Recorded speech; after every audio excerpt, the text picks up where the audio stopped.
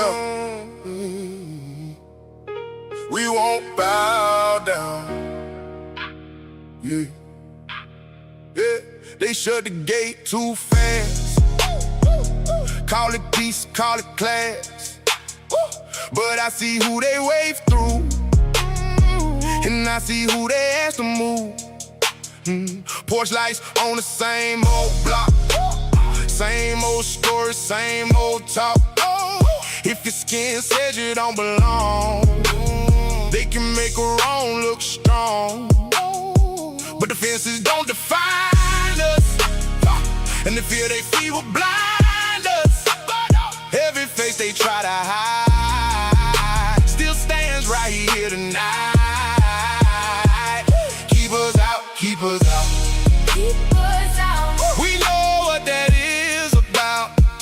Keep us out, keep us out. We won't bow down.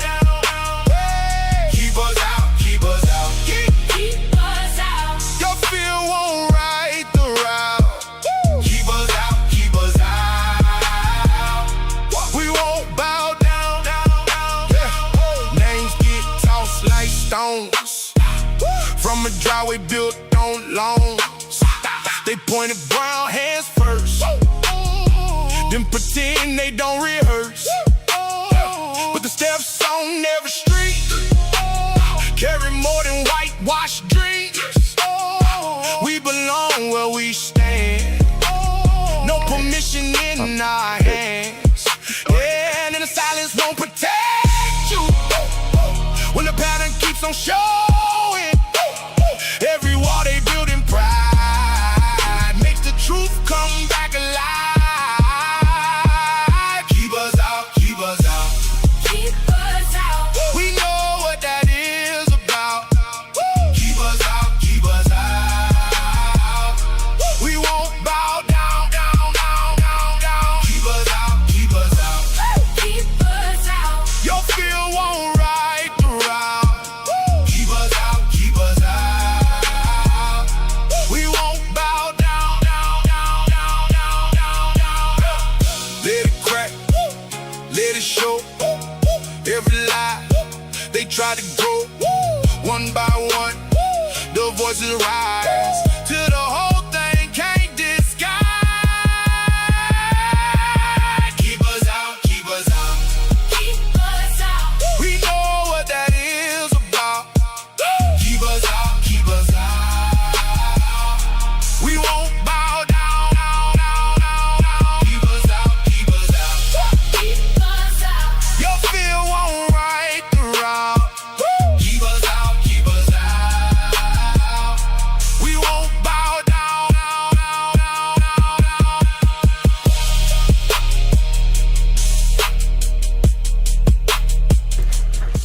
What it do, guys? It's your boy, the Juice. And as you all know, I go by the Juice. My name is Troy Bradshaw. Big welcome to you guys tuning in, guys. I appreciate everybody chiming in. Hey, it's been a couple days now. I think it's been a day. I didn't stream yesterday. I was supposed to go back out yesterday and today to do some flyers. Don't worry, we'll get out there this week.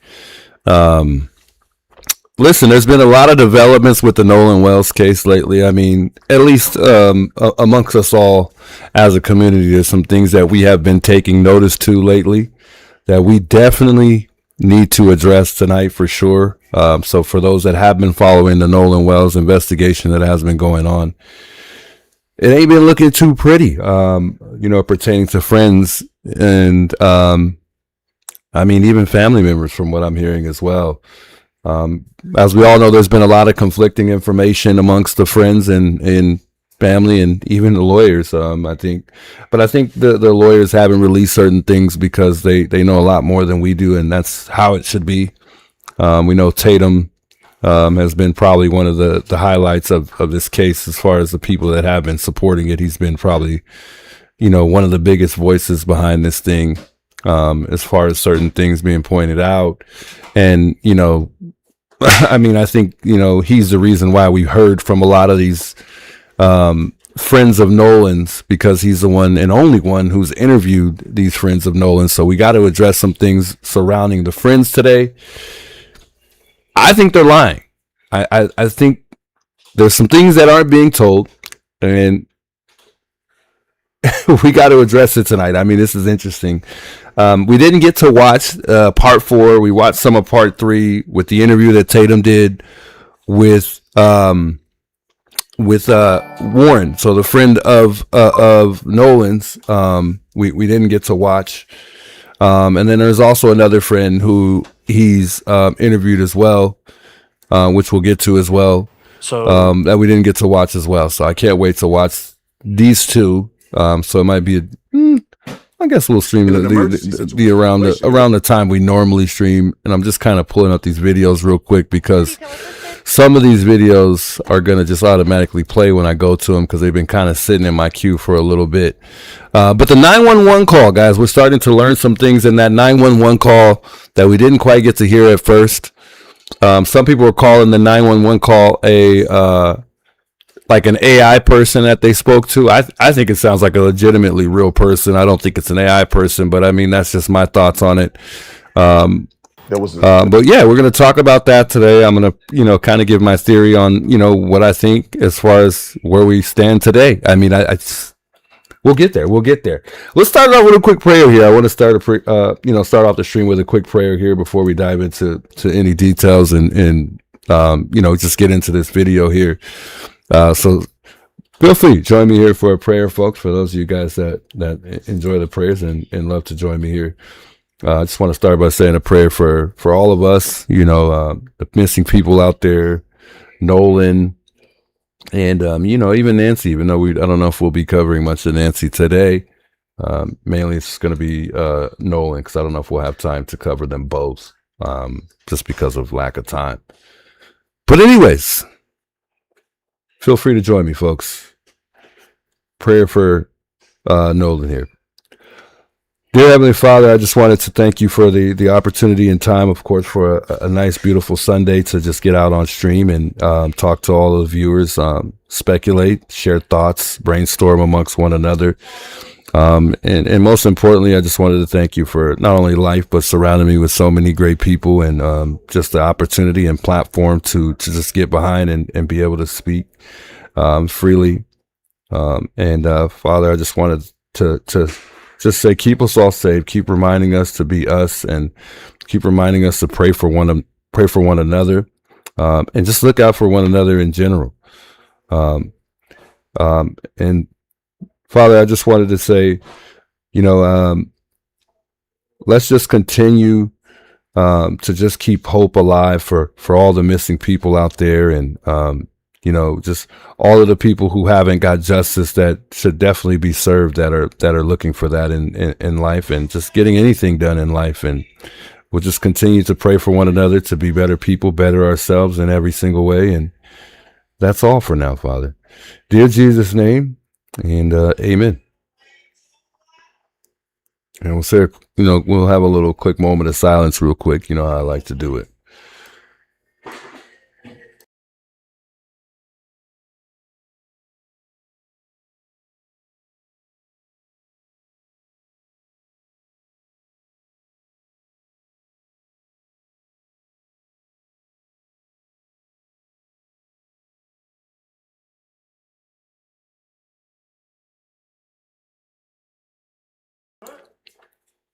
All right, let's get into it. Let's get into it, folks. We got to get right into it here. All right, so just real quick, just a quick little rundown. We know Nolan went missing. If you're familiar with Nolan, and if you're not, I'm about to get you familiar with the story just a little bit here, just to catch up and just to kind of leave where we kind of left off for the most part. I mean, we didn't really. I mean, there's cases where it's been for the most part. I mean, there hasn't really been anything happening as far as like arrest or anything like that. But as you saw just a second ago, there is that reward, $125,000 reward for Nolan.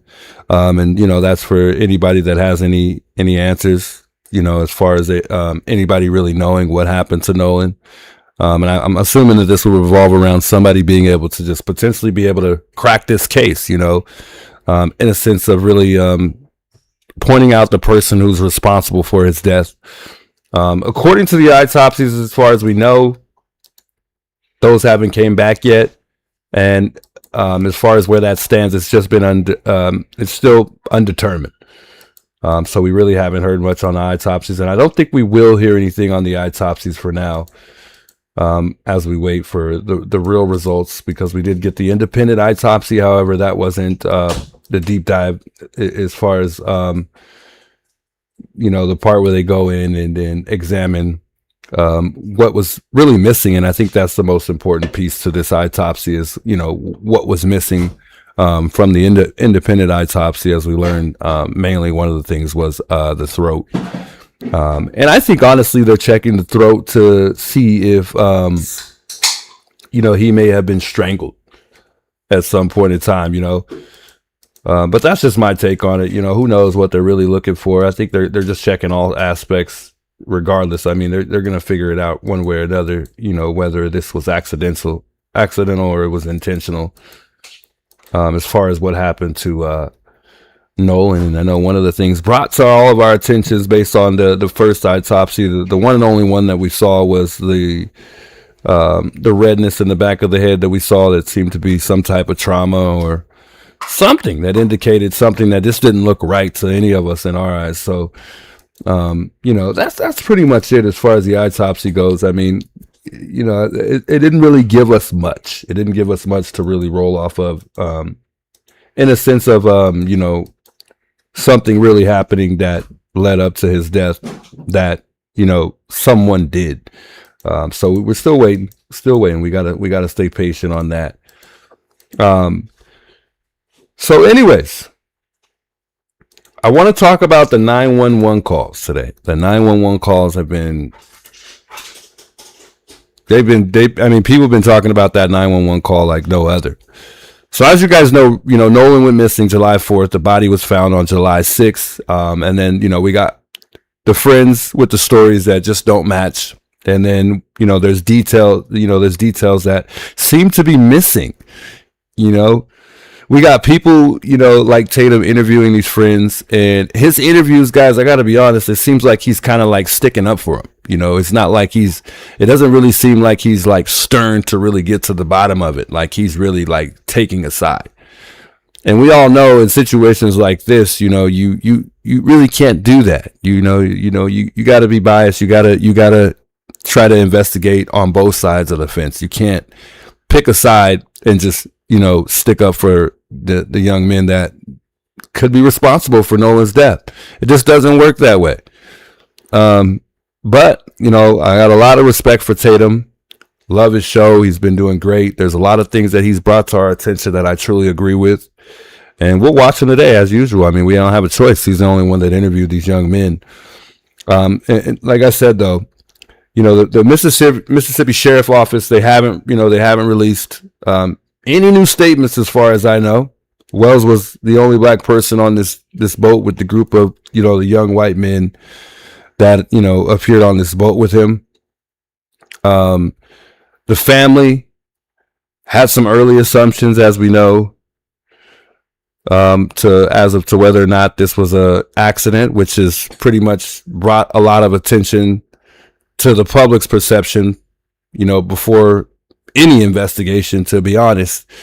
And the Nolan Wells case is still unresolved. As we know, the independent autopsy came back, like I said, undetermined. And, the family, backed by Ben Crump, is who's their attorney, obviously. Not only that, they've got the NC or the NAACP, which is involved, and that's the National Associations for the Advancement of Colored People, which I really don't like that. I'm not going to lie. I don't like that part of it. I don't think that that's really necessary right now, but that's what kind of pushed this, besides Al Sharp and Ben Crump making this a racial thing. It's sad because, we see people that have been reporting this thing.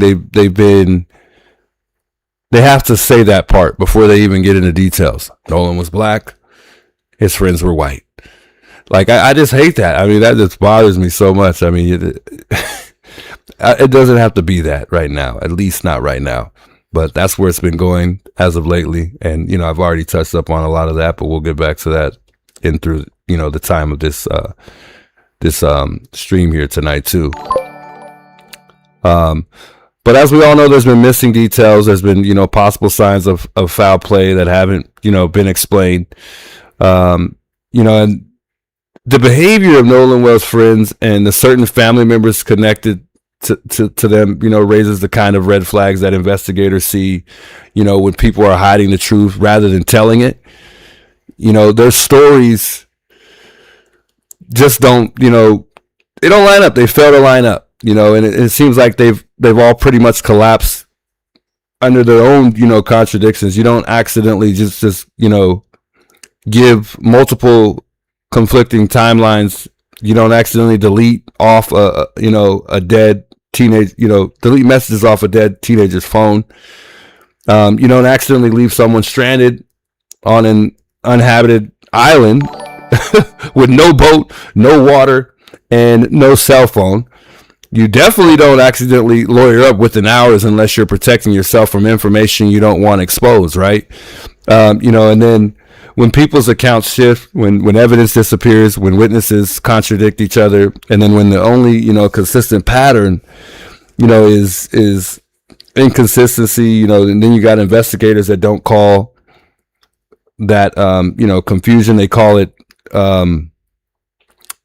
deception for the most part. You know, the friends' actions fit the profile of people who are, you know, managing a narrative for the most part. I mean, we get on, we see the friends. It doesn't seem like they're just throwing everything out on the table. It seems like they're just kind of like running on. It kind of seems like when we watch these interviews, it's like a script. It's not really like I'm just here because I want to let the world know this. I really want to, you know, it's like they're walking on eggshells in these interviews, you know, and it was almost like it's almost like Tatum spoke to lawyers before he even got to do this interview, to walk on eggshells himself, with certain questions that he may ask them. I don't know. I can't call it, but it's a little weird to me. And then there have been some serious questions like, did you kill Nolan? You know, but he's not really trying to push things out of them. You know, he's kind of just asking questions and then he's just moving on. I don't like that. I mean, I feel like there should be more questions, you know, because, you know, certain questions create other question opportunities. Certain questions provoke the person who's being questioned to ask questions themselves. There hasn't even been any of that I've seen when I, you know, from what I've discovered, you know, with these interviews. I mean, they've just been kind of getting through all the questions, which is bothering to me. The lack of emotion with Warren has seemed to bother a lot of people. You know, for some people I've seen in my chat, it doesn't really bother everybody. For me, I mean, well, it bothers some people, but some people are like, well, you know, he's you know, he's not going to cry because he's a man and he doesn't really want to show his emotions in front of the world. No. You just lost your best friend, supposedly your best friend, someone who, you know, you truly care about, you know, and I feel like somewhat, somehow, some way, no one's been betrayed, even in these interviews. And I think when you lose your best friend, you should do everything for him like he was still here, especially when he's gone, though. I mean, come on. I mean, I get it. Protect yourself. You know, if you're in fear for your life and something happened to you, but right is right and wrong is wrong. And you already know that the clock is ticking. So if you're lying and it turns out to be one of these boys being interviewed, it's going to come back and bite you in the butt regardless. And it's going to be sad for Tatum to be doing all of this work, you know, all of this sticking up for these boys, and it comes back that he's interviewed one of these guys that actually have something to do with the loss of Nolan. It's actually going to be sad. And that's why you don't pick sides. You know, that's why you get to the bottom of it and you figure it out. You But I think today is going to really change people's minds if they haven't seen the 911 call yet, because it's definitely opened up my eyes a whole lot more. So I mean, we'll see. The friends, I mean, as far as emotions, I think, one of the friends, he made some comments that, we'll wait till we get to it and we'll touch up on that part of it. But I honestly believe the second guy that was interviewed versus the first. So, but we'll dive into that in a minute. But we all know, someone's not telling the truth. And every single time a new detail surfaces, it points to the same conclusion to me. Someone in Nolan's circle knows more than they're admitting. And their behavior, I mean, it looks like the behavior of people who are lying to me just to protect themselves. Now, the last stream that we did, I was questioning because I didn't know for sure whether or not Warren's mother went to school with the judge named Ashley Cole, and Nolan's mother, her name is Christine Wells. And from what I'm seeing, they actually did go to school together. And it's stated in their own public comments and confirmed in multiple news outlets. So I was able to look back, and I was able to figure that out, because at first I looked at it and it came up, and then I went back and looked, and it was like it just disappeared out of nowhere. So hey, don't quote me on it, but that's what I'm hearing. I'm hearing that she did go to school with the judge of which is the mother of Warren, who was interviewed by Tatum. So that's what I'm hearing, guys. I want to talk about the boat the boat today, because we still don't really know what type of boat it is. I haven't been able to find anything on what specific exact type of boat they were in. I know that the boat supposedly belonged to a family of one of Nolan's friends. I believe his name is Jerry Ackerson and Jennifer Pyron. I guess that's the grandfather and the mother of one of the boys on the trip. Investigators also pulled the GPS data from a second boat owned by Bart Edmiston, I believe the name is. So they also met with these guys. They've been cooperative from what I've heard, and they were able to also pull the GPS data from the boat. So I mean, they're tying this all together. As far as I know, it looks like they're going to be able to figure a lot of this stuff out, if not all of it. I want to waste no time, guys. I want to dive right into this 911 call, because it's rather interesting, and I think you guys got to see it and hear it for yourself. But before we hear that 911 call, I want to watch these interviews real quick. First one being with Warren, and second one, being with the other friend of Nolan's here as well. So let's start with Warren real quick, and then we'll dive in to that friend here. And I may just skip through it. We might not even watch the whole interviews, because I don't know if we have a whole lot of time for that. I mean, one of them's 45 minutes. The other one's 28. I mean, they're fairly long. But I think it's worth it, because I've already said this before. I mean, I wanted to take Warren's story for it, or I wanted to take his word for what he was saying, but I knew something wasn't right. I knew something was off, something wasn't right. Matter of fact, what? No, we won't even do that. Let's jump right into the 911 call. Let's just listen to this 911 call, because I know people want to hear this, and I know it's really going to change some people's thoughts on the 911 call here. So this is a lady, I think her name is Chronicle Speaks. That's where a lot of people have been getting it from, and I don't know where she dug this up, guys. I really don't. But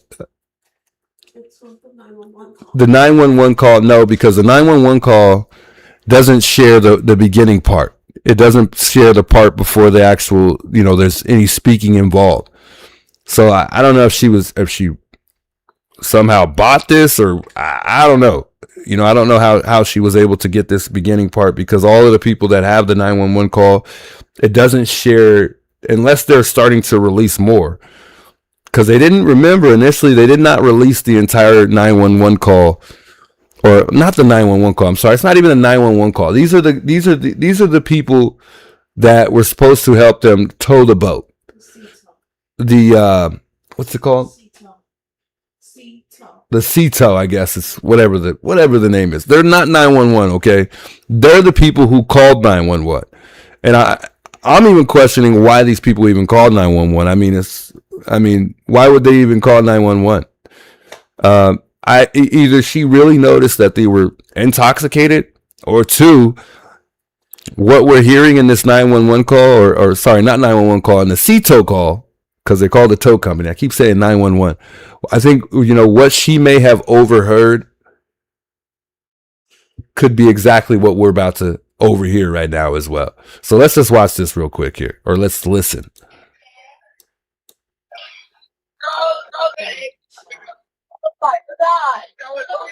CTO Assistant, Vicky speaking. How can I help you? Hey, we're at the west tip of Horn, and our bilge pump stopped working. We're sinking. Can y'all please come? We have a membership. All right, of course. And we'll go back to this too throughout the stream here too. We're gonna watch the interview, and then this will kind of roll us back to this call too. Somebody said this was AI, but I don't think so.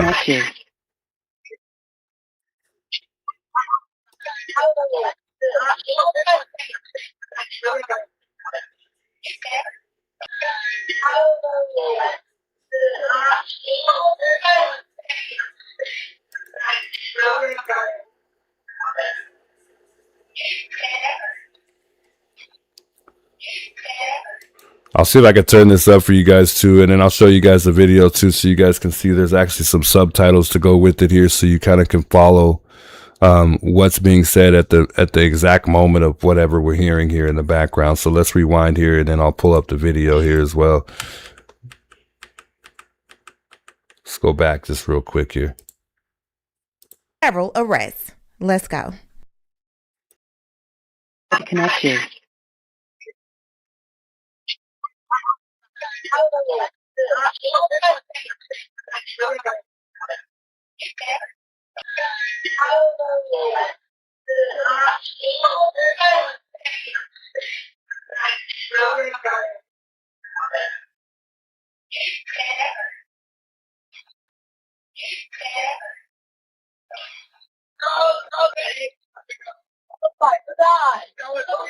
CTO Assistant, Vicky speaking. How can I help you? Hey, we're at the west tip of Horn. So that's roughly, let's hear it again. We got to keep listening here. That's roughly about, that's about a 35-second gap in between the time that she actually spoke to these guys before she, she sat there and waited and listened to these guys, and they didn't even realize it was recording before she even spoke. Or they didn't even realize they were on the line with a live person for 35 seconds. And that's what's crazy to me. I mean, these guys weren't. And then again, when you're drinking, guys, just real quick, when you're drinking or you're going out somewhere to drink, the same thing applies with a boat like it does apply, in a car. The same thing applies.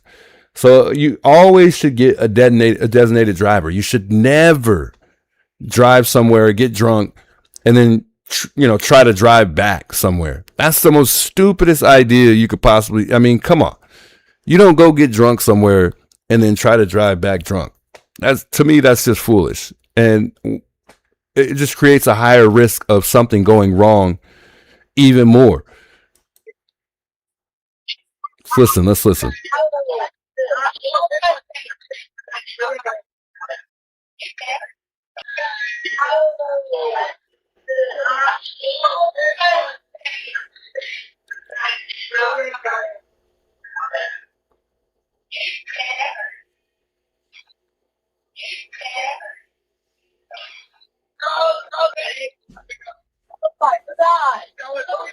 CTO Assistant, Vicky speaking. How can I help you? Hey, we're at the west tip of Horn, and our bilge pump stopped working. We're sinking. Can y'all please come? We have a membership. All right, of course. How far is the water coming up, sir? Can you give me a description? So you can hear him yelling in the background as the subtitles say, "Wake up, wake the F up." I mean, let's keep going. Ankles. What'd Hello? you say? Hey, Yes, how far is the water coming up, sir? it's coming up. We're just sinking. I don't know. Like we're going down now. I don't know. Does he sound like he's panicking to you? I don't know. We're just thinking. I don't know. It's going down though. Does it sound like anybody in the background is trying to help with this phone call to help him, even coordinate, to even say where they're at as far as their location, to give up their location. If people are panicking just like he is, the attention would just simply be on the fact that the boat is sinking. And why would you be panicking that your boat is sinking if you're still at Horn Island? If you're still surrounded by so many people that could help you, and you're supposedly still in the spot that you guys went to, why would you be so concerned about the boat sinking? Because there's so many people that are surrounded in that particular area. And I get it. People are like getting upset. Oh, leave the boys alone. These boys are innocent. No, we're not picking sides. We're just pointing out everything for what it is. You don't get no slack when, you're not coming clean. If somebody's missing and somebody's, son is gone, the least you could do is be honest. Just be honest. I mean, I get it. I mean, nobody wants to lose their freedom, but nobody wants to lose their life. Nobody wants somebody's family, son, relative, whoever, close friend. They don't want them to lose their lives either. So the same thing applies to the people who are potentially responsible for whatever happened here. And, regardless if they're innocent or not, they're still responsible for, his well-being, being left alone on this island. Remember, he's drunk like everyone else. He's not in the right state of mind like everyone else. So I'm just saying. All right, well, let's get you going. Membership number or phone number listed on the account, sir? I don't know the phone number. It's either Jerry Atkerson. I think it's Jerry Atkerson. Try that. All right. I know we have a membership like guaranteed. I don't have the tag Unless on you here. have a It got ripped membership off. number or anything, it's okay. I'll get you over to the captain. What's the best phone number to reach you at? Reach me at 2. All right. And is everybody on board in good health otherwise? Yeah, everybody's How on many? board. All right. Do you need the United States Coast Guard? What? Do you need the United States Coast Guard? No, we do not need that. All right. All right. Do you have your current GPS coordinates?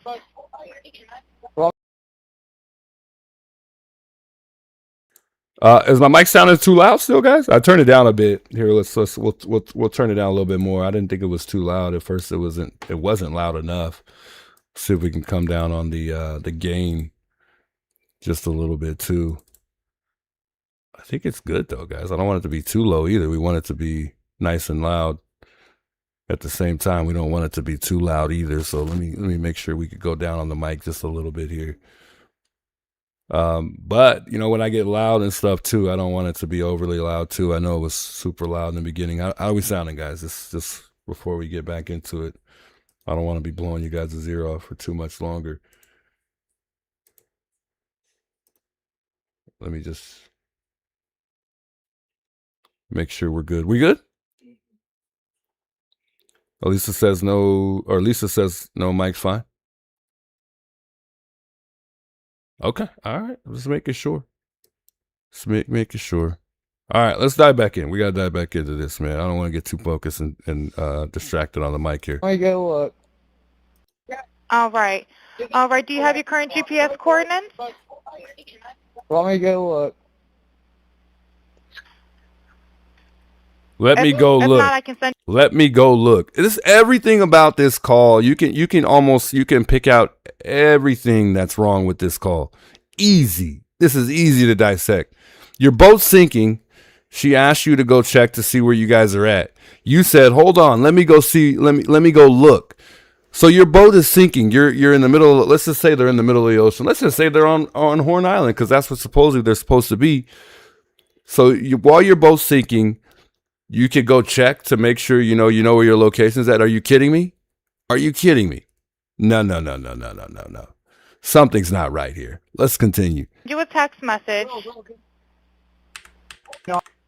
What? All right. And is everybody on board in good health otherwise? Yeah, everybody's How on many? board. All right. Do you need the United States Coast Guard? What? Do you need the United States Coast Guard? No, we do not need that. No, we do not All right. need them. Why wouldn't they want them to come out and help them if they're probably going to be the quickest and most efficient to come out and help these guys get their boat unsank if it's sinking? Huh? How are they going to go? Come on, man. If you're panicking, you're in fear for your life. You're not only in fear for your own safety, but you're in fear for your friend's safety. And you're not just going to save your own life, but you're going to save everyone else's on that boat that's at risk of drowning in the middle of the ocean. If supposedly they're I mean, this call is so confusing that, it's like, okay, are they in the middle of the ocean or are they at Horn Island? Because the last time I checked, there was like 1,000 people there, thousands of people there, surrounded by hundreds of boats. So what's really happening here? Let's rewind here. Let's rewind this again. Right. And over to the captain. What's the best phone number to reach you at? Reach me at 2. Get you over. I don't know the phone number. It's either Jerry Atkerson. I think it's Jerry Atkerson. Try that. All right. I know we have a membership like guaranteed. I don't All have right. the tag Unless on you here. have a It got ripped membership off. number or anything, it's okay. I'll get you over to the captain. What's the best phone number to reach you at?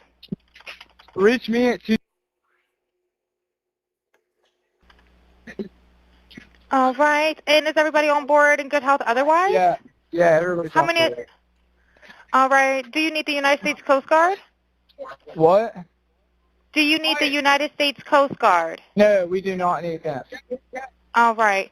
All right. Do you have your current GPS coordinates? So pay attention when he said that they didn't need the Coast Guard, because in the background you can hear him and you can see it on the subtitles here as well, that or the caption, whatever you want to call it, that they're saying check his chest. Check his chest. What? Do you need the United States Coast Guard? No, we do not need that. All right. All right. Do you have your current GPS coordinates? Let me go look. If not, I can send you a text message.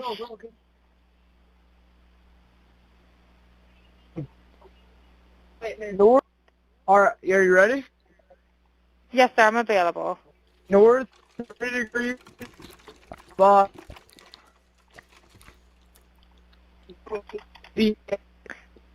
4672. All right. 4672. All right. And you were breaking up a little bit. Can you just repeat it one more time to make sure I have it correct? Sorry, look. Hello. Can you hear me? Yeah, what? Yeah. So you're what? breaking up. If you need assistance, do you have a VHF radio? No, we do not have the VHF radio. All right. Well, let's try to get you going because you don't have good cell phone reception. Can you verify your coordinates one more time? Okay, my coordinates are 30 degrees by 14.684 north, and then west by 88 degrees by 46.79. Right. Looks like you're on Horn Island, correct? Are you Yes, on we are Horn at Horn Island? Island. Yes. All right. Is the boat sinking or you have it aground? We were sinking, yes. We were sinking. So right here he says we were sinking. He doesn't say that they're still sinking. He says we were sinking. And remember, I just told you guys, they said that they were at Horn Island. Okay, so they're not in the middle of the ocean anywhere. They're actually in the safest possible place they could possibly be in reality. Any other safer place would have been where they left. But obviously, I mean, being surrounded by so many other people, I would say makes them more safer than any other possible place they could possibly be in the middle of the ocean. And I think, honestly, they have more help than they need, surrounded by so many people. I mean, I think there's somebody around on that island that could have helped them just as much as somebody else would have came and did. As far as getting a tow, somebody on that island could have told them. This is crazy. To the ground is the question? No, we're not aground. It almost sounds like this is an alibi, guys. It almost sounds like, you know what, let's just call them real quick. So whatever we did, our alibi checks out and we could say that, you know, we called and we reached out at this point in time. You know what I mean? But I'm just saying, I'm not saying that it is. I'm just saying it's a possibility. We are in Okay. 17 foot of water. We're in 31 foot of water. All right, have to ask. What do you want to do? Do you want to be towed back? I want to get this boat unsank and towed back, yes. All right, where would you like it towed to, sir? You can tow it to Ocean Springs Harbor, or Fort Bayou launch. All right, how many adults and children on board? No, there's no children. So, is there anybody on board? How many adults, sir? That was the question.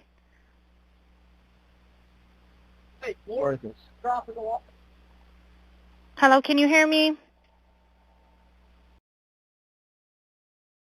Now, I want to go back to this part real quick because it's almost like he's saying drop something, and I don't know what he's talking about, but he says drop something. Let's go back real quick here.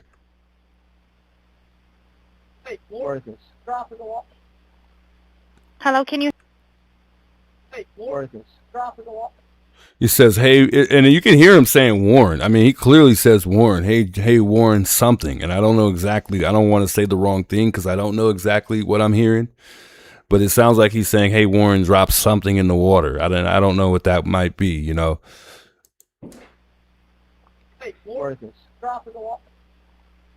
Hello, can you hear me? Try to jump in and pull the plug, Bart, while you're going. Hello, sir. Hello. Yep, I just need you to answer these questions so I can get you over to the captain. Okay, How many what's adults going on board? There are 0 adults on board. There's nobody on board the boat? No. Nobody right. here is over the age of 21. And mind you, that's not what she asked. And it's like he's hesitant to say how many people were on board to be accounted for, which is very suspicious to me. I'm sorry. I mean, you should know. You should be able to just simply count the amount of people who are on board. It doesn't even matter if they're an adult or not. First things first, just say how many people were on board, period. Sir, that was not the question. Is there a person? Is there a person, a living individual on the boat?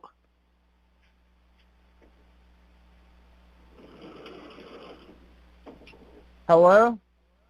Is there a living person, someone breathing on the boat? Is there anybody on the boat? Yes, there's lots of people breathing on the boat. All right, how many people, sir? Like 7. Like All right, 7. thank you. Does everyone have life jackets on or Like 7. Like 7. You mean to tell me on a boat that probably doesn't fit more than 8 people, you can't give an exact number of the amount of people on the boat? Not even a brief, quick count real quick of the amount of people, including yourself, on the boat? For real? Come on, man. available to them? Yes, we have All right, how many people, sir? like 7. All right, thank you. Does everyone have life jackets on or available to them? Yes, we have life jackets available. All right, verify what boat's sinking. A Triton, 22-foot offshore, 22-foot Triton offshore sea flight hull. All right. All right. Please hold. I'm transferring you to the local captain now. Okay, thank you. This is Captain Seth. Hi, Captain Seth. This is Vicky from International. How you doing today? Doing good. How are you? Good, good. I apologize ahead of time. I really do.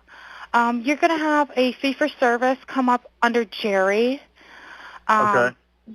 It sounds like a bunch of kids on board on Horn Island. He's letting me know that his father's a member, but he can't give me any information. And he's saying the boat is sinking, and he's on Horn Island. It's just unfortunate. He's just a kid. There's a lot going on. So Right. he said there's about a lot of people on board. He says he thinks about 7. I'm guessing they're all under 18. Okay. And I'm not trying to be rude. He wants you guys to go out there and unpump the boat and then tow it in. Do you know what kind of boat it is? He said a Triton 24-footer, but that's all he can give me. Okay. All right. Yeah, I just actually got off the phone with his grandpa, who I'm guessing is the owner of the boat. And Is it he Jerry? said that Jerry. Yeah, he said, Okay. I just hung up with him.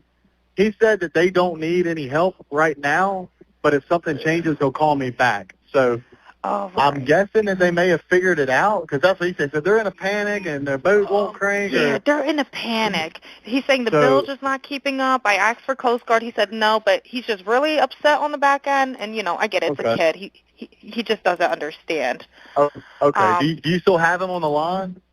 Yes, I still have him on the line. And, again, I couldn't find he couldn't give me anything regarding his grandfather's, membership, so it's just under Jerry fee for service.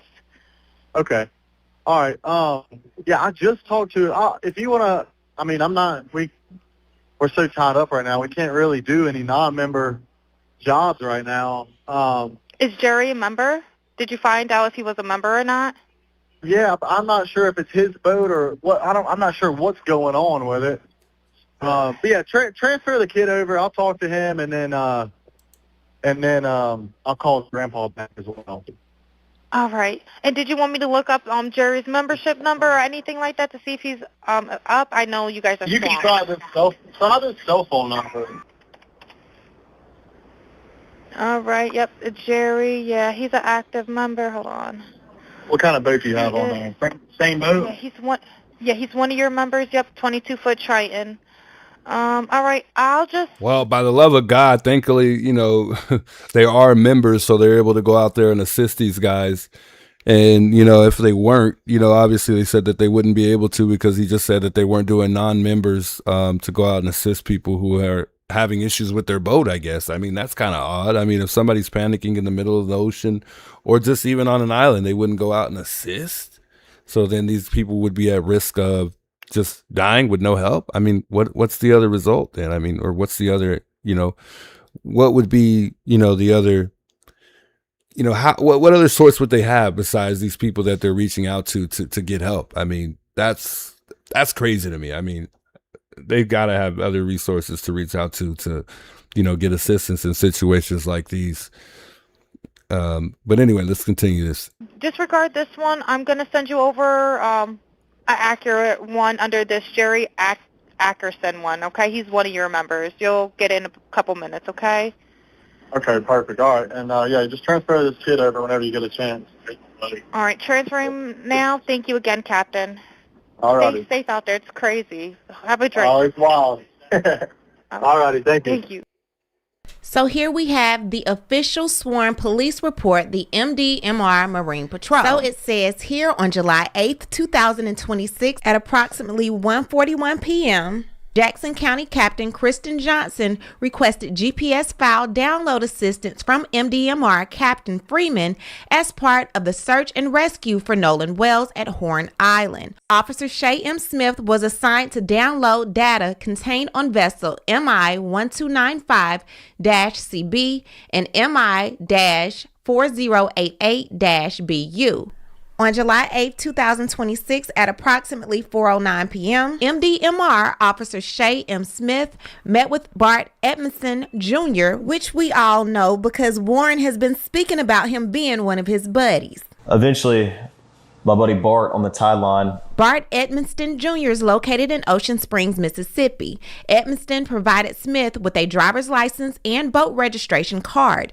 Edmonston signed the permission to search form and escorted Smith down the pier. Vessel MI-1295CB was in a boat lift on the north side of the residence. The vessel contained a pair of Garmin GPS map chart plotters and wired for sonar, waypoint, and chart sharing syncing. Smith inserted a 32 gigabyte card into the unit and followed the prompts to copy data to a memory card. A single ADM file was downloaded and labeled as MI1295CB.ADM. On July 8, 2026, at approximately 5:10 p.m., MDMR Officer Shay M. Smith met with Jerry Atkinson and Jennifer Pyron, located at blank in Biloxi, Mississippi. Atkinson provided Smith with a driver's license and vessel registration. Atkinson signed the permission to search form. Vessel MI4088BU, that we all know as the 2000 Triton Offshore, the same boat that Nolan came in on. All right. Verify what boat's sinking. A Triton, 22-foot offshore, 22-foot Triton offshore sea flight hull.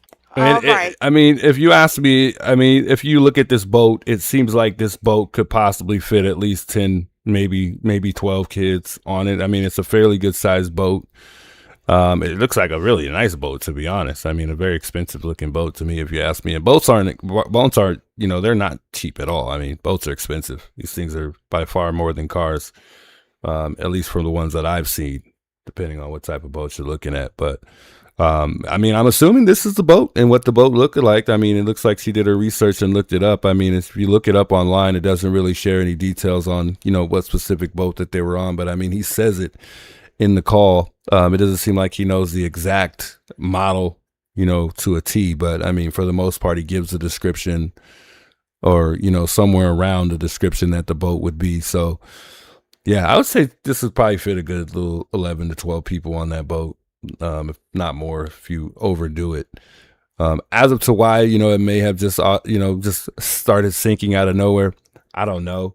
But the part that gets me the most, as far as, you know, even initially, before even, you know, hearing this entire 911 call, was the timeline. You know, I think the timeline just kind of threw me off, because it said that Nolan was last seen around 3 p.m.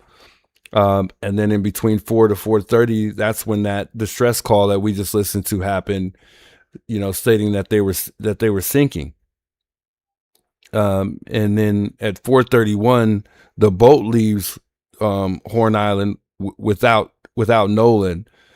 And then after, you know, and then it says at 5:44, in between that time and 5:52, the boat returns to mainland, which enters, you know, Fort Bay. And then at 6:06, the boat returns to the dock again. And then at 7:19, the boat arrives at Fort Bay boat launch. I don't know, man. The timeline is just like, it's throwing me off. It's been throwing me off. I just don't understand it. I don't get it. I don't know what I'm missing in the timeline, but it's just been killing me. I don't know why.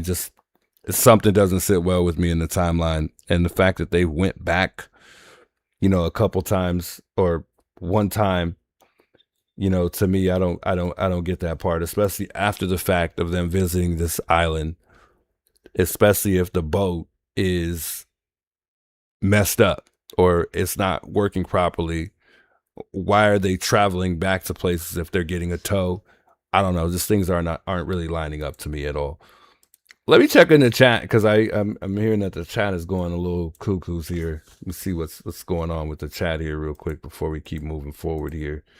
Not only that, I didn't even get to say hello to the folks in the chat because I was so eager to get on and listen to this call. We got to go back and listen to this call here. I just wanted to run through it and express the thoughts too. Maybe we open up the phone lines to hear what people think about the 911 call, but it's not sitting with me very well at all.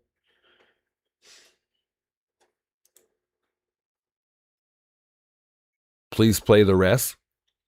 Somebody was saying we played all of it. We played it all, but we'll play it all again. I'll let it all run through. And then we could also just talk about it then, instead of me kind of stopping it in between. But it's kind of best to stop it too, and then point out little things, only because I think some of the things in this call are very difficult to hear. But like I said, the captions on it help to follow. So, we'll go back. We'll let it play through. If you want to go, re-listen, you're obviously you can rewind on your own end. But I don't know, guys. I don't know about this. Sandwich says they ended up not even using the tow, and I wonder why. I mean, if you're sinking and, maybe I think like Warren was trying to explain, was they ended up figuring out something and they were able to get the boat moving at some point in time. But I mean, if you have somebody coming to your rescue, where's the call where they reach back out and say, hey, you know what? We don't need the tow. We're good. From what I heard, somebody did end up coming out and helping them.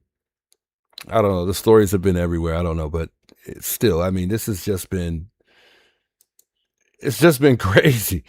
And not only that, the kid who spoke out initially, the guy that we were looking at that supposedly was a friend of Nolan's, the family was saying that he wasn't, that, they haven't really seen him a day in their life for the most part. And then it turns out that, well, yeah, they actually have. He even stated that he left the car there. One time, the older model car that he had for a week, and then with the newer car, because he got a new car at some point in time, that he left it there for a couple days. And he was like, but you don't know who I am. We'll get to that right now, though. We're not even there yet.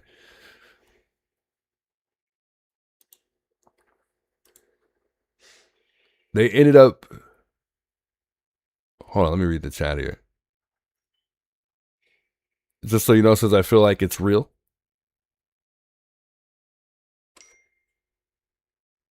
Pilot J says, wait, he says you're leaving a key price of timeline off. What key price of the timeline am I leaving off? Are you talking about the part where it departs from the dock? Or when they arrive? Those are the two parts that I didn't mention on the timeline. So they left at 9:56 a.m. and then the boat arrived at Horn Island at 11:14 a.m. That's when they supposedly got to Horn Island.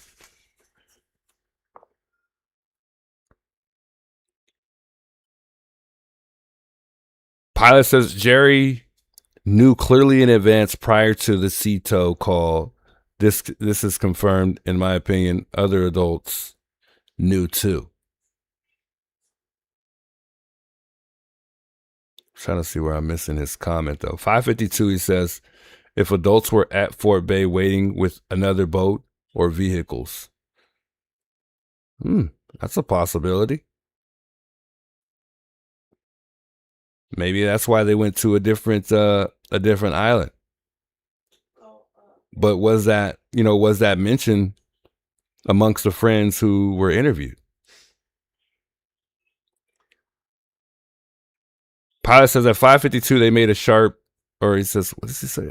They made a sharp detour into marshy waters at Fort Bay. They were there for 14 minutes. They had time to give illegals substance to an adult and other evidence, and potentially his body. Good point. Captain Obvious says innocent 8 to 12 people. Christy says Nolan was seen after they left.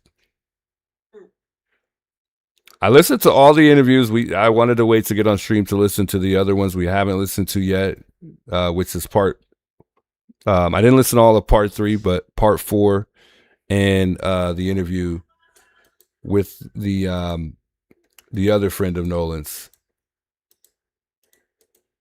So I did not get to listen to those two, but for the most part, I've listened to all the interviews except for the last recent ones,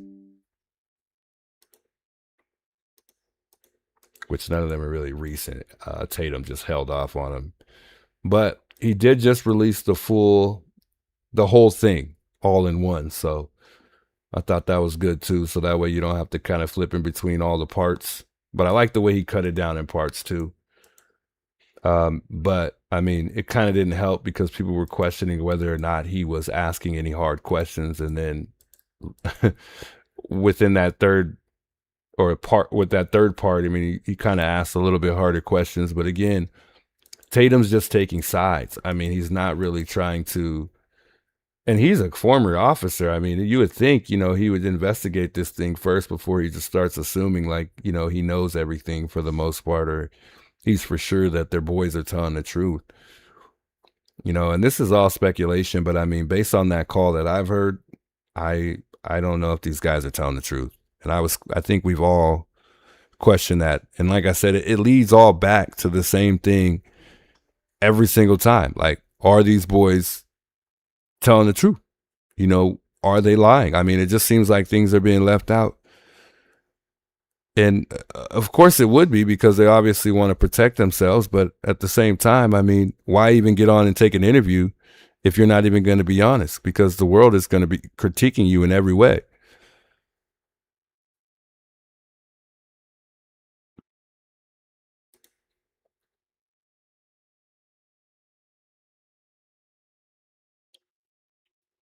Tori says, who is Tatum? I'm not familiar. Is that where the audio originated? No, Tatum he's a former officer. He's a YouTuber, journalist. We'll see him in a minute because I'm getting ready to play this interview, but I want to go back and listen to this dispatch call to the CETO folks. And, they're the ones who reached out, because he said he didn't want to get the tow. And she still took it upon herself to reach out to get them help after he already had told her no. So to me, that tells me that, if she really was listening and she heard what. I think we just went offline for a second, guys. Are we back? That's what I want to know here. Hold on. Let's make sure we're all back and connected here before we move forward here. I think we're back, though. We're good. Whew. Thought I lost y'all for a second. All right. I want to replay this 911 call. I want to watch a couple of these interviews real quick. I want to analyze some of these interviews that we saw. Not only that, I want to save enough time to open up these phone lines, get everybody a chance to come in and share their thoughts based on what they think here. If you ask me, I think Nolan was on that boat. I'm starting to think that Nolan was on that boat, but I could be wrong. Again, just to remind you guys all, because I know some people have been going crazy in the chat. It's all speculation, but I'm just saying. I just have a good feeling at this point after hearing that. There's a good possibility he was on that boat with him. And then if he's intoxicated and he's not in the right state of mind, why leave him behind? If he can't even consciously make, good judgments or good decisions for himself, why would you leave your friend behind? I'm not really getting that. And it didn't really, to me, to be honest, when Warren spoke about the fact that you got to hear this part, and I'll point it out when we get there. Well, that's in part 3, but it might come up on one of these videos. I just didn't like the part where he was saying that it's not like they didn't ask him more than one time to get on the boat. They literally asked him several times, hey, like, come on, get on the boat. At that moment, when you hear that part in that interview, you knew there was something that was not explained right. Like it almost like he made a few things up along the way as he was answering questions. You just know it because it doesn't really make sense. It's like he just threw that in there real quick to make it make sense, but in reality it didn't. But it sounded real good. Whatever. Let's just hear this again. Connect you.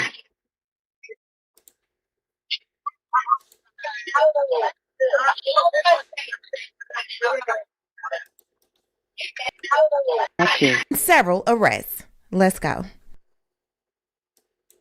Connect you.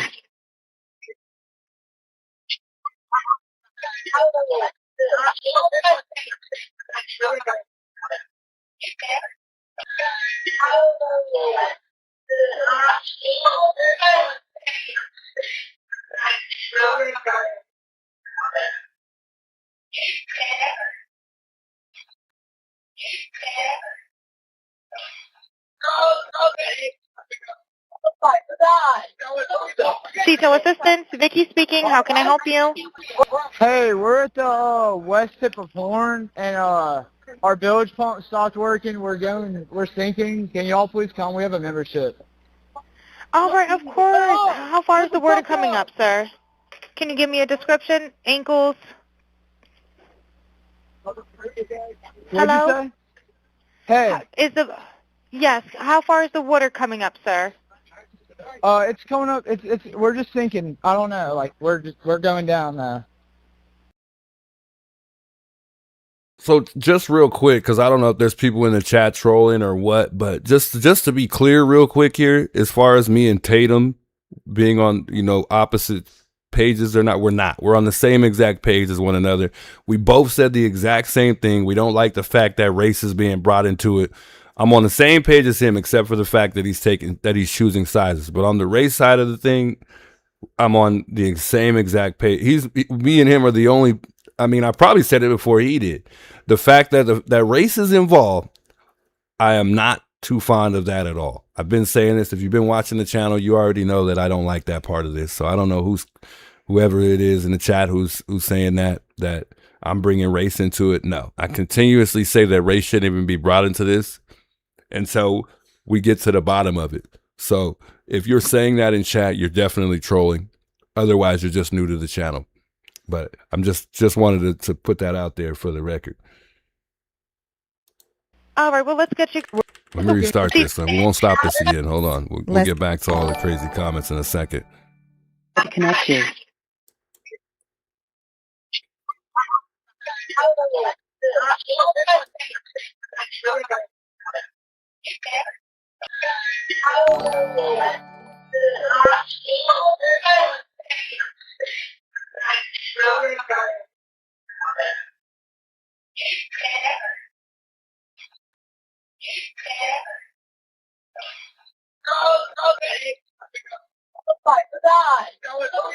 Detail assistance, Vicky speaking. How can I help you? Hey, we're at the west tip of Horn, and our bilge pump stopped working. We're sinking. Can y'all please come? We have a membership. All right, of course. How far is the water coming up, sir? Can you give me a description? Ankles? What'd Hello? you say? Hey, Yes. How far is the water coming up, sir? it's coming up. We're just sinking. I don't know. Like we're going down now. All right, well, let's get you going. Membership number or phone number listed on the account, sir. I don't know the phone number. It's either Jerry Atkerson. I think it's Jerry Atkerson. Try that. All right. I know we have a membership, like guaranteed. I don't All have right, the tag unless on you here. have a It got ripped membership off. number or anything, it's okay. I'll get you over to the captain. What's the best phone number to reach you at? Reach me at 2. All right, and is everybody on board in good health otherwise? Yeah, everybody's How on many? board. All right, do you need the United States Coast Guard? What? Do you need the United States Coast Guard? No, we do not need that. All right. All right, do you have your current GPS coordinates? Let me go look. If not, I can send you a text message.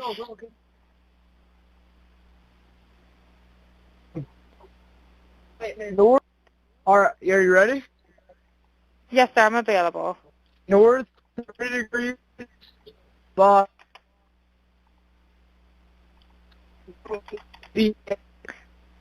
4672.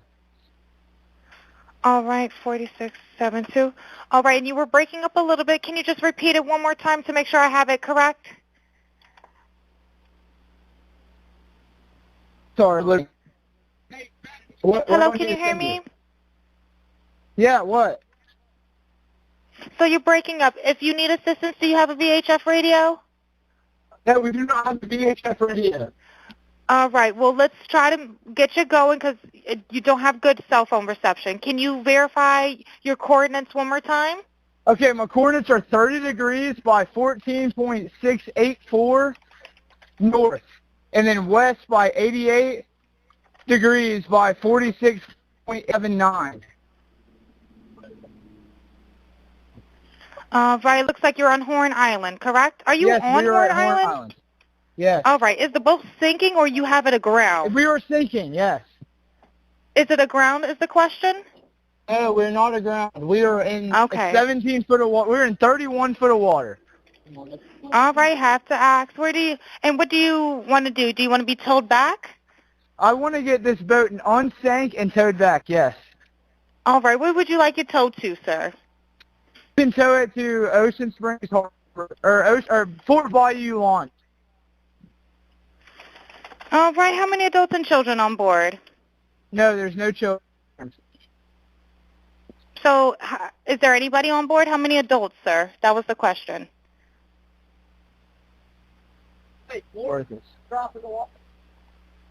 Hello, can you hear me? Try to jump in and pull the plug, Bart, while you're going. Hello, sir. Hello.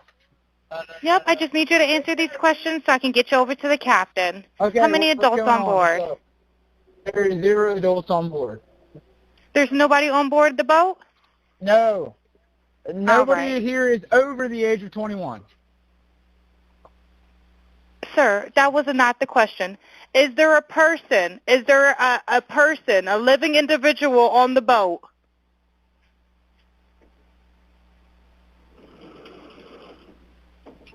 Hello?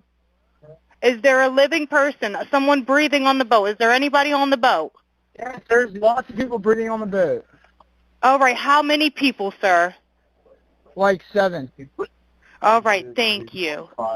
Does everyone have life jackets on or available to them? Yes, we have life jackets available. All right, verify what boat's sinking.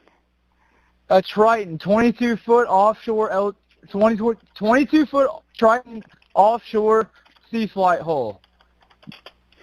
All right. All right.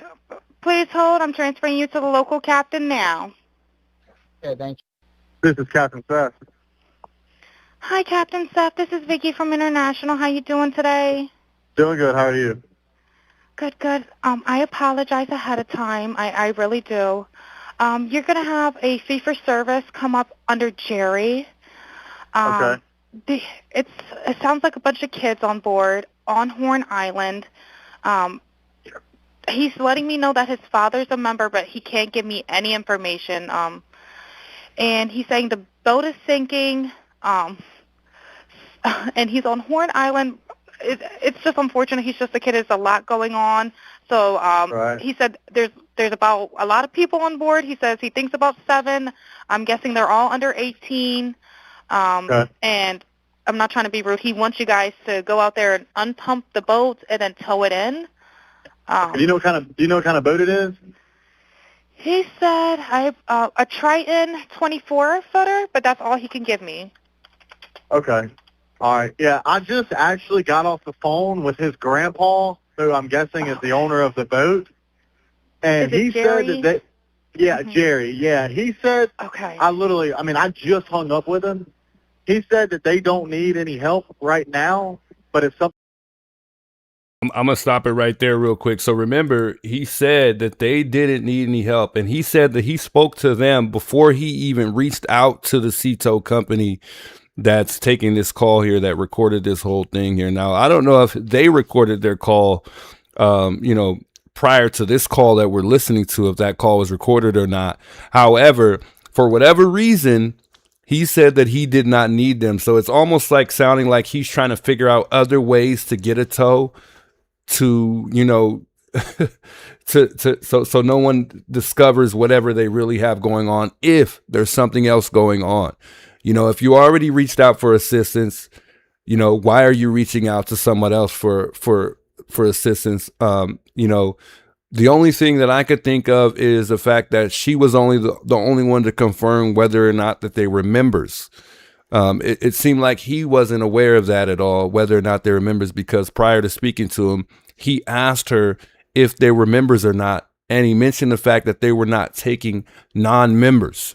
So that would be the only reason why I would think he was provoked to reach out to somebody else, to see if they could actually get some type of assistance, because he wasn't able to verify the fact that he was a member, you know, to proceed with helping and assisting these guys. You know, other than that, I find it very, very suspicious for him to, you know, reach out to somebody else, because remember, she offered to call the Coast Guards, and immediately he said no, like, no, I don't want them here for whatever reason. And it sounded like, you know, he just wanted to be firm on that. You know, it just sounded like it was odd that he was so firm on it, is what I'm really saying, because something more may have been going on.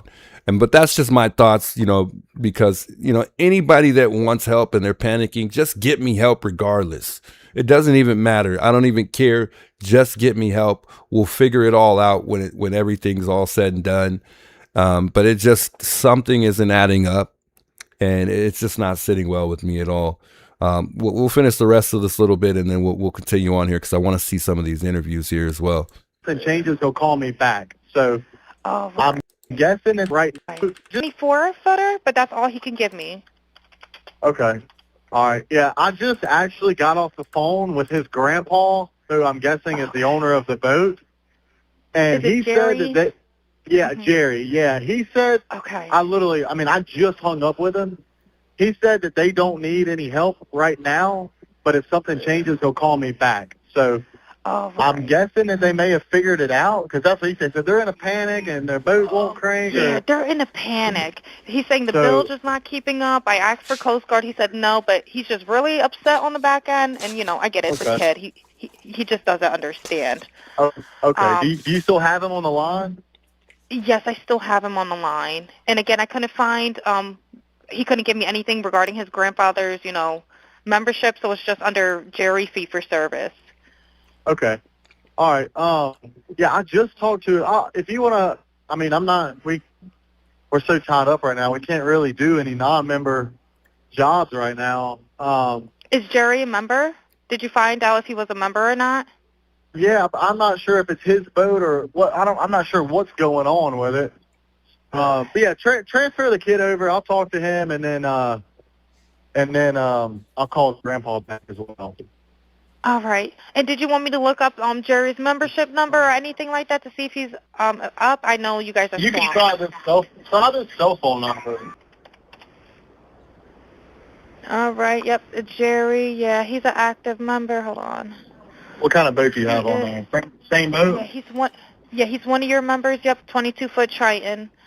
All right. I'll just. So anyways, I think this is what, you know, this particular moment here, these moments here, you know, based on the interactions that they had in between, you know, the friends and, you know, the captain and the, you know, the CETO people is what caused a lot of the uncertainty about, you know, whether or not assistance was needed at all.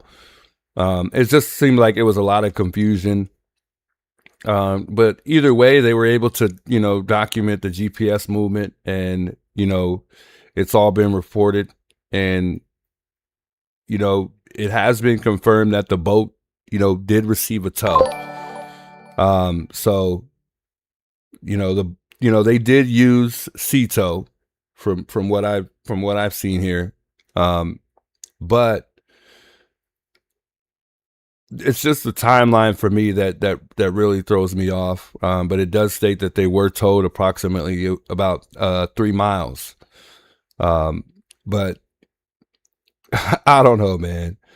There's just so many conflicting things here. It's just hard to say, you know, at this point. But I mean, that dispatch call to CETO is saying a whole lot more than just simply, you know, a boat sinking and we need a tow. And who's to say what could have happened in between that time, you know, from them arriving, you know, that nothing happened, you know, from the moment that they called them, you know, up until the time that they got there. And, you know, upon looking here, I'm not even certain that the timeline even says, you know, what time that CETO actually arrived. You know, what time did they actually even get there?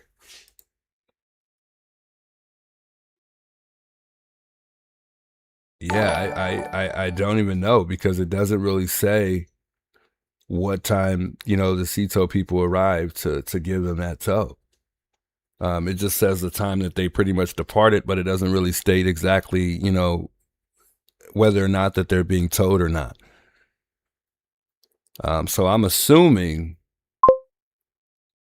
it would have to be around that 4:31 time, unless I'm just missing something here, because it stated that they left without Nolan around 4:31 p.m., which is stating that it departed around that time. And, shortly after that, they claimed that he chose to stay. So I don't know. But maybe after they got it to where they were going, they were able to fix it. And that's why they were able to, return at some point to, the dock after it just had returned from there. This timeline is insane. I mean, this is crazy.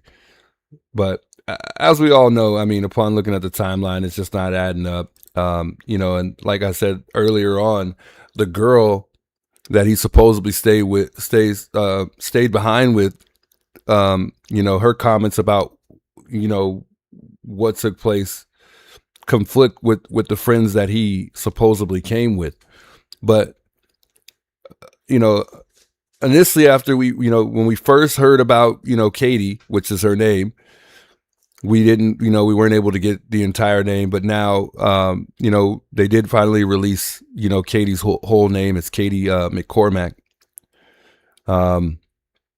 So she was, one of the hundreds of young people on Horn Island for July 4th celebration, and her interaction with Nolan. Nolan's friend told the police that he stayed behind to talk with Katie when their boat began, taking on water. Katie's sister, Gracie, disputes that version. She says that Katie believed Nolan was getting on the boat. He arrived on and did not stay behind to talk to her. So this tells me that that Nolan actually left with them, because she's saying that he didn't stay behind, which seems more believable now that we're hearing this, whatever's going on in the background. So, I'm starting to think that Nolan was on that boat. But it comes down to this. Whose story do you believe? Are any stories comparing to other stories making more sense than other stories? I mean, that's what it comes down to at this point until we're able to get more. But this is pretty much why she became, a real key factor to this case. She was the last known person supposedly to speak with Nolan before he, vanished. But again, it contradicts the story told by Nolan's friends, and this has created, a major unresolved conflict in the investigation for sure. And, to me, the bottom line is the girl that Nolan was with, which is Katie, doesn't seem like she's a suspect, but a key witness who's, which differs, this is the friend's version of the events. So it's a lot to think about here for sure, but it seems like it's almost, with certain things that we've learned here, it's like almost common sense that something's being left out here. Someone's not being honest here. It's just a matter of figuring out who it exactly is. Let's dive right into this interview here. I want to start with the part 4 here, from Warren here. And like I said, this one's is not as long as the next interview we're going to watch here. However, I think we'll be able to cover most of this one. The other one, we might skip through it a bit to just save ourselves time, and then we'll be able to also open up these phone lines here as well. So let's check this interview out. This is part 4 with Officer Tatum. I didn't come down here, do anything other but to get the truth. Did you kill Nolan? Did you have anything to do with Nolan's death? Did you delete anything out of Nolan's phone? People are still out there partying and Correct. they're having a good time, but something happened to where it necessitated you guys to get the boat up and running. Can you explain that? Yeah, I'm like yelling at other people, trying to tell them, calm down, like, the boat could possibly sink, and Nolan was sitting by the boat with that Katie girl, and my buddy yelled for Nolan, get the F on the boat, get on the boat. And Nolan said, no, I'm staying out here. The next day, I got a phone call from my buddy Trace, and he was like, hey man, they just found his body. My reaction was just, I was with my buddy Brooks, and I broke down. You guys had been interviewed by law enforcement. All of you guys have given statements. But then I think that there's a part associated with this that's being rumored out in the public, and that is the situation with the cell phone, potential deletion of messages, how the cell phone was retrieved. And I just want you to tell your side of this, because what we're getting from the media is that they literally had to, I don't know, coerce you guys into giving it back. You didn't know where it was at. You were hesitant to give the phone over. Almost as they had to turn your wrist or twist your arm just to give it back. Right. Well, what happened with the cell phone thing? So let's go back to the first engagement you had when it comes to the family or somebody coming back to get the cell phone and keys. When did that occur, and what happened there? Okay, well, that night, about 12:30, I went back to my buddy's house. And you said the night of the 4th? The night of the 4th, but it was about 12:30, I would like to say. And so I went back to my buddy's house that I stayed the night before, where we all met up, and stayed together the night before. And my buddy got a call from this guy, and the guy was like, oh, what's going on with all this Nolan stuff? Very aggravated. I mean, yeah, every right to be, but I mean, we were trying to calm him down, and he was just like, oh, where y'all at? My buddy said, we're at my buddy's house, and he said, all right, and then he just hung up. And so about 30 minutes later, I'd like to say, all of a sudden the door just got open and slammed, and there was a girl who walked in, and probably about 8 or 9 guys behind her, and then another mom, which was Javon's mom. And who is Javon? I want to put that in perspective. Who is Javon? Javon is one of Nolan's good friends. He's a friend of mine too, great guy, and his mom and their family is very close with the Wells family. And I mean, so I don't know why she was there, what was going on, but I was very surprised by this. I was like, you just basically kicked the door open and, bust up in the house with no knock or anything. So is Javon black or white? Javon's mixed. I mean, I don't. Yeah, I guess he's mixed. Yeah. So, but he's not white. He's not white. Just white. Yeah. Or all white, I guess you might call it. Yeah. So then they come in the house. Do you know any of these people? You said the mom, but do you know anybody else? I've seen the mom before, and I know most of them. Most of the guys went to high school with me, and I'm friends with some of the guys. I mean, I know some of them. So eventually, things started to get heated, and I was just a guy I was friends with in high school. He was like, "Man, come outside with me," and I was like, "All right." And I walked outside with him. He was like, "Man, I don't know why. They're panicking, and this is just I think Nolan's just on somebody's couch. He's been drinking all day. He's just messed up, and this is nothing that we have to worry about." And as much as I sat there and I told him, I was like, I agree. I would think he's. So just real quick, I'm gonna stop it right there, just real quick here. On somebody's couch, because one of the interviews, which is going to be the next interview, is what we're going to watch next here. So this is the other guy here. I'm going to show you this just real quick here, just to kind of mix things up a little bit here. Hold on. Because the screen is a lot bigger than it should be, so I gotta shrink it here. Hold on. It's not fitting in my screen here.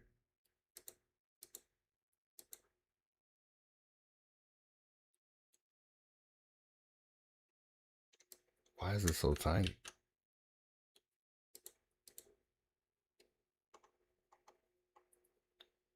All right, I'll fix that. We'll continue this here. Wait, let me see if I can fix this. Hold on, let me see. The screen is not, it's a whole nother screen here, but it's on the same thing that I have it on. However, the screen is just way too wide to fit, so you guys wouldn't be able to see.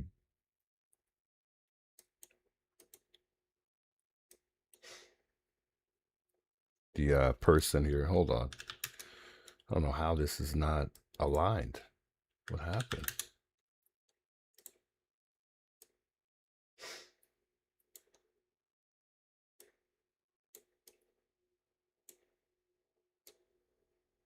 All right, I'll fix that in a second. We'll go back to this here.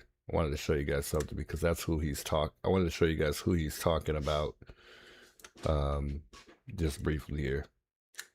But we'll go back to that. Let's just continue this interview just for now here. I was like, I agree. I would think, he's on somebody's couch, just had been drinking all day and just,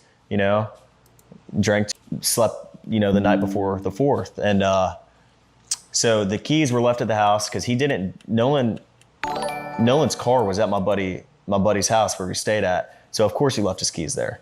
But his phone, he was drinking. He didn't have his phone in the water because no one did. And there was more than just Nolan's phone that wasn't on the boat with us. So it was more than just Nolan's phone that was on the boat? Yeah, we obviously had all our phones, but on the boat. But those weren't the only people. Like Nolan wasn't the only person that left a phone on the boat. There was a lot of people that left phones on the boat, that didn't ride out or in with us. So we there was a couple phones that we had that we didn't know who they belonged to, and my buddy's got that figured out, But it wasn't just Nolan's phone that was on the boat who wasn't there. There was a lot of phones. So when they barged in, they started getting frantic. The mom asked for Nolan's phone. Right. Was there a struggle over it, or did you guys hand it over? Just handed it over. We didn't think anything of it. She asked for Nolan's phone. We knew they were close friends with, the Wells family, and my buddy went out to his truck and handed the phone over. No complications, no issue, nothing. But I told Miss Christine that we had his phone and he had left it in our possession on the boat. When did you? Miss Christine is Nolan's mom. Correct. When did you talk to her about that? When I was on. No, I didn't talk to her once. It was 12:30. I might have texted her a couple times and talked briefly about a couple things, but I never. I told her on the phone before I called the Coast Guard that we had Nolan's phone. Before I called Miss Christine, I asked. I was like, "Oh, well, where's his location at?" Because Nolan had his Snapchat location on for me. And he said, it's Wyatt said it's, in my truck. Because everybody who left stuff on the boat, it was Wyatt's boat. So Wyatt put it in his truck, it's just normal. And so the phone was in possession in Wyatt's truck. And when that mom came over and asked for it, there was no issue at all with us giving the phone to her. Nolan just left it on the boat. We handed the phone to her that night of the 4th of July. And did you guys go through the phone, or? Of course not. None of us had a reason to go through Nolan's phone. There's multiple phones on the boat. Why would it be? And the boat was having issues. Why would our concern be getting on Nolan's phone or something? I don't even know Nolan's password. None of my friends do. We had no reason ever to get on Nolan's phone and look at anything. I didn't even touch Nolan's phone. None of us touched Nolan's phone until somebody took it off the boat and put it in Wyatt's truck, and then no one touched it until we handed it back, to the mom that was at my buddy's house.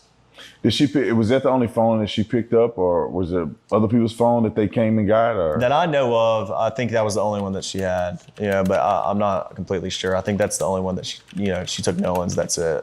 And so we're on the 4th, where the night, probably going into the morning of the 5th, this happens. Then the dad comes back at some point to get the keys. Right. What happened there? When was this, and what happened? Well, my buddy Brooks drove me and dropped me off at my house, and I woke up to a text the next morning that Miss Christina texted me, and she said, "Hey, Nolan's dad's there is there at my buddy's house to pick up the keys." And you know, I didn't think anything of it. I told her that I was praying for her, and you know that we were out there and we were doing everything that we could to help out. And when he came to pick the keys up, was there a confrontation or?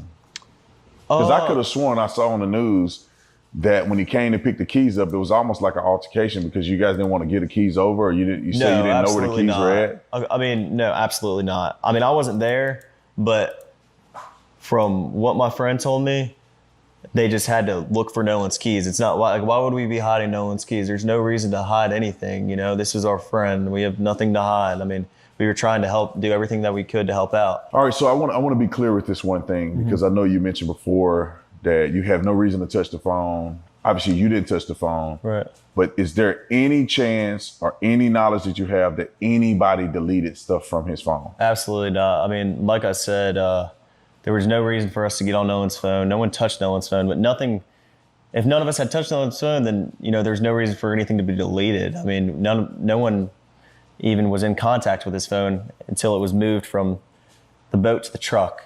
And none of us have access to Nolan's password to get on his phone and delete anything. Absolutely not. And we have no reason to delete anything. I mean, there's nothing to hide here. I mean, we have had no reason to delete anything, and we never did. All right, so I have something I want to make sure that we're clear about, because you had mentioned earlier that you saw Nolan cradling Katie. Right. Her name is Katie. Yeah, Katie. I just want you to explain, what does that mean? Some people in their mind, they may think he's cradling like a baby. Yeah. Like what is that scenario look like? Yeah, he was. I mean, Nolan was off. The last time I saw him, like I said, I was off the bow of the boat, and like I said earlier, if you had jumped off the bow of the boat, you were probably about chest or neck deep in water. So Nolan wasn't like carrying her out the water. She's sitting in the water, and Nolan's arms are under the water, and he's. Hey, much love to Patriot Pride. Shouts Patriot Pride tuning in, man. Good to see you in the chat, man. Good stream earlier too. I chimed in for a bit earlier, man. Good stream you had earlier today, man. Much love. Carrying her from under the water, but her head's still out of the water. Nolan's head's still out of the water, and I was looking at both of them. So. Oh, so he's kind of like holding her. Right. Kind of like, in the water, though. Like we grown, right? Yeah, There's two people in the water. They feeling each other. Right. Like meaning feeling they like each other. Right. And that was obvious. He's a little more close to her, and they're kind of having a moment. Correct. Not saying and not insinuating that it's sexual, but no, of course not. Yeah. They're together. They like each other. You looking at him, you like, bro, you crazy, because you know that he like her and he's hanging out with her. Yeah, right, okay. Exactly. That makes sense. And when was the last time that you saw Nolan? And then when was the last time that someone reported to you that Nolan was seen? Okay. If that makes sense. Yeah, of course. You saw him at a certain point, but then someone else saw him a lot later when you guys were gone. Right. Okay, so the last time I personally laid eyes on Nolan was at like 3 o'clock, and he was, front of the boat with the girl. And see, another thing real quick, I got to pause it here that bothers me the most is when you get drunk, because we've all been in those moments. Most of us, I think, could say that we've all been drunk enough to not remember certain things. You are not going to remember times to a T. And also, when you have multiple people getting drunk together to the point where they don't remember, and I'm not saying for sure that they don't remember everything, because maybe they did have a couple people on the boat that didn't get so drunk that they can't remember everything. However, I think it takes a whole group of people to tie a story together when a lot of people are drunk, and obviously, they've all talked about it amongst each other. But I think it comes down to this, where you'll talk to your friends about the night that happened. So and so would probably be like, "Hey, yeah, you were acting up, or you were doing this at this time." Was I doing this? And then you point out other things about your friends. Oh, I remember you were doing this. Other than that, I don't remember it. After that, these guys ain't going to remember everything, especially all the way down to times. No way. I mean, if you guys were so drunk, and who knows? Maybe they weren't all that drunk. Maybe they just drank a little bit, got tipsy, and that was it. But, hearing the voice of the gentleman that was on the phone, the slurred the slurred voice that he had, I could tell he was way overly intoxicated. Not only that, he could not, he wasn't comprehending some of the questions that were being asked very well. They, and I think some of them were intentionally ignored just to try to come up with a good answer, so, he was definitely sober enough to, realize, I better, cover my tracks or watch my steps here, answering some of these, these questions. But to me, it's just odd to me that initially not wanting the tow and then later on getting the tow. It seems like that something needed to be handled first before they got the actual tow. I don't know. That's just what I'm getting out of it. But anyway, let's continue this here. That's the last time I saw him. But there were, I've talked to somebody personally that saw Nolan at 6 o'clock, and someone, we weren't even the last people to see Nolan. Once we left, there were still dozens on dozens on dozens of boats around us. And I mean, clearly we were not the last people to see Nolan. So Warren, I'm going to ask you some very pointed questions. I mean, just straight out. Okay.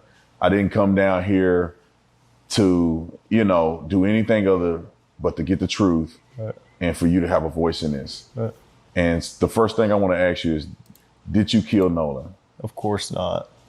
Did you have anything to do with Nolan's death? Of course not, and absolutely not. They say that you guys deleted stuff out of his phone. Did you delete anything out of Nolan's phone? No, of course not.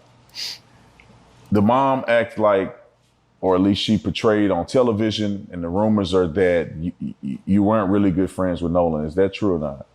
Absolutely not. I hung out with Nolan probably like 3 days a week. I mean, seriously, at least. Some days my friends want to hang out every single day, and Nolan. And this is the part that I have to intervene on here because, I'm even, and I get it. This is it's tough. It's hard to, and I get it, guys. We have high respect for people who are grieving.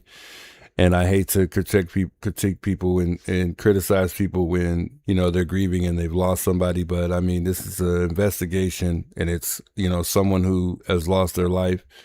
And, you kind of do have to kind of question everybody. You just have to.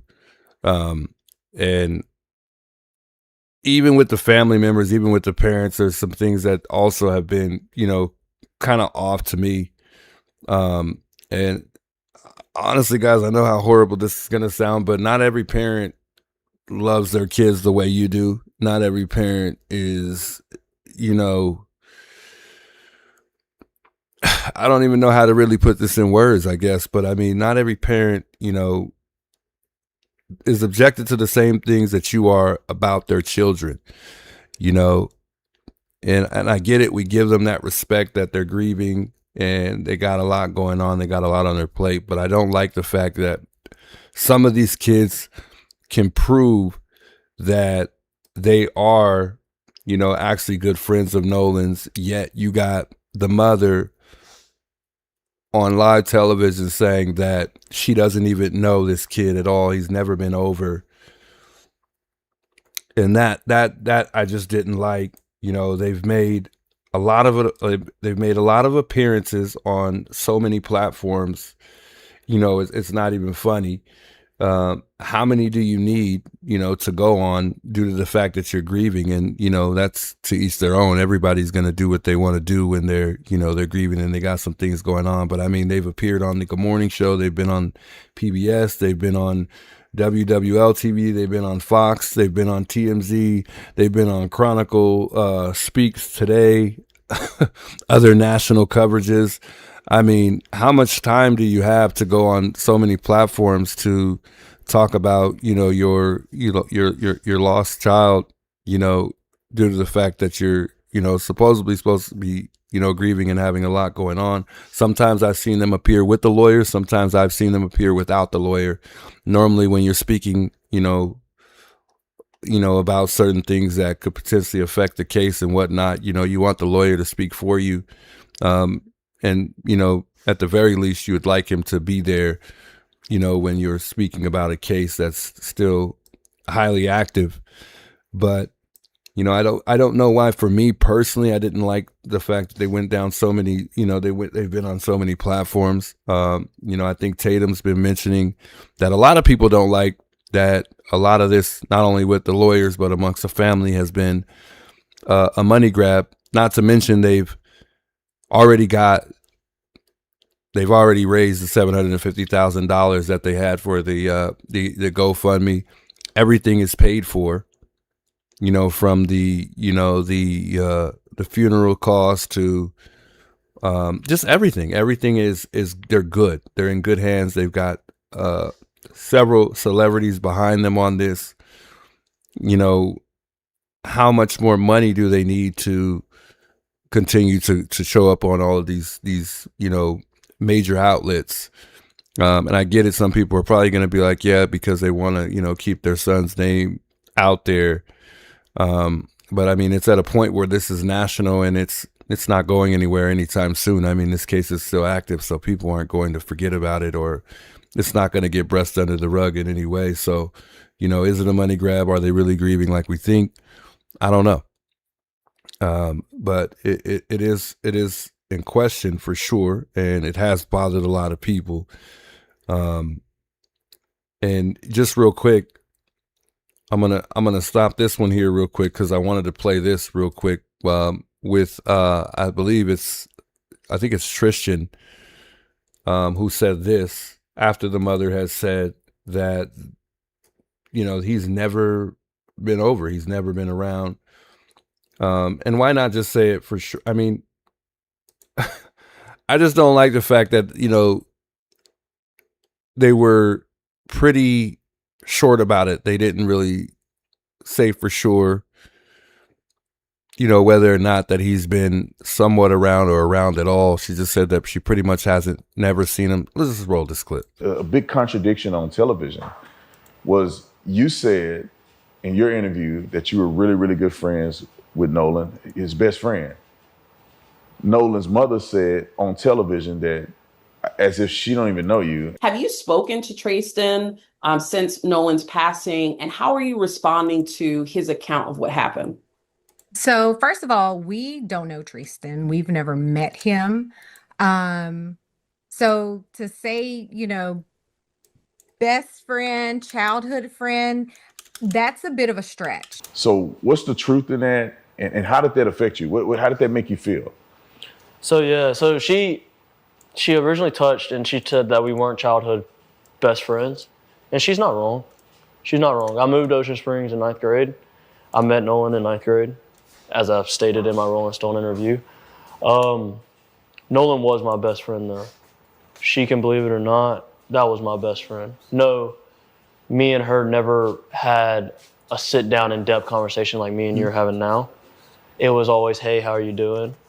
I've been to her house multiple times. I've taken Nolan to school multiple times. I've left my vehicle at her house multiple times, even including the new vehicle I just got. Has gotten left at her house for 2 days. And I just got it. I haven't even had it for 4 months. My vehicle before that stayed at her house for almost a week. Me and her son went on trips together.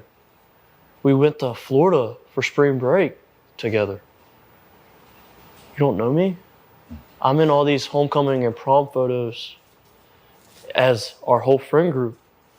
Me and Nolan are standing next to each other. You don't know me. Nolan's last name is Wells. My last name at one point in time was Walker. We were by each other in the alphabet when we graduated. Man, that's mind-boggling. It's insane. So what do y'all think about that? What do you think? I guess it comes down to who's really telling the truth for the most part once again.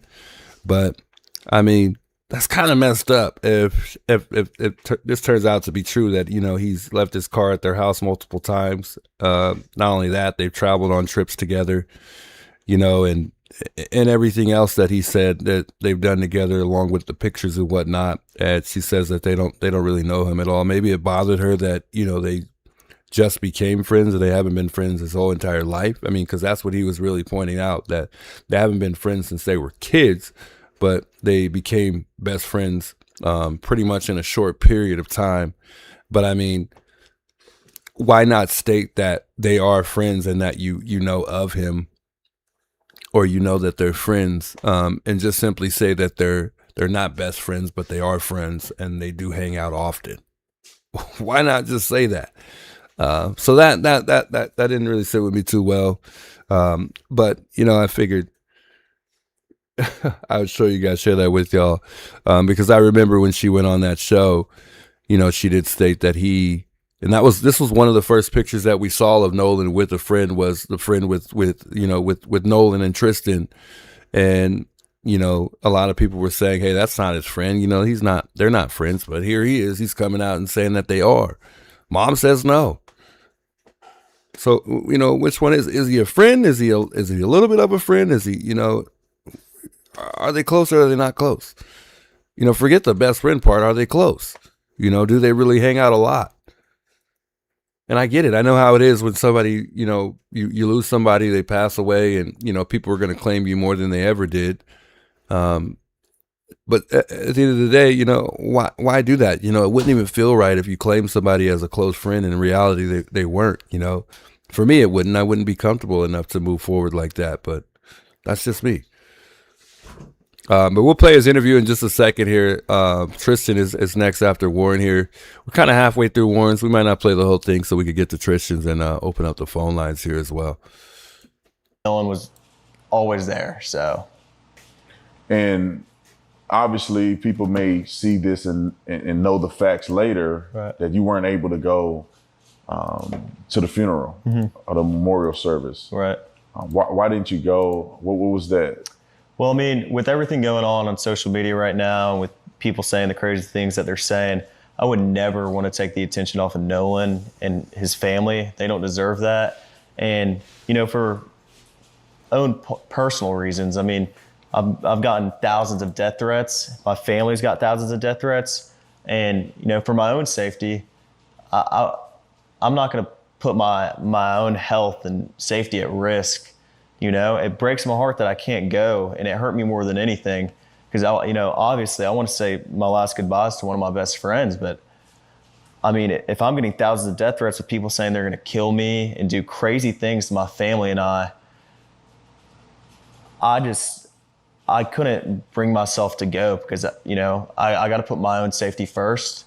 And even if that means, missing my friend's funeral, I mean, it's horrible and I wish I could have been there, but that's what's been going on, And, you guys, and I think this is the first time that you've publicly gave a statement about this. Mm-hmm. Yeah. And obviously you're doing it with me. We're going to put it out there for the world. Why did you choose to do it now? And why did you choose to not speak to anybody but me? Right. Okay. Well, Officer Tatum, I've been watching you for a good while now, and I think you're a great guy. You've kind of, ever since things got really hot, you've kind of been on my friends and I's side, and I really like that about you. I mean, I thought you were very confident and well-spoken, and I really enjoyed that. And all my friends and I watch you. We all think you're great. We love your faith with the Lord. We try to be closer and closer with the Lord every day, and so did Nolan. And that we just really liked the way you spoke about us and how you took our side, not based off someone's agenda and, based off of race.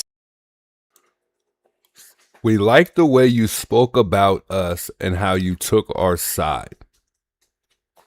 This is not really about taking sides. This is about figuring out what happened to Nolan.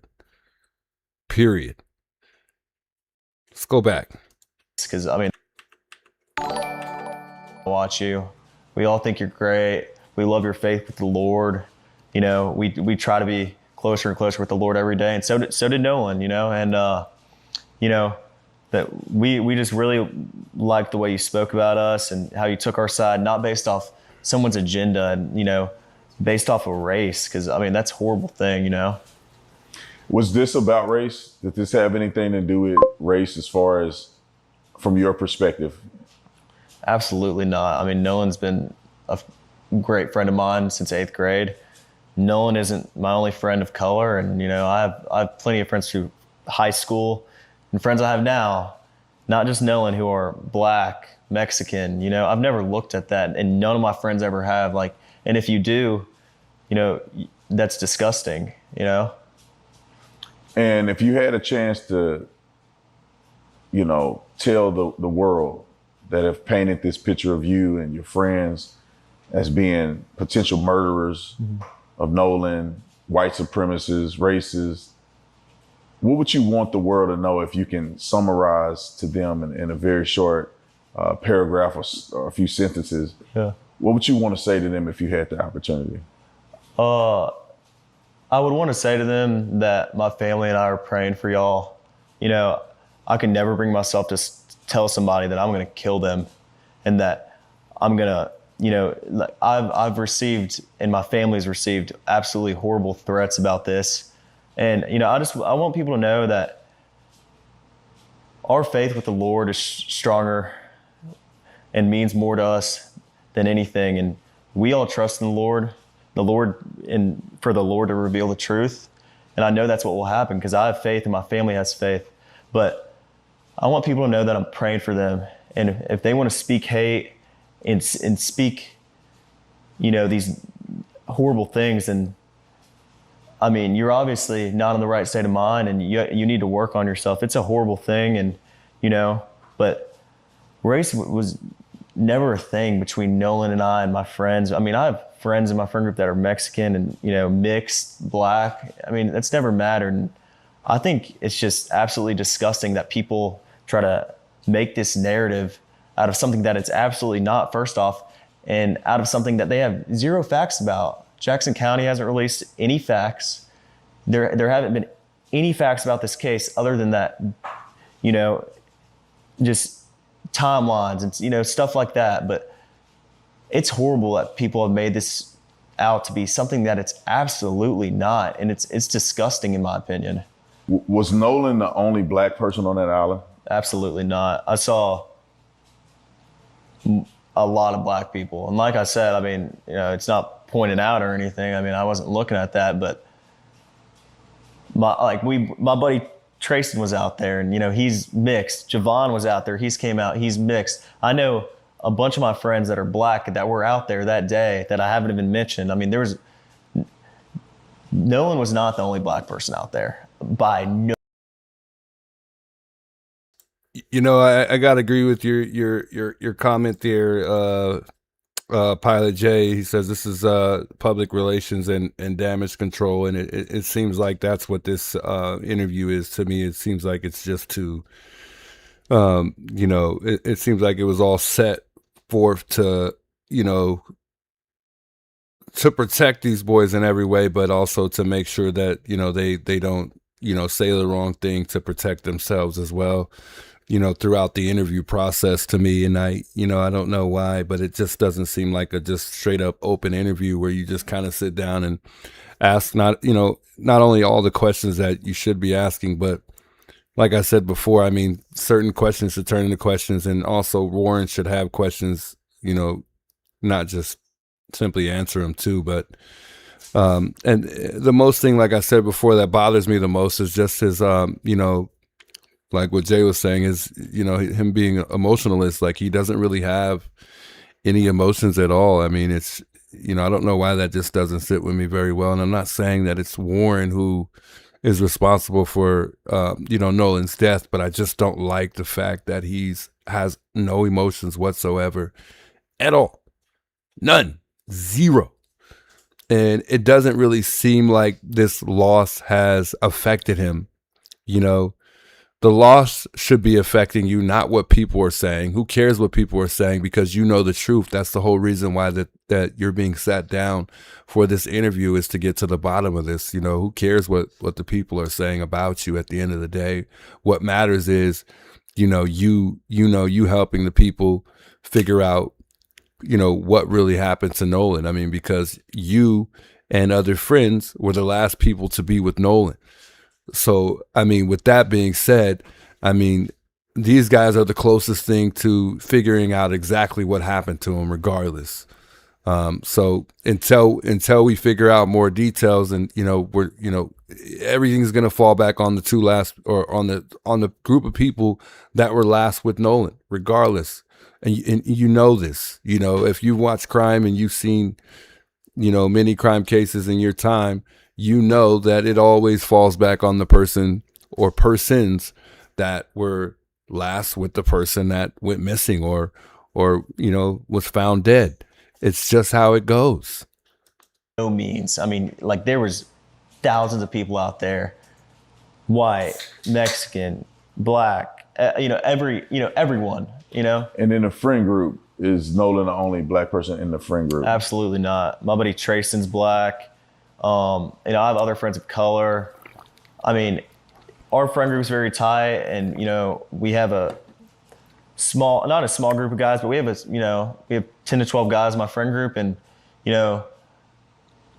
we're all from Ocean Springs, and we grew up together. But Nolan is not the only black guy in my friend group by any means, and everybody knows that. There's controversy around the CETO, right? You guys called it in. Right. They have that record of you guys, making that emergency call. Right. But then there's this, I guess, graphic of you guys traveling at a slow speed. Then all of a sudden you accelerate. Right. People are saying that that's an indication of something afoot or foul play going on in that timeline. What do you have to say to the naysayers who are mentioning that something must have happened, that you guys were going slow, then you accelerated all of a sudden? Yeah, I mean, absolutely. And just to answer the chat, no, if he was crying, I still wouldn't believe him because of after hearing that call. No, definitely not. I would still be in question. I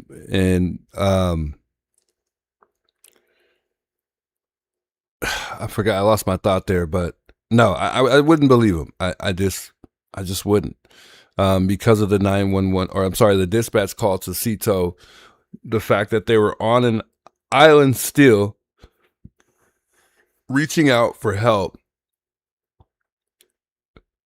Not only that, in the process of reaching out for help, they denied the help and then later got the help. I don't know why that just doesn't really sit too well with me. It just doesn't. And if you're on an island surrounded by many people, why not look around for help first before? And who knows, maybe they did and nobody wanted to help them with the boat. But I didn't really hear any panic in the background when we listened to that, that call. I don't really hear other friends panicking about the boat sinking. If you have 7 to 8 people on a boat and everyone is in distraught because the boat is sinking, why wouldn't we hear anybody in the background saying, it's going down, like we're this far into the water? Nothing. Nobody's in the background saying anything.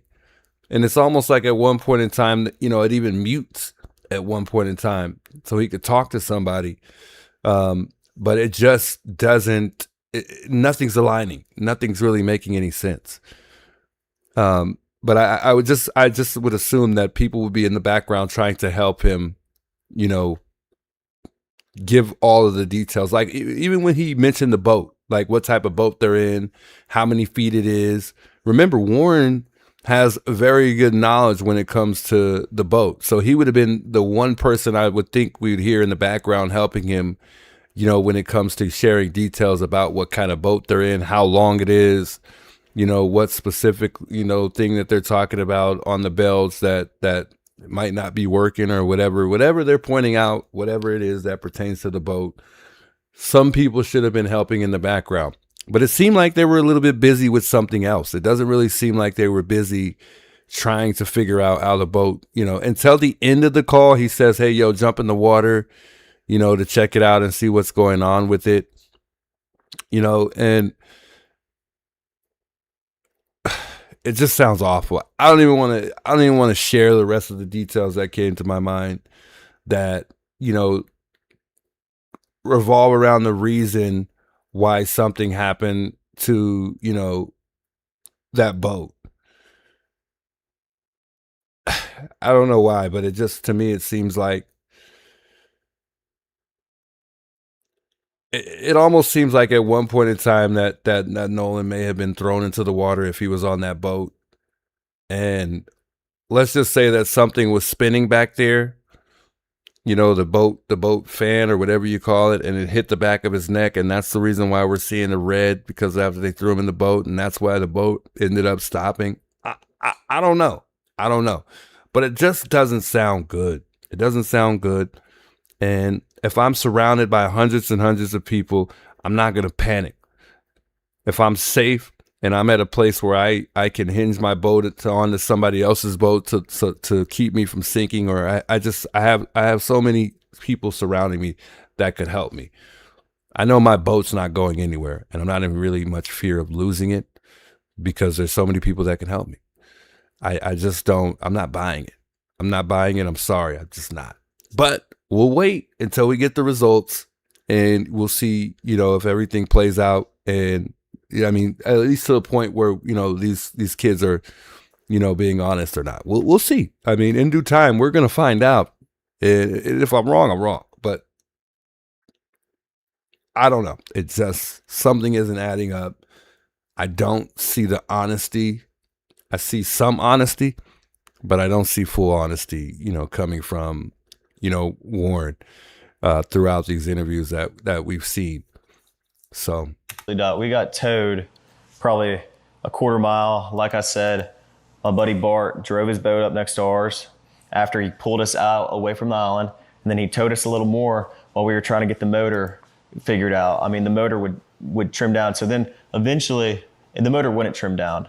And so eventually we figured out if you held the manual trim on the motor will stay in the water even when you start to accelerate. Because when my buddy would put the boat in gear and forward, the motor would come right back up. So it trimmed down, but then it'd come right back up when you went to go put it in forward and drive off. So yeah, we stopped at one point. My buddy pulled the plug out the boat, got back in the boat, the captain of the boat, got in the water, pulled the plug out the boat, got back in the boat, and hit it. And like I said earlier, we all transferred our weight to the front. So, because there was so much water in the back of the boat that when my buddy had it pinned out all the way, trying to go as fast as we can, and the boat was still sitting like this on the water. Wouldn't even plane out. So we had to move all the way to the front of the boat. Everybody had to get on the bow, and eventually we planed. Everybody got sat back. And when you're on plane and you're going, water starts coming out the boat. Like, that's the whole reason he pulled the plug, because when you come out the water and you're on plane and the boat's level, water starts coming out the boat. So, I mean, that's why we came to a stop, so he could jump in the water, pull the plug, and then we hauled in. There was no stopping, because if you do stop, the water starts coming back in the boat because the plug's out. So there's nothing nefarious there. It's just a formality of trying to unplug the boat and absolutely get it docked properly. Correct. I mean, we were just trying to, solve the boat's issues, because we wouldn't have ever gone anywhere if the boat wasn't figured out. So and Nolan being a really good friend of yours, really good friend of all of you guys, some of you guys have been accused of killing him. I mean, obviously he was somebody you knew, somebody you spent a lot of time with. With all that has gone on, if Nolan was here, what do you think he would say about all this? I think Nolan has Nolan's one of the best men I've ever met. I mean, he has an amazing heart. And like I said in the beginning, I mean, Nolan is one of the nicest and sweetest people I've ever met. I mean, seriously, he had no hate in his heart whatsoever. I think if Nolan knew this was going on, he'd be sick to his stomach. I mean, Nolan hated all hate and arguing and drama. He didn't like any of that. So, I mean, I think if Nolan knew this was going on, he'd be very, very upset. I mean, it's horrible. If he knew his friends were getting these threats and, we were, felt threatened for our lives, I mean, Nolan would be traumatized if he was here, and if he knew that. I mean, he was a person of no violence, and, he had a really good heart. He would hate it. You think your friendship with Nolan inspired you to want to speak out? Of course. I mean, I know Nolan. And like I said, I've been really tight with Nolan since 8th grade. And he's a best friend of mine. He's like a brother. And Nolan's the type of guy to fight back for what's right and fight for the truth. And I know Nolan would tell me if he was here to fight back and make sure the truth is out. Kelly, that is not true at all. She says Nolan was seen on the island after they left. That is not true at all. There's nobody on the island at all that was able to verify seeing him after 4:30 p.m. There's no witnesses that have reported seeing him after 4:30 p.m. at all whatsoever. So that we don't know whether or not somebody's seen him on the island or not. There's been speculation on it. There's been people who have think that they have spotted him on the island. And a lot of these pictures that we have been seeing online have been fake. There's been a lot of fake pictures going around on Facebook. A lot of the pictures that I have been seeing, there's trees in the background and whatnot. There's no trees on Horn Island from what I've seen. There's like puddles of like little lakes looking things. There's water like within the island. However, I've yet to see anybody prove that Nolan was seen on that island after the fact of his friends leaving. And make sure your word is out, because that's what matters most. So after all that's been said in this interview, do you have any theories about what could have possibly happened to Nolan? My buddies and I have talked about it. And like I said, I've been on the water my entire life. My friends have. It's not like we're unexperienced in this, but Nolan was my best friend, and he was my friend's best friends. And well, he was like a brother to me. And more than anything, and the thing that's most important is what happened to him. And I want to know just as much as anybody else. That's all. Like, my friends haven't stopped talking about that. Like, what happened, and just trying to figure it out. But I would never want to put it on somebody else because of the hate that I've received for just being out there around them, and my name getting. See, and this question right here, he's shying away from it. He said, "Listen to the question again. Let's go back here." Brought up, just never happened, and I'm a friend in this. Said, and make sure the truth is out, and make sure your word is out, because that's what matters most. So after all that's been said in this interview, do you have any theories about what could have possibly happened to Nolan? My buddies and I have talked about it. And like I said, I've been on the water my entire life. My friends have. It's not. Do you have any theories about what could have possibly happened to Nolan? Do you have any theories on what could have possibly happened to Nolan? Why is he shying away from this question? Why doesn't he want to express his thoughts on what he thinks may have happened to his friend? Usually somebody would be like, there was this one guy, I don't know, there's this one guy Nolan didn't like. I don't know, maybe it was that guy because he kept looking at us all crazy, or he kept looking at us all weird.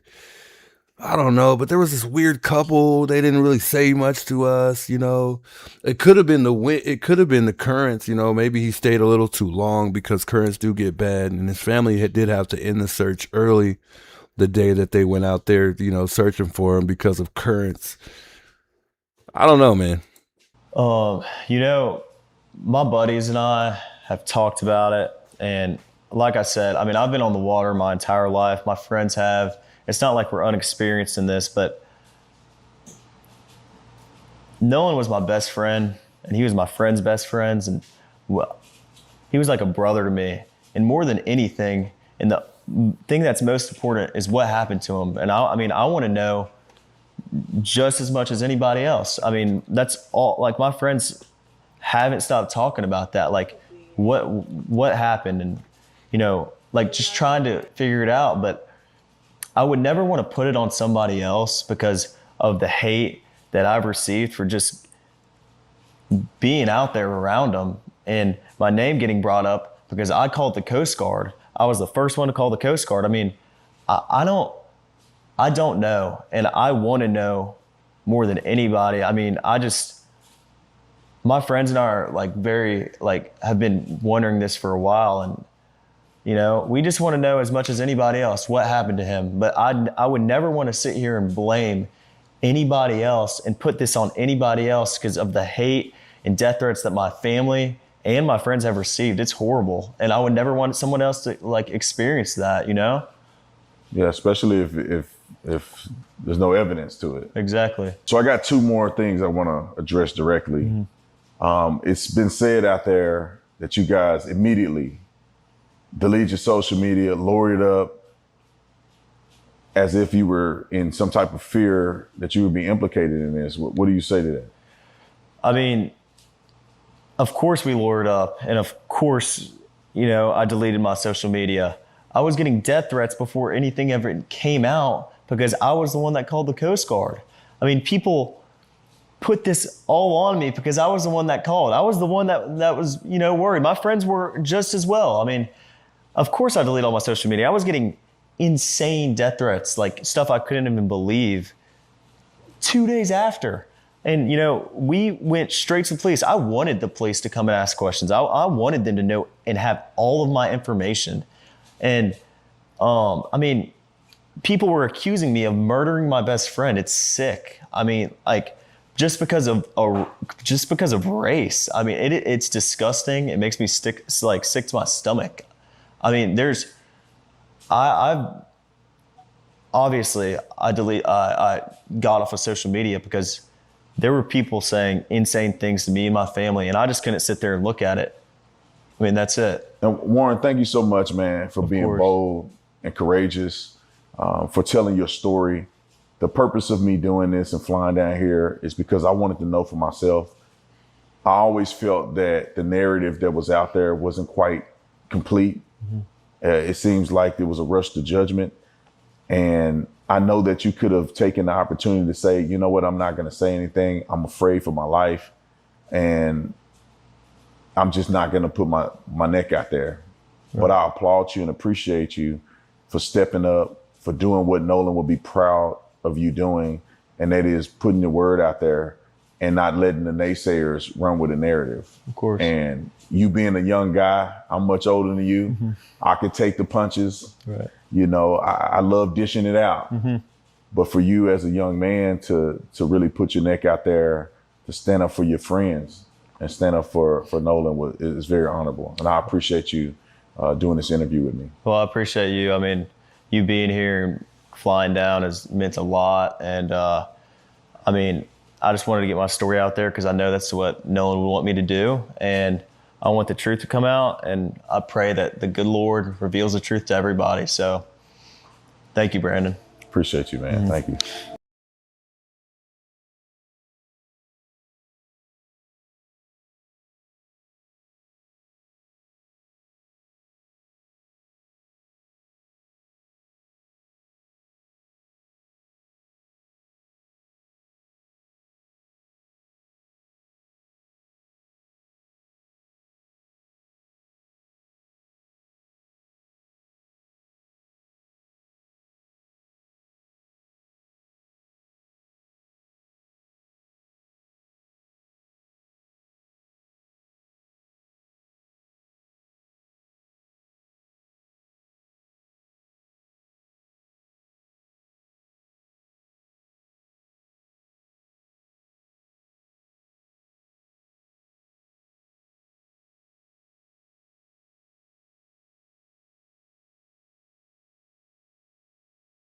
Social media.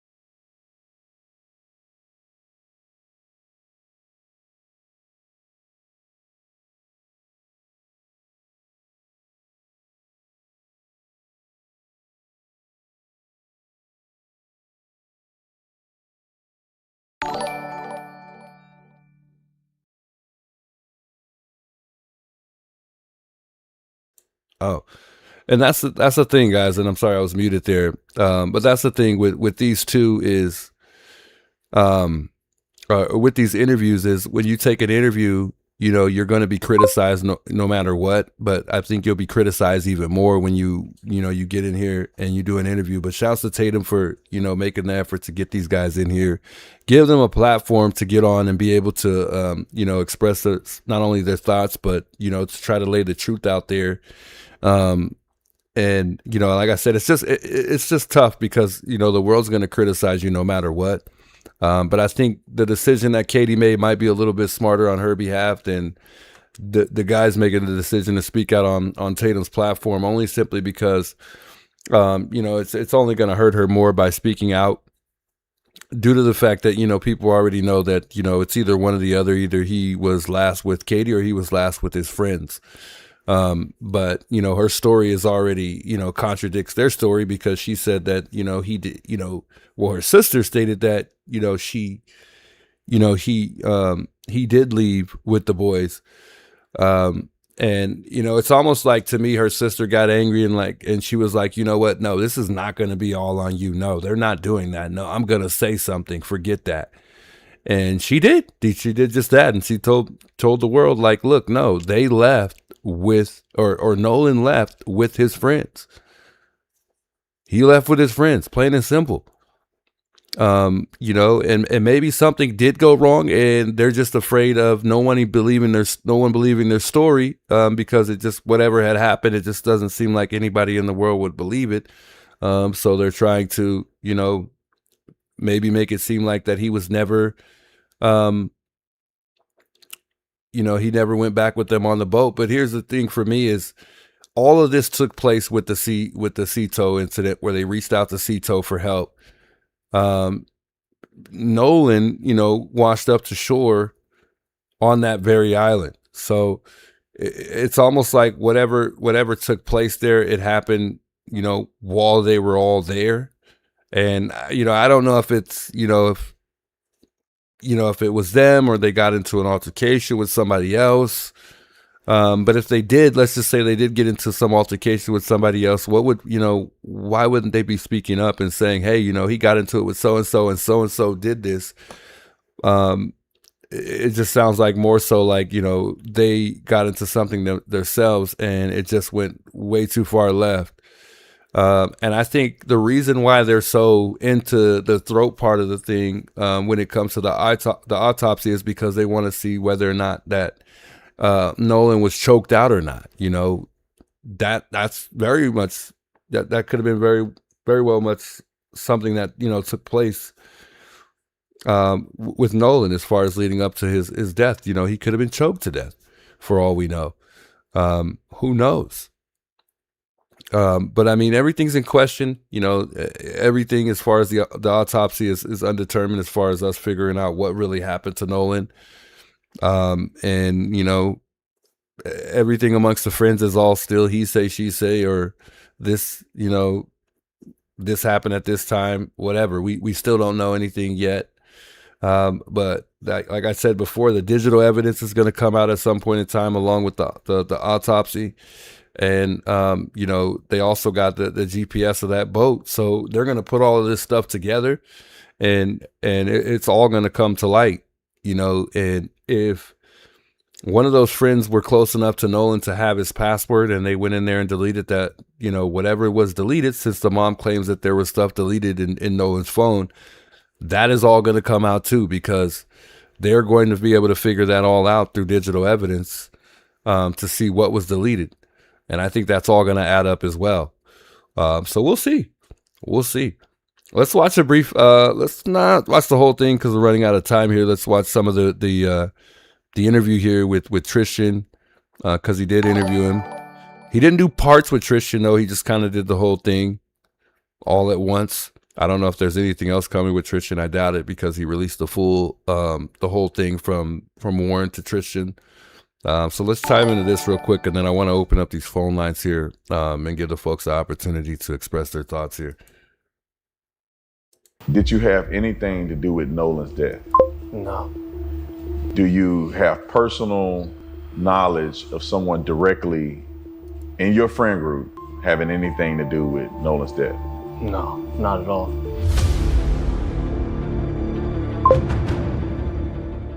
So I saw you on television. You had an interview, and I felt like you laid out a few things that I think the world needs to know and be clear about. Okay. And the first one is the relationship that you had with Nolan. Can you explain your relationship with Nolan? Yeah, I will. So his mom got on TV, as everybody has seen, and said that she didn't know me. And man, that can't be farther from the truth. Me and Nolan, I met Nolan in 9th grade in a second block class. It was math. He was one of the first guys I made friends with. It was somebody I made a connection to, like off rip. He was an athlete. I could tell he was an athlete. When I walked into class, we sat really close to each other. And all he did, he turned around and asked me for a pencil when I first met him in 9th grade when I moved to Ocean Springs. Man, it was tough. And the relationship there has always been a best friend in my eyes. I never wanted to take away how close somebody else was with Nolan, but Nolan was my best friend. That was a guy I knew I could call at any point in time. He called me at 11 o'clock on the 4th to see where I was parked at. Man, me and Nolan have countless nights of him giving me advice on my girlfriend, on my life in general. Nolan has been the only friend, and I love my friends and my best friends in this group of guys, but Nolan has been the only person that ever tell me like he's proud of what I've done. He's proud of how hard I worked. He's proud of me going overseas to go play ball. That was my guy. Like, that was my best friend. Yeah, and so how does it make you feel when the media, activists are coming out and alluding to the fact that you may have something to do with what happened to Nolan on that day? Man, that hurts. It hurts is an understatement. I beat myself up every night I lay down. I beat myself up anytime it crosses my mind. Because in my head, if I wasn't drinking, if I didn't get into that altercation, maybe I would be able to do something. Maybe I would have saw something. Maybe I would have told Nolan, hey, man, you're not going with that girl. Just come back with us. We're going back a little bit later. We can go meet up with the guys later. Maybe it just plays out different. And then the fact that they're going to play that is I'm already trying to mourn my friend's death as is, and I'm blaming myself for it. To put that in my head is a next level of hurt that can't be truly explained. Because, man, it's hard to put into words. Generally, it's backstabbing from a sense of a community that I thought I had with my skin color, and you know, they stay so strong together, and I'm supposed to be one of them, but I come up and I speak, and now I'm the person to blame. Now I'm not dark enough for them. I'm not black enough for them, and now I'm the issue. It doesn't make sense. In my head, it doesn't make sense. Was Nolan, I mean, obviously you were in a friend group, but the way the media makes it seem is that almost as if Nolan was the only black person in this whole friend group. Now, they don't even mention you. They don't bring you up in this whole thing when it comes to, you know, what happened at Horn Island. So what's your take on Nolan being, you know, presented as like the only black kid in a group of all these white boys? That's crazy, man. I know we've spoken a little bit, but that friend group that I'm a part of to this day was the first friend group I was in when I moved to Ocean Springs as a new kid coming in. I never knew any of them. I'd known one, kind of, sort of, back from grade school because we went to the same private school together, but that was it. And him being the only black person, minority, any of that measure is insane. Our friend group is diverse from the max. Like, we have a mixed guy. I mean, we had Nolan in our friend group. There's an Asian a part of our friend group. There's a Latino that they're trying to perceive as white. He's truly authentic Mexican. His parents are from Mexico. They came over legally and they did everything right, and he's been here since. Now, I just want to point out the difference between him and Warren's interview already off the bat. This guy has a sense of urgency to deliver a message, you know, and you could tell that right off the bat, In the first couple minutes of this interview, you could tell he's hurt about something. Something's bothering this kid. Not only that, he is black. It wasn't mentioned. This is why Tatum is upset, because he's clearly mixed. You could tell he's a mixed breed. I know this myself because I'm black, and I could spot a mixed breed from anywhere. I mean, you could just tell. And then just with the lawyer situation, you know, a lawyer should know that you know, race shouldn't even be injected into this case, because it distracts it distracts you from the actual evidence, and then it just affects the public focus. And you know, the risk of turning a fact, you know, finding an investigation into a political battle, you know, it's just a battleground instead of a pursuit of truth, you know. And the strongest argument is simple, but every minute spent debating race is a minute not spent, you know, analyzing this whole thing amongst witnesses and the contradictions, and then the digital evidence, and then autopsy, you know, discrepancies, or you know, the timeline gaps, the things that actually determine what happened, the things that matter the most, right? So race just should not be involved in this case at all, because people closest to Nolan, you know, including his black friends who were with him that day, you know what I mean?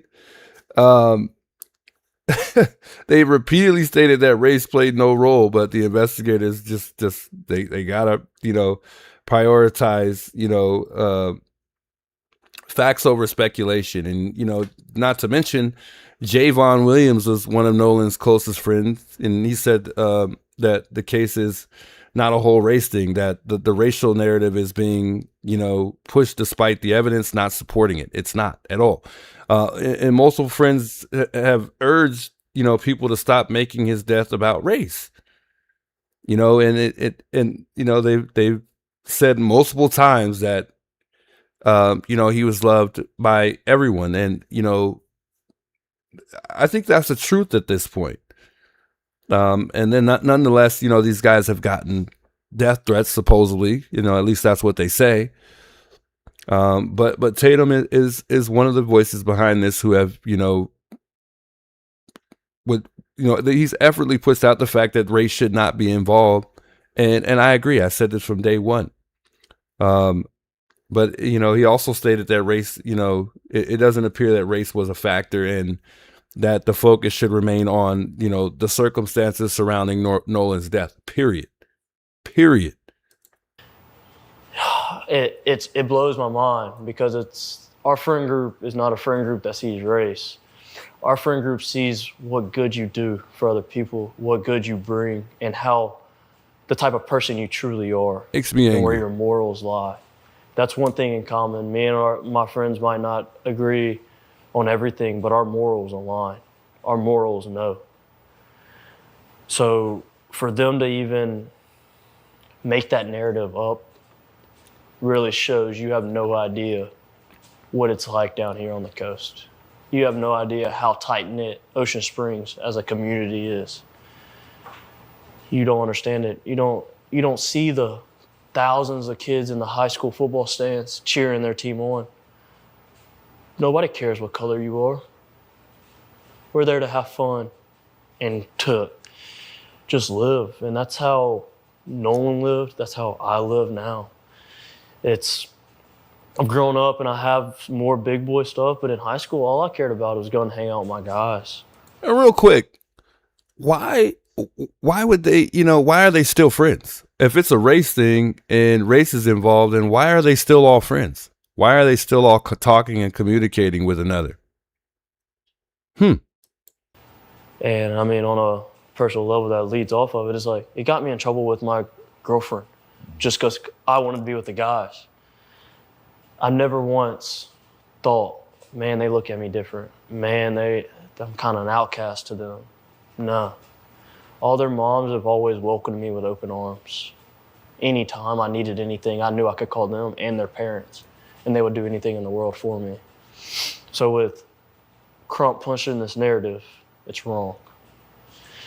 Yeah, It's completely wrong, especially about our friend group. Yeah, I find it, you know, especially after talking to you, meeting some of the guys, that it seems like there was an agenda. But can you walk us through just your perspective from that day? You know, I don't know if did you go with them initially? Were you a part of the group that went to Horn Island? So I wasn't, no, clear that up. No, I was not on the boat with them. Yes, I was a part of the group that was supposed to go out. So the only reason why I did not go on the boat is I was offered, I got begged to go, but my uncle, we also took 12 people out on our boat, not including us two, so 14. And my uncle knows the passengers wouldn't have helped. Generally wouldn't have helped with anything. With that many people on a boat, you need a little bit of help. So my uncle was like, hey, can you just ride out with me and you can go do your thing throughout the day on the island? I don't care, I don't need you. I just need help to get out there and then pick everything up. Because I know all these people are gonna be drunk and they're not gonna wanna do the extras that nobody sees about going out on the boat, right? And so I told Wyatt that, and oops, my bad. But I told him, it's good. I told him that, and I told him everything, which was go to plan. We were leaving a little bit earlier than them.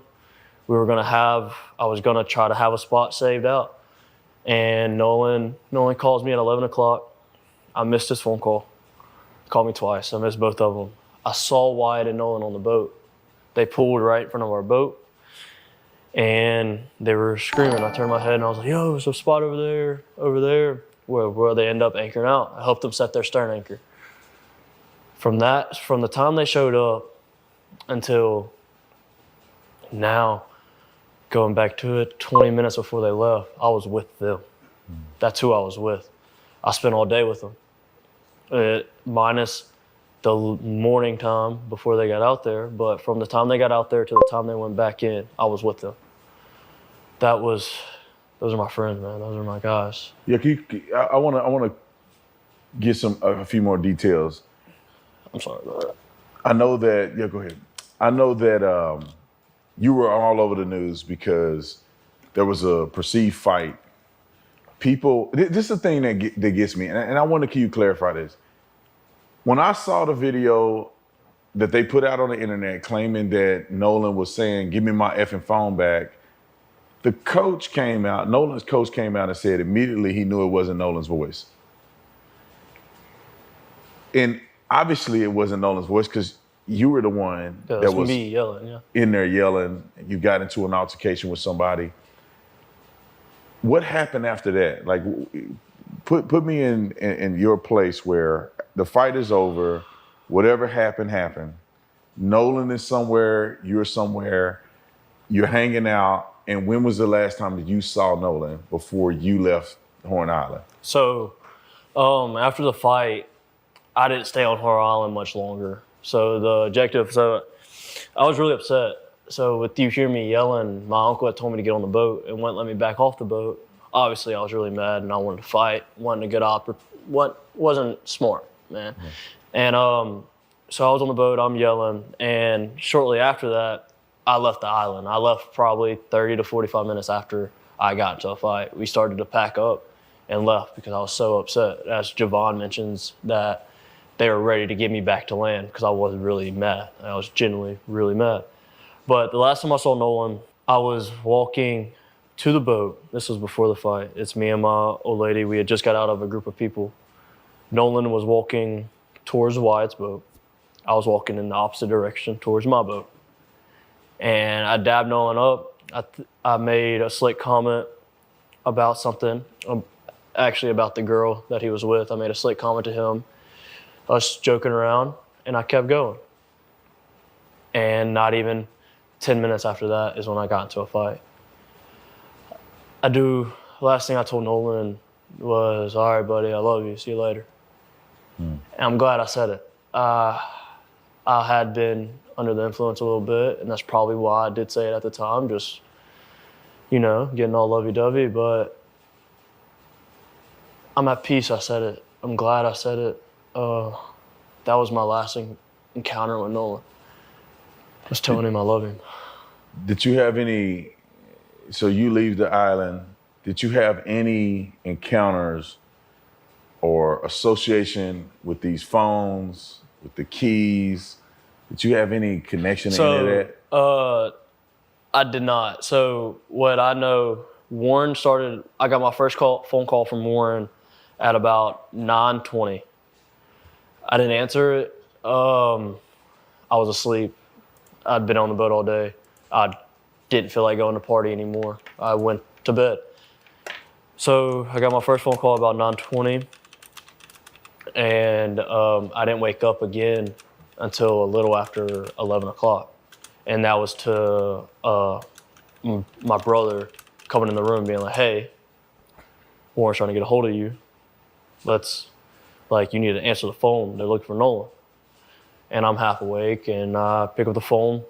And by this time, nobody had came to the house to grab anything. And Warren gets on the phone, and he's just like, a lot of people, so a lot of people keep addressing the whole race thing and stuff like that.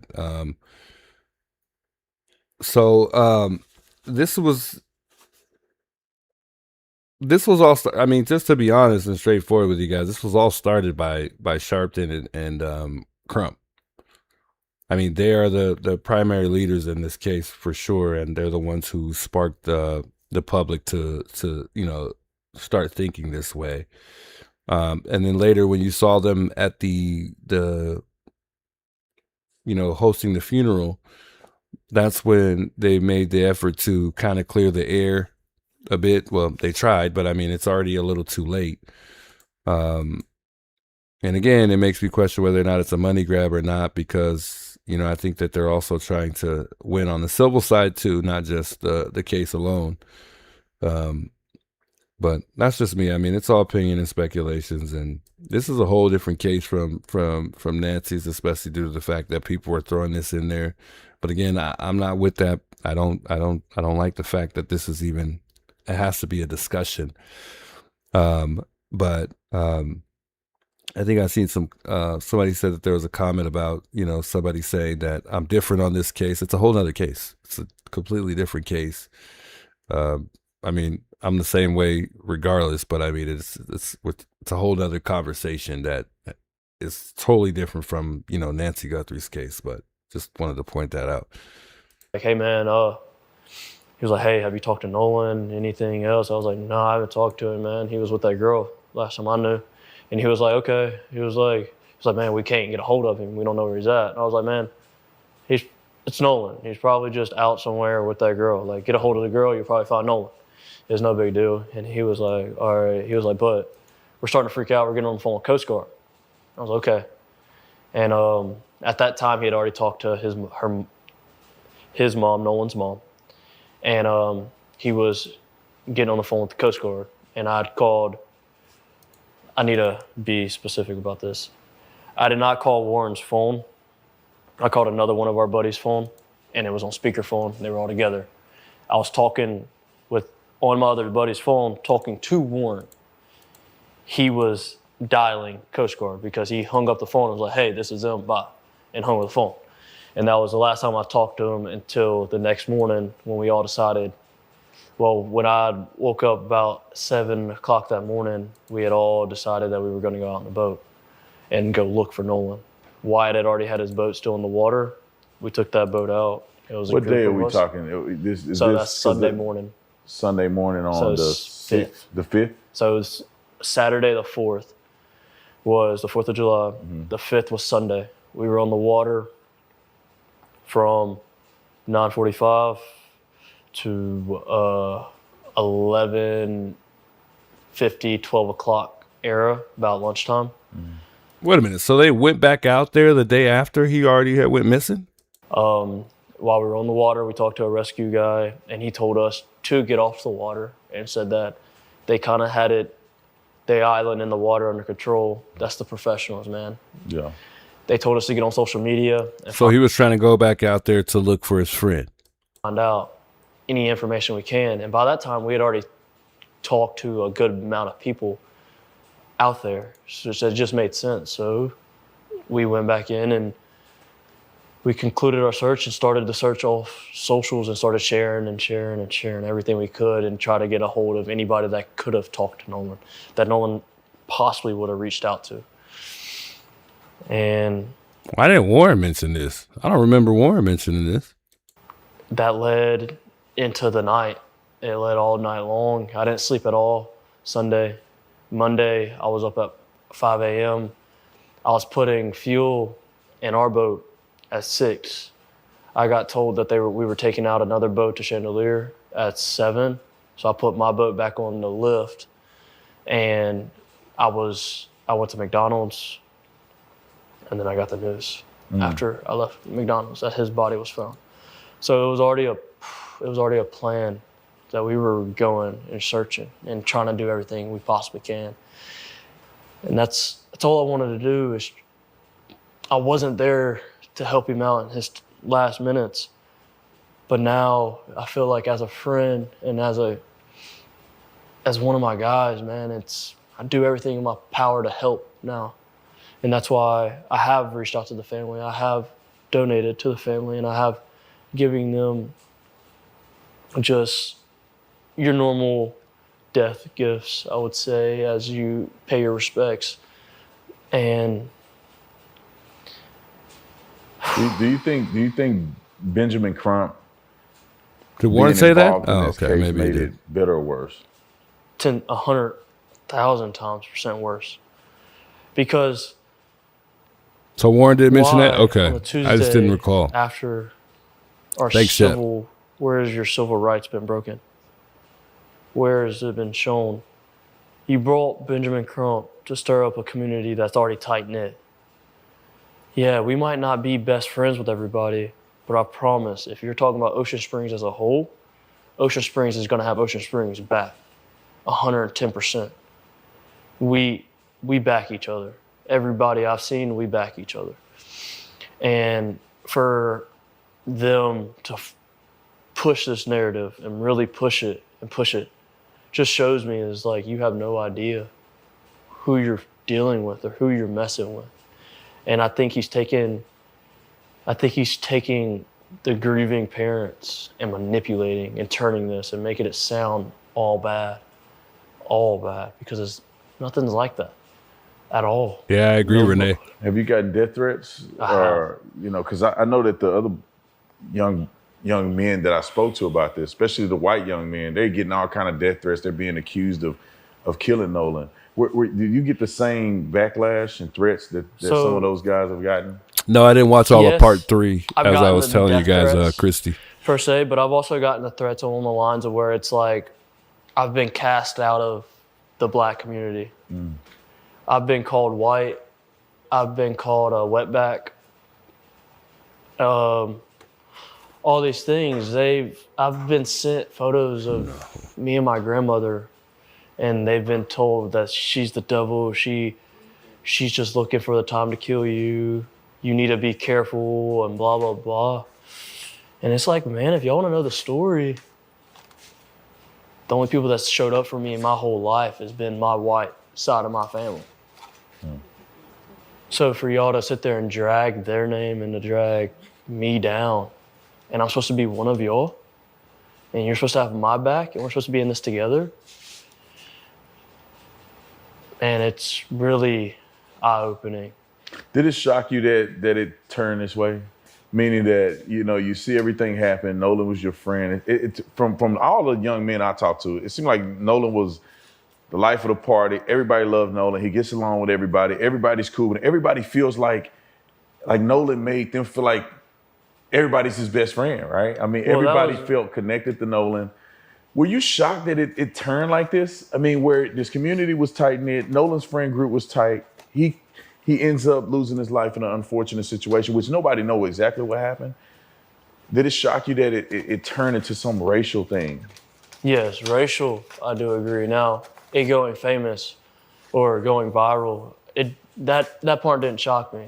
Thinking about it and being honest, like, that's not a surprise because everybody did love Nolan. Especially around here, everybody loved Nolan. So for people, yeah, so that's the part where you gotta be honest and upfront though. not everybody, there's no way possible that everybody likes one I mean, there's always somebody that doesn't like someone who's well liked amongst a lot of people. So I mean, he could at least mention somebody who doesn't really like Nolan or doesn't really, speak to Nolan that's in their group. There's always somebody in the group that doesn't speak to one friend as much as the other two. And another thing, Nolan can't be best friends with everybody. So he's either closer to Warren or he's closer to Tristan. I mean, I get it. Yeah, they could be just as close as to both. That's possible too. But I mean, somebody's got to be, just a friend rather than a best friend. But that's just something I wanted to mention. But they could be both best friends. To repost that with Nolan. They know Nolan. I mean, they know he did not have one hateful thing in his heart. And racism, no. That was a shock. That was a complete shock from his mom and from his stepdad. Like, that's a shock. That's an utter shock, because it's like, first off, I don't know how to word this. Nolan wasn't fully black. Nolan's mixed. Nolan has a little bit of Asian in him. You don't hear that, though. You don't. I can see that, too. So to turn it as like somebody's harping down. He's pretty light. He's not like Nolan dark skin like me. He's darker on the darker side, but he's not completely dark skin. Our community. It's crazy that people are just running with a lie. And it's so easy for people to believe it from the outside, looking into Mississippi's history, per se. But it's like, you're looking at history. Let's go to each state's history. I bet they're not the best with black people. Like, people change. You learn history so you don't repeat it. Everybody knows that. What's the craziest lie that you've seen floating around there about this situation? I know there's a lot of mysterious things, but like, what to you, what's the craziest thing that you've heard somebody say about this? That my buddy in the photo was his lover. That was wild. That's been the utmost craziest, because it's like, what? Like, where'd you get that from? Yeah. I mean, also the lies of just how racist Mississippi is, or how racist the coast is, and Ocean Springs, and yeah, no, you don't know this, man. Like, you have no idea. And what I thought was crazy lie from the beginning was he's the only black person on the boat. He's the only black person on the island. No, not at all. Like, I think Nolan was on that boat. But again, yeah, to answer somebody's comment here, or not to respond to somebody's comment, somebody said that you can't, force him to get on the boat. Yes and no, because I mean, when somebody's drunk, I mean, I think that you can, I think you could be a little bit more aggressive, just because you know that they're not all there, and you're going to regret it if not only that, the person that hopes that you're going to take care of them when they're under the influence, and they're not in a rememberable state of mind, and they're not in control of themselves, and that they wouldn't do this on a normal. I think that you should do everything in your power to get him on that boat, if you know that he would probably be upset that you didn't get him out of there, even if he wasn't. You just have to, it just all depends on how well that person when they're, under the influence. But I don't know. But for me personally, if my friend was drunk and he refused to get on the boat, well, we're probably going to be fighting. Not to the point where I'm going to hurt him, but to the point where I'm physically trying to, force him on the boat so we can get out of there and leave. And that could have very much been, something that happened. They ended up, tussling. to get him on the boat, and that's the part that he doesn't want to mention. And that ended up going a little further than it was supposed to, which maybe that's what led up to Nolan no longer being with us. But for me personally, I'm forcing my friend on that boat, especially knowing, who my friend is, and, knowing that he can't probably think for himself alone. Yeah, I'm very much so forcing him on there. And I'm hoping my friends that are there with me are on the same page so they could help me do so, to get him up out of there. Especially if, and that's another thing too, if his actual intentions are to stay with that girl, then there would have been something that I could tell you guys, especially because all these rumors are going around. He said, she said, this, that, and the third. I would have been able to tell you, hey, no, I talked to the girl. The girl said she was leaving. Nolan wanted to stay with her, but she was like saying, oh, well, no, I'm getting ready to leave. He can't stay with me because I'm already, my ride's already ready to go. When is there really like any interaction with him and Katie to the fact that, they talked to her, and she said that, yeah, they are going to stay together or whatever. Like when did they even, I don't know. It's not making any sense to me. I mean, there should have been some type of interaction with her or some type of communication, not interaction so much, but communication as to, what the plans were, and maybe she was just as drunk or not just as drunk as, Nolan that day. I don't know. Not once. Like, where'd you get this background information from? How many people are on that island from your vantage point? On the 4th of Carolina, July? I agree. Thousands? 13 miles? Like, I mean, you're talking hundreds and hundreds of boats that are carrying minimum 4 to 8, 9 people. Like, I'm talking like on the lower end, man. We're talking about smaller vessels here. Man, if I had to take a rough estimate in my area of the island that I was in, 400, 500 people easy.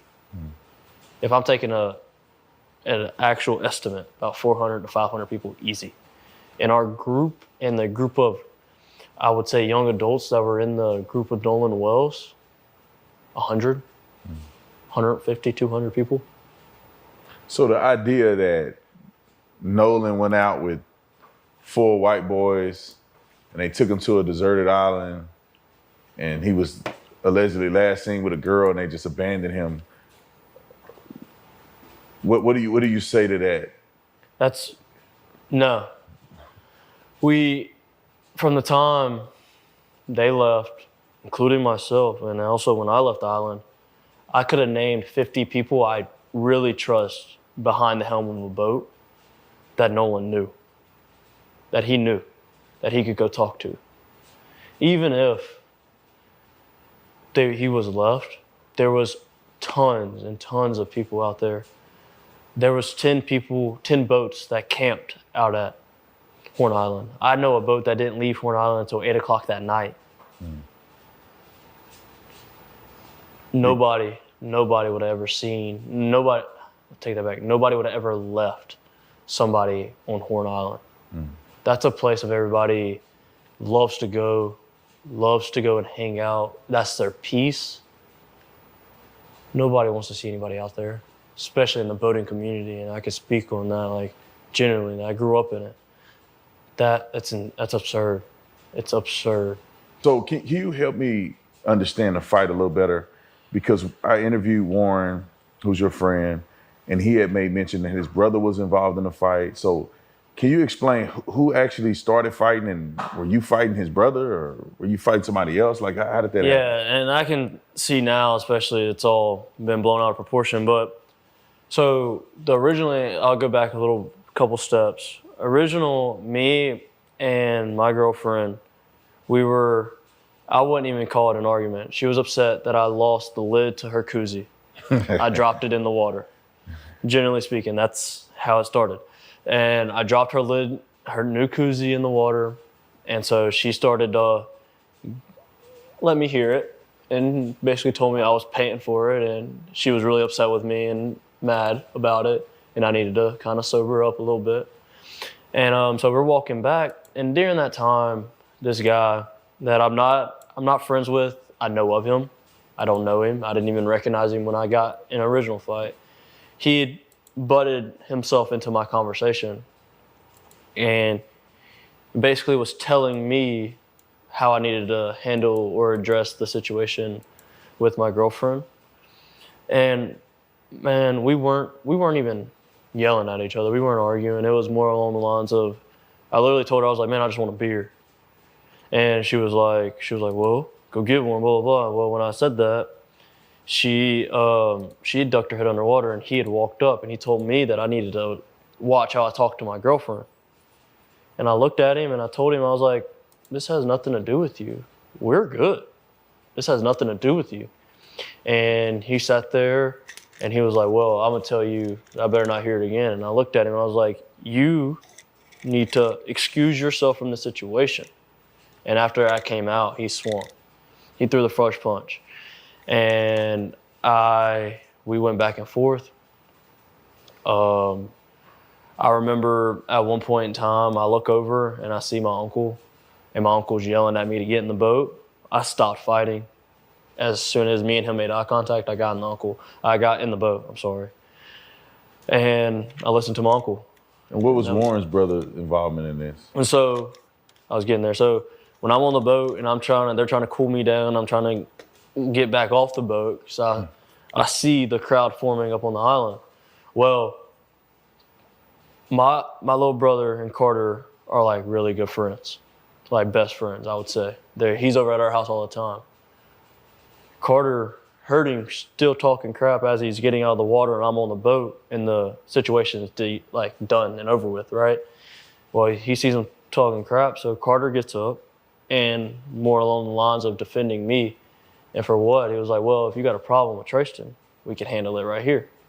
So what's the racial breakup of these people that are involved? So the guy that you fought was white. I'm the only black guy involved in this whole entire thing. Yeah. And at all. Like, I mean, I don't know. Carter is white. The dude I got in a fight with is white. Mm-hmm. I was the only black guy involved with this. My girlfriend's white. My uncle's white. There was no other black guy involved. And I know Ben Crump tried to run with a story saying that was Nolan. Mm. Well, it was like, nice try. But there was another black guy on the island, so now your whole narrative needs to change again. Right. Like, you know what I mean? Like, wow. I mean, the fact that he's saying that about Crump is crazy. But anyway. But that was Carter's involvement, and that was kind of it. Like, after the fight, man, I remember getting off the boat. I got off the boat, and I walked up to the island, and I was telling people, I was like, hey, like, I just need to cool off. Like, let me be. This is after everything is dispersed. There was no crowd anymore when I walked off the boat. And I was like, let me be. Well, again, my uncle yelled at me, and I was like, I don't care what you're doing. Get back on the boat. We're leaving. So I got back on the boat, and we left shortly after that. Mm. Well, at least I know you from the interviews that you've done. Some of the other boys haven't spoken out at all. Yeah. You've had a chance to use your voice to put the truth out there. You did an interview with, I think, ABC. And you also did an interview with the Rolling Stones. That was my first interview, yeah, with Rolling Stones. The first interview was Rolling Stones, then ABC? And then ABC, yes. Now, from what you told me before this interview is that the Rolling Stones gave you a very fair interview. It seemed like the young lady who interviewed you articulated very clearly what you told her with no fluff, no nothing added. And she cared. She really did care. And she made sure that what she was telling was the complete truth behind everything with me, with my uncle, and then also fact-checking on her side as being in media. And it all aligned, man. And when they came out with that, it was really genuine. When I felt that, it brought me to tears because it was like, that's the truth. That's exactly how it needed to be worded. And I appreciated her. I appreciated her a lot. And we took her out to Horn Island this morning to do another little bit. But she's done well, and that's the truth. Her story is nothing but the truth. Now, ABC, on the other hand, did they treat you fairly? I want to go back on that. That's the truth. That's exactly how it needed to be worded. And we go back here real quick. You're a very fair. From what you told me before this interview is that the Rolling Stones gave you a very fair interview. It seemed like the young lady who interviewed you articulated very clearly what you told her with no fluff, no nothing added. And she cared. She really did care. And she made sure that what she was telling was the complete truth behind everything, with me, with my uncle, and then also fact checking on her side as being in media. And it all aligned, man. And when they came out with that, it was really genuine. When I felt that, it brought me to tears, because it was like, that's the truth. That's exactly how it needed to be worded. And I appreciated her. I appreciated her a lot. And we took her out to Horn Island this morning. Just real quick, I wanted to shout out Deb. Deb had got me a printer just the other day. I meant to post it on my ex, but I'm gonna post it on my ex tomorrow anyway. But she got me a printer, thank God, so that we can make some the right flyers that I needed anyways. But I'll post it on my ex tomorrow. I love it. It's great. And it's also a copy machine, and I think it does fax too, but I could also print stuff from my phone. It's great. It's awesome. And just real quick here, Angela had called yesterday. She's in a tough situation. She's taking on cancer. She turns out it was, I don't know how long she's had, but she's married. She's a good lady. She's been married for about 5 years. And she's always calling in, always, showing her love and support for the channel. And she's also, brought some things to my attention, helped me a lot when it comes to the Guthrie case, just figuring things out. And she's just been around for a while, since pretty much the beginning, since I started crime. And yesterday we had spoke, and I told her I'd try to help her out a bit. And she started a GoFundMe. She originally, I was supposed to start it. Or somebody else was actually going to get it started, but then it turns out they were in a completely different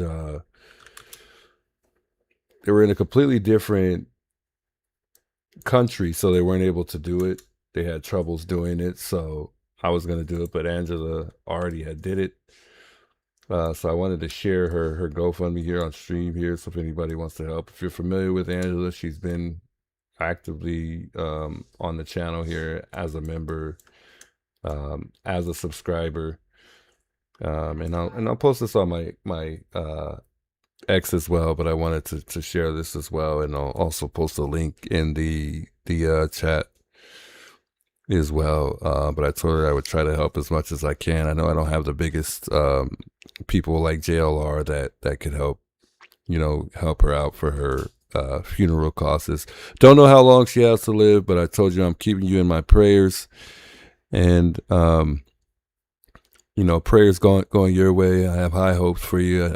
I think you got a lot of time. Like I said, I don't think you're going anywhere anytime soon, and I think you can beat this too.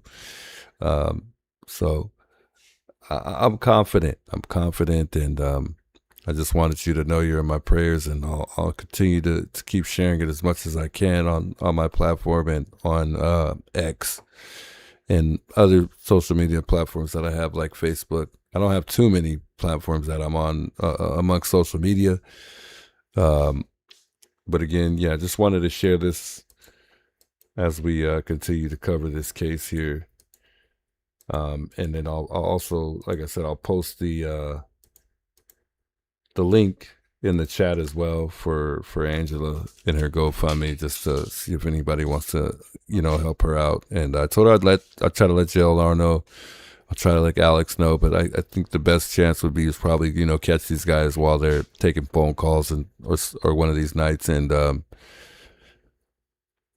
see if they're willing to share it amongst their viewers. But she watches us all. She watches JLR a lot. She watches Criminal Network. Mostly, mainly all the people who cover the case. When it comes to Nancy Guthrie, it's she's there, and she's a loyal, good viewer. She's a good lady, and I really truly wish her the best. I hope I know God's got a lot in store for you, and I don't think, like I said, as far as what I think you're good. You ain't going nowhere. You are not going anywhere.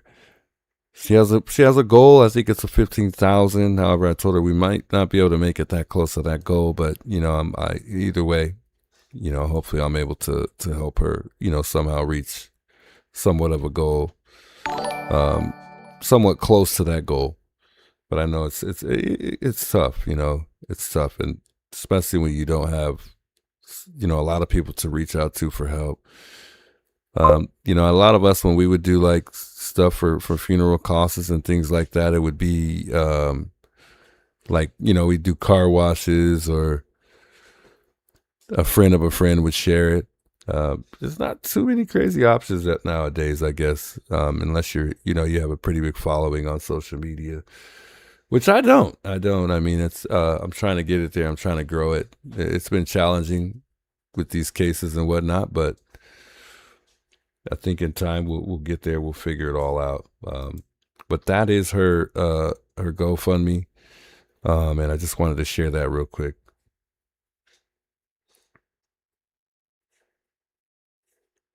All right, so I'm going to continue here. I think this interview is almost done. I'm going to open up these phone lines here probably right now, actually. Feel free to call in. I want to, hear everybody's thoughts on what they think about the friends. Like, do you think the friends are lying? Do you think that they're, telling the truth? Or do you feel like a lot of the things that are said amongst the friends are still conflicting, as if, something's just not adding up? Somebody's not telling the truth. Is everybody lying? Who's really telling the truth at this point? So we'll open up the phone lines here in just a second here, but we'll finish the rest of this.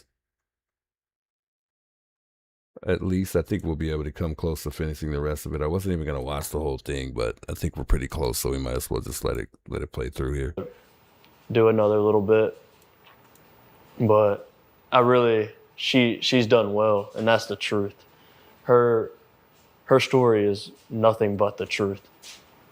Now, ABC, on the other hand, did they treat you fairly, or how did that go? So, I don't want to say they treated me unfairly.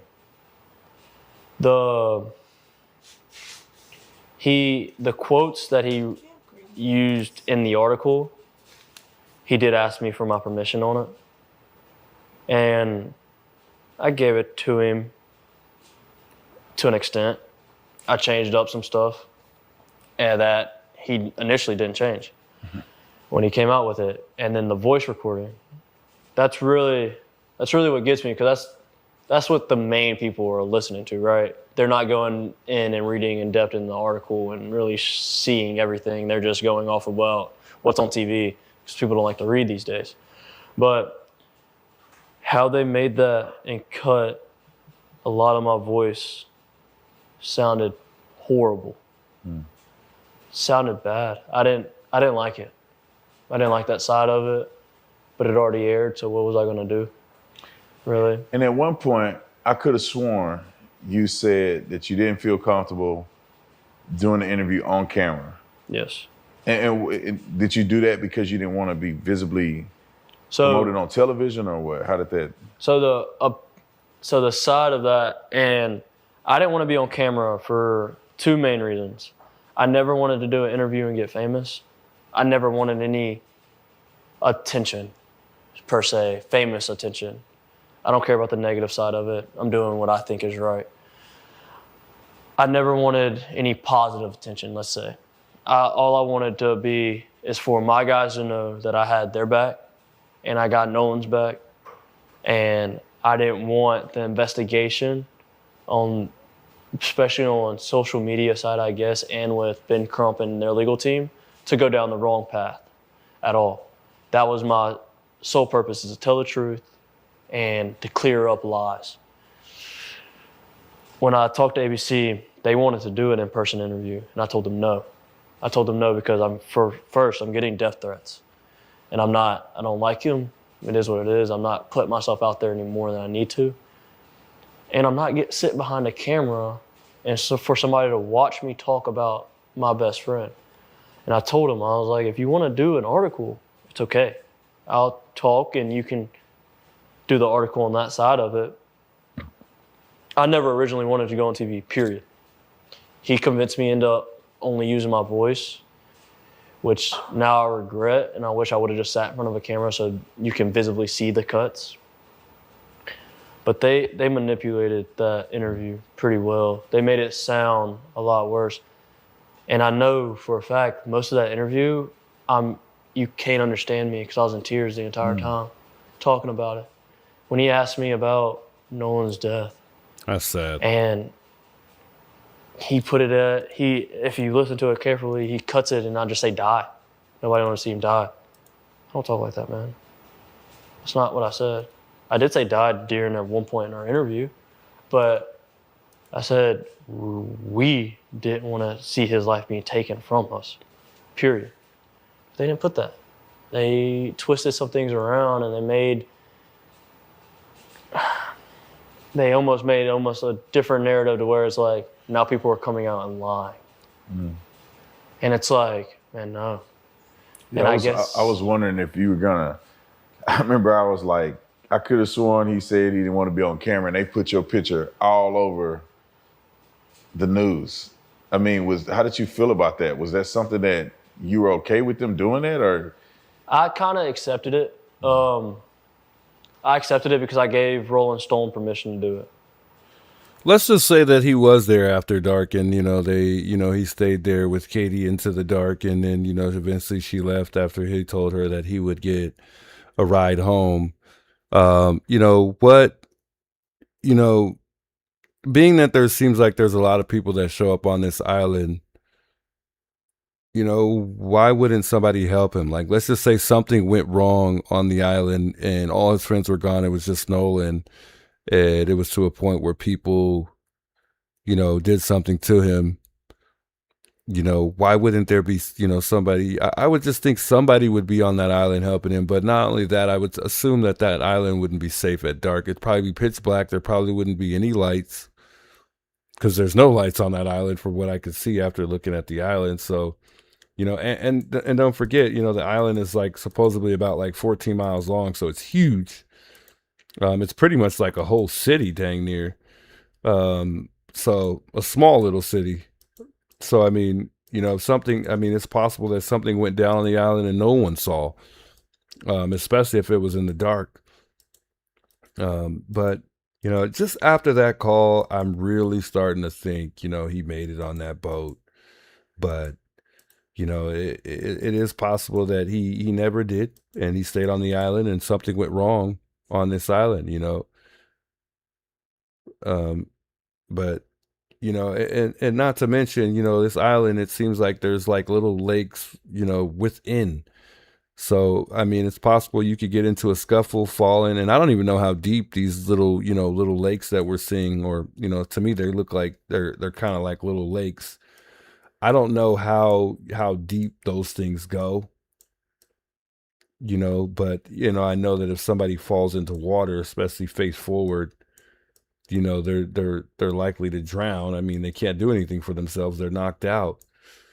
And I don't know if these little, lakes or if that's part of the ocean, that we're seeing in the middle here are, let's just say if they are a part of the ocean, then obviously he would sink under there, and he could come up on any part of this ocean here if it goes through. I don't know. I know nothing about Horn Island, but it would be great, if somebody were to go down there and show us exactly what you could be possibly getting yourself into besides the currents. But and then also, I'm assuming that farther in with what we're looking at right now would probably be the northern end, because they were saying the northern end is the part where you don't want to really be on, because that's where a lot of the currents that, take place. And it almost seems, looking at it, that this seems like it could be the more, or maybe this part that we're looking at closer to the picture, is the northern end. I'm not too sure, but I can't tell, but it just seems like that farther end would be that part where you wouldn't want to be at, because it's a little bit it seems like it's further out, into the ocean there. But I can't say. I cannot say. But I would say these little lakey things on the inside of this thing look like they're just water on top of the actual like sand, if that's what that is, and it doesn't like go into the actual ocean. But I think he was thrown into the water from the actual island where he was found. Otherwise, they left somewhere away from it for whoever it was, and then dropped him off, and then somehow he washed up back to Horn Island. That doesn't sound right to me. I think he was on this island, and it sounds like he never left because they found him here. So I mean, I don't know what y'all think, but I think that he might have been on the boat, but he was on the boat. I mean, they never left. So I mean, how could he make it back to this island? That's the thing for me. So I know that's where they probably got that original photo of me and him standing next to each other. But still, that's kind of weird that you tell them, oh, I don't want to, even if you gave you the permission of Rolling Stones, you go, I don't want to be on camera. And they put your picture up there on camera anyway. I agree. It is weird. Yeah. It's weird. It's odd, but generally speaking, man, like, I'm worried about my family's safety, but I have no regrets in what I've done and what I've said. Not one. I sleep better at night now that I've spoken up, and I felt like I've done my part of the good, and I'm willing to help any other time if anything else pops up that I can't help with. And I genuinely just want the truth to be heard about it all, and it kills me and it breaks my heart that my best friends are going through this. Like, this is at home. This isn't something I'm just watching through a screen, listening to you talk about it or listening to somebody else talk about it. I'm living this. I'm getting the calls from my buddies crying, asking me how I'm not scared out of my mind. How am I okay dealing with all this? So one thing that kind of stood out to me, there was a big contradiction on television, was you said in your interview that you were really, really good friends with Nolan, his best friend. Nolan's mother said on television that, as if she don't even know you, and she don't know who you are, and you're definitely not, at least is what she alluded to, you're definitely not his best friend. So what's the truth in that, and how did that affect you? How did that make you feel? So she originally touched, and she said that we weren't childhood best friends, and she's not wrong. She's not wrong. I moved to Ocean Springs in 9th grade. I met Nolan in 9th grade, as I've stated in my Rolling Stone interview. Nolan was my best friend, though. Yeah, he can be on the boat and on Horn Island, because if he boarded the boat and something happened before they left, you know what I mean? They could have drove away, then threw him off, and then the currents pushed him back toward the island, because, to say they didn't get very far away from the island. And, he was just, underwater, floating underwater. The currents could have pushed him back toward that island, or he could have floated back toward that island. But that's what I'm saying. It wouldn't really make any sense if he would have boarded the boat. If he ever got on the boat, how would he, how would he just wash up on Horn Island? That's why I'm saying whatever happened, it had to happen on that island, because why would he get on a boat? Something happens and then they leave him there on Horn Island. That would mean that there would have been more at risk of somebody seeing him thrown off that boat into the water, because he washed up to shore. Or what happened was, whatever took place on Horn Island took place on the actual island, and he was left somewhere laying on that island somewhere. And, due to the fact that this place deals with currents and whatnot, that current blew him off the island, and he, obviously went underwater due to the water, forcing him off the island. And obviously he sank, but in a couple days, like they say, and this makes perfect sense to the story, as far as the amount of time that it takes for a body to come up, is the fact that it takes about 2 days for a body to come up once it goes underwater when someone is unalived or dead in water. It took about that for his body to come back up.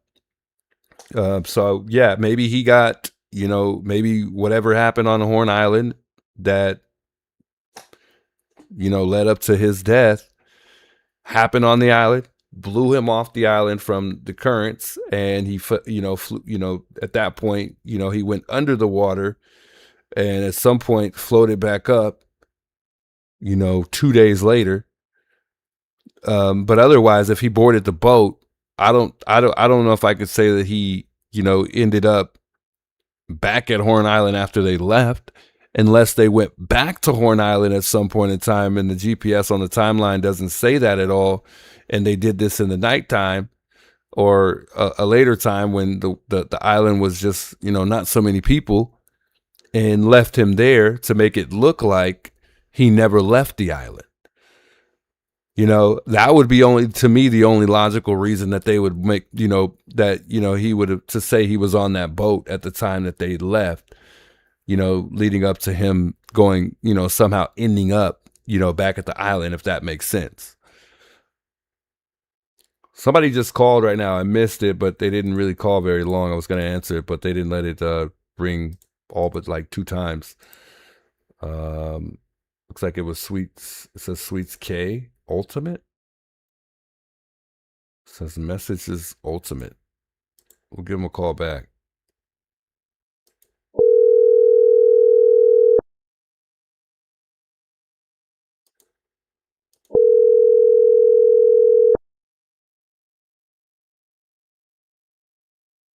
Hello. Hi, it's the Juice. Did I miss your call? Oh, hi. I just love your show. I'm a new, I would say new fan. Oh, much love. I appreciate you calling and chiming in.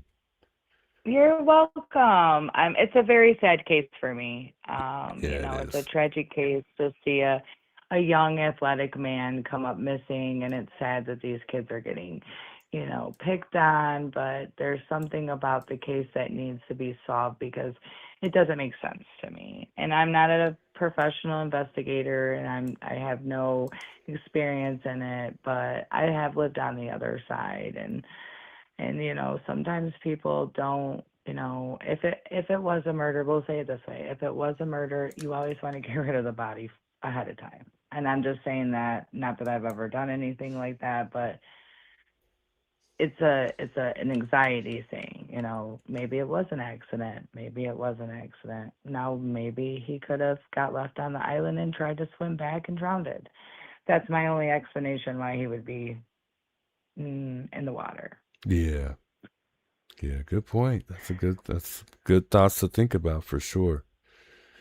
I want to think both ways because I don't want to be a person that's one-sided. I don't want to be extremist. I found religion a while ago, and it's be kind. It always says survival of the fittest, but I think it's the survival of the friendliest. And you have to be able to give people the areas to be able to tell on themselves. Watching these videos, his story doesn't make sense. If I was an investigator, I would ask him, well, if you don't know where your friend is, maybe that guy that, attacked you, maybe he attacked him and you guys were out doing your own thing and he was left by himself. That's exactly what I was saying a second ago. Like somebody had to be somewhat suspicious on the island or some idea about somebody, maybe, just maybe. Yeah, maybe there was a guy on there that was being aggressive towards kids, and Nolan was sticking up for these children, and this guy maybe punched him in the back of the head while he walked away, and now you have a dead teenager, and now you don't know what to do with the body. You know, there's a bunch of people. That's why I don't understand why there was 1,000 people on there and everybody's like, oh, well, we weren't paying attention. They were teenagers. Oh, they were rocking the boat. If I was a mother and I seen 20 teenagers on the middle of an island acting like a fool, those would be the ones I would be watching. They're drunk, maybe high. They're 20 years old. You remember what it was like when you were 20. You had no sense of self-awareness of the world. Yeah, you don't even know your tolerance yet at that age. Correct. And so you're getting wasted. You're trying to look cool. You know, you're trying to get a girlfriend or, you know, and then I go back to the Wyatt situation. Every single person that has came on this TV program and has said anything about this case, they're all talking about girls, but this guy, and he went out of his way to talk about how he didn't pay attention to Nolan. Do you remember that in the interview? The other light-skinned black guy? Nope, I have not watched that Or are you one talking yet. So there's a. it's I'm Wyatt talking about Wyatt. Did you say Wyatt? I think his name is Wyatt. The one that's wearing the like a bluish hat. He's got a little bit longer hair, and he was on the Tatum's thing. I think. I'm thinking about Javon. Yeah, I know who you're talking about. Javon.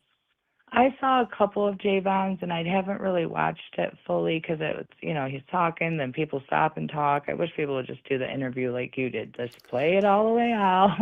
Yeah, I'm sorry. I got them confused, but yeah.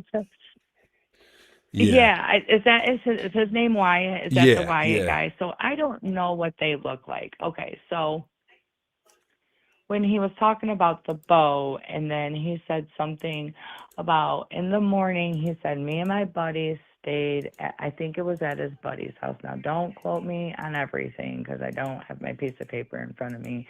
But I believe along the lines is all three of these boys stayed at one person's house is what I got out of it. And in the morning, the other two went and got breakfast, but I thought that Nolan was there. I thought they said that there was 3 kids there. So if the 3 kids were there, why wouldn't you wake up your friend to go get breakfast? Now, I know my mom would have been like, you're not leaving your friends at my house. Get them out of my house. So maybe he felt comfortable enough to leave Nolan there, but that was odd to me. And then he made a comment about how he pretty much said, in not so many words, I'm not my brother's keeper. Like he said, well, Nolan was on the boat and I talked to Nolan, but I really didn't watch Nolan. That was very odd. Like it's like you if remember they're that? Yeah, I think he was kind of saying like they're not close like he is with the other guys. So I mean, that's not his responsibility. You know, I don't know if But that's that's not true. That's not No, true. but Every picture that you see with Nolan, that kid's involved. yeah, I mean they all went And he together. don't, right, he said 4 on one boat, 8 on another, and 7 or altogether there was 20 kids that met up. Yeah, And so, you know, like this, there's pictures of him hugging all these guys, but they're not his friends. Just like with the situation, he's hanging out with this girl. Now think about this. I come from Michigan, so I come from a state where we put our boats together, we line them up, we put them ropes against each other, and we pop. And we drink, and we hop, and we drink, we get in the water, we hop, and we drink. I don't know if they do that down there, but up here it's a little bit more close-knit. We all kind of watch each other. And so, you know, if you go with someone, you stay with them. Now you're a teenage boy, your hormones are raging, you got women in no clothes. Women don't wear clothes anymore. Yeah. They don't even know how to do that. And I'm not going to get into that. But they don't got no clothes on. And your best friend's going to hang out with this hot girl, and you don't want to know where her friends are? Think about that for a minute. Tell me you don't see one of your friends with a hot homie, a girl, and you're like, oh, so you got any friends?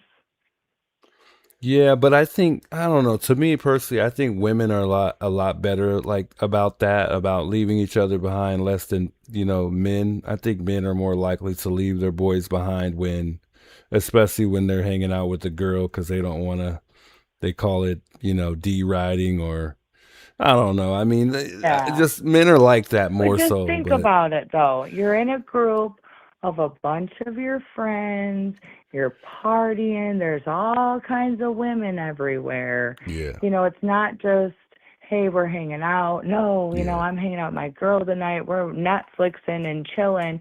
You're with a crowd of people. You want to be seen with the hottest girl. yeah. At It that sounds like he point, was too. you know what Wow. I mean? And so why would you not want to associate with the hottest black guy? Because he is. I mean, he's a good-looking kid. I'm an older woman, and I'm not attracted to him like that, but he could be my son. I would be proud to have him as a child. Yeah. And so he's an attractive, and that's what gets me. He's athletic. He can run miles and miles and miles, and he's dead. Now, Yeah. I know I don't like water, so I feel like I'm being racist, but all the black friends I have, they don't go swimming. They don't go swimming. Well, yeah, a lot of Just black like people in aren't why we big on get swimming. married. Yeah, they don't like it. It's Yeah. not their thing. They like to sit back, watch the water, take their drinks, party it up, and sit back and watch the water. Yeah, I mean, even when you They don't watch fight with that, even when you watch the you know? Olympics, there's probably not any black swimmers really. It's not really There's common to never a black swimmer. it's not really. I love shark attacks. I'm a weird, crazy individual, and I love sharks, and I like how they're apex predators. So I like how they get in there and they kill. And Yeah. I've never seen a swimmer that's black. I've That's not seen even them, but responded. it's just not. It doesn't. Yeah, we're not very big on swimming. I can say And I that feel from a black racist perspective saying for that, sure. but No, don't, because I it's come from true. Flint, Michigan. I'm all around. So he was in a situation Yeah, where it was all white people, and I'm in a situation where I'm the majority of the rare case. I yeah. come from Flint, Michigan, But I the mean, most ghetto town. And I'm not saying that us white people don't make things ghetto either, but I'm just saying oppression is real.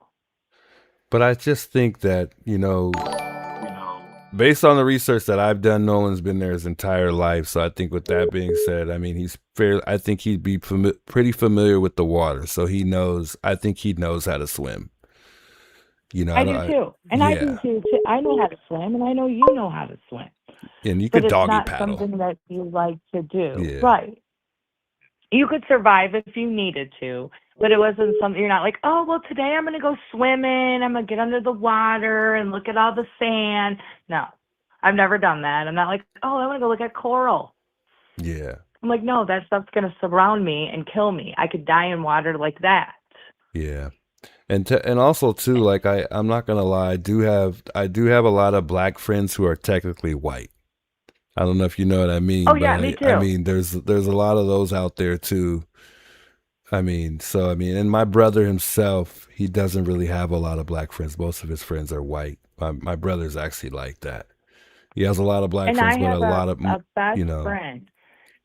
I have a best friend. You would think he was white if you talked to him. You would have no idea that he was yeah, black at all. He draws, wears Hawaiian shirts, and God bless his soul. Please save his soul because he's dying. He had heart attacks. You guys have horrible heart cholesterol, and it took him out at a very young age. I mean, he's dying. He ended up, losing his brain. It's gonna make me cry, but there's no blood flow to his brain now because yeah, he's so unhealthy, and you guys do have bad cholesterol, and he ain't healthy all the time. You guys got diseases like we have, but the point is I don't want to make it about race. What I want to make it about is that there's a young child that is dead in a water yeah, and nobody can tell me what happened. And what about this this, I was okay with it. Maybe he drowned. Maybe he was left on the water and he was trying to swim because he was drunk. You got to think he's wasted out of his He's wasted. mind. Yeah, very true. And most people. And so I thought, well, maybe he was trying to swim back. Maybe he thought he could swim. He could, he can run. So maybe he could swim, and maybe the current took him down. But there's a bruise on the back of his head is scaring me. And now everybody's talking about scar tissue, but I'm not a pathologist. I've never went to school. I am not a doctor, but I don't think scar tissue looks like that. And like I said, don't mark my words. I have never looked into it, but that's just odd to me that there's a 12 by 12 inch purple bruise on the back of his head. Yeah, and then they were saying some That would be a discoloration great as well. entrance point. Yeah. Yes, that would be a great entrance point. And then when I watched Nancy Grace, because I love Nancy Grace, I think she's one of the most influential person in crime. I mean, she's been through so much in her life, but Yeah, she's great. she's sad. Yeah, isn't she? Isn't she wonderful? I love She her. would rip someone apart.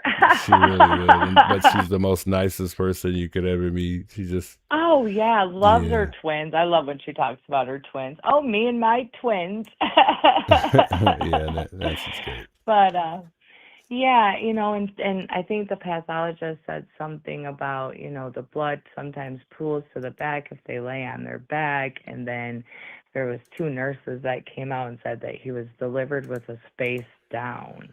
So that Yeah. theory can't be true, because if he's coming in face down, that means that the blood would pool to his face.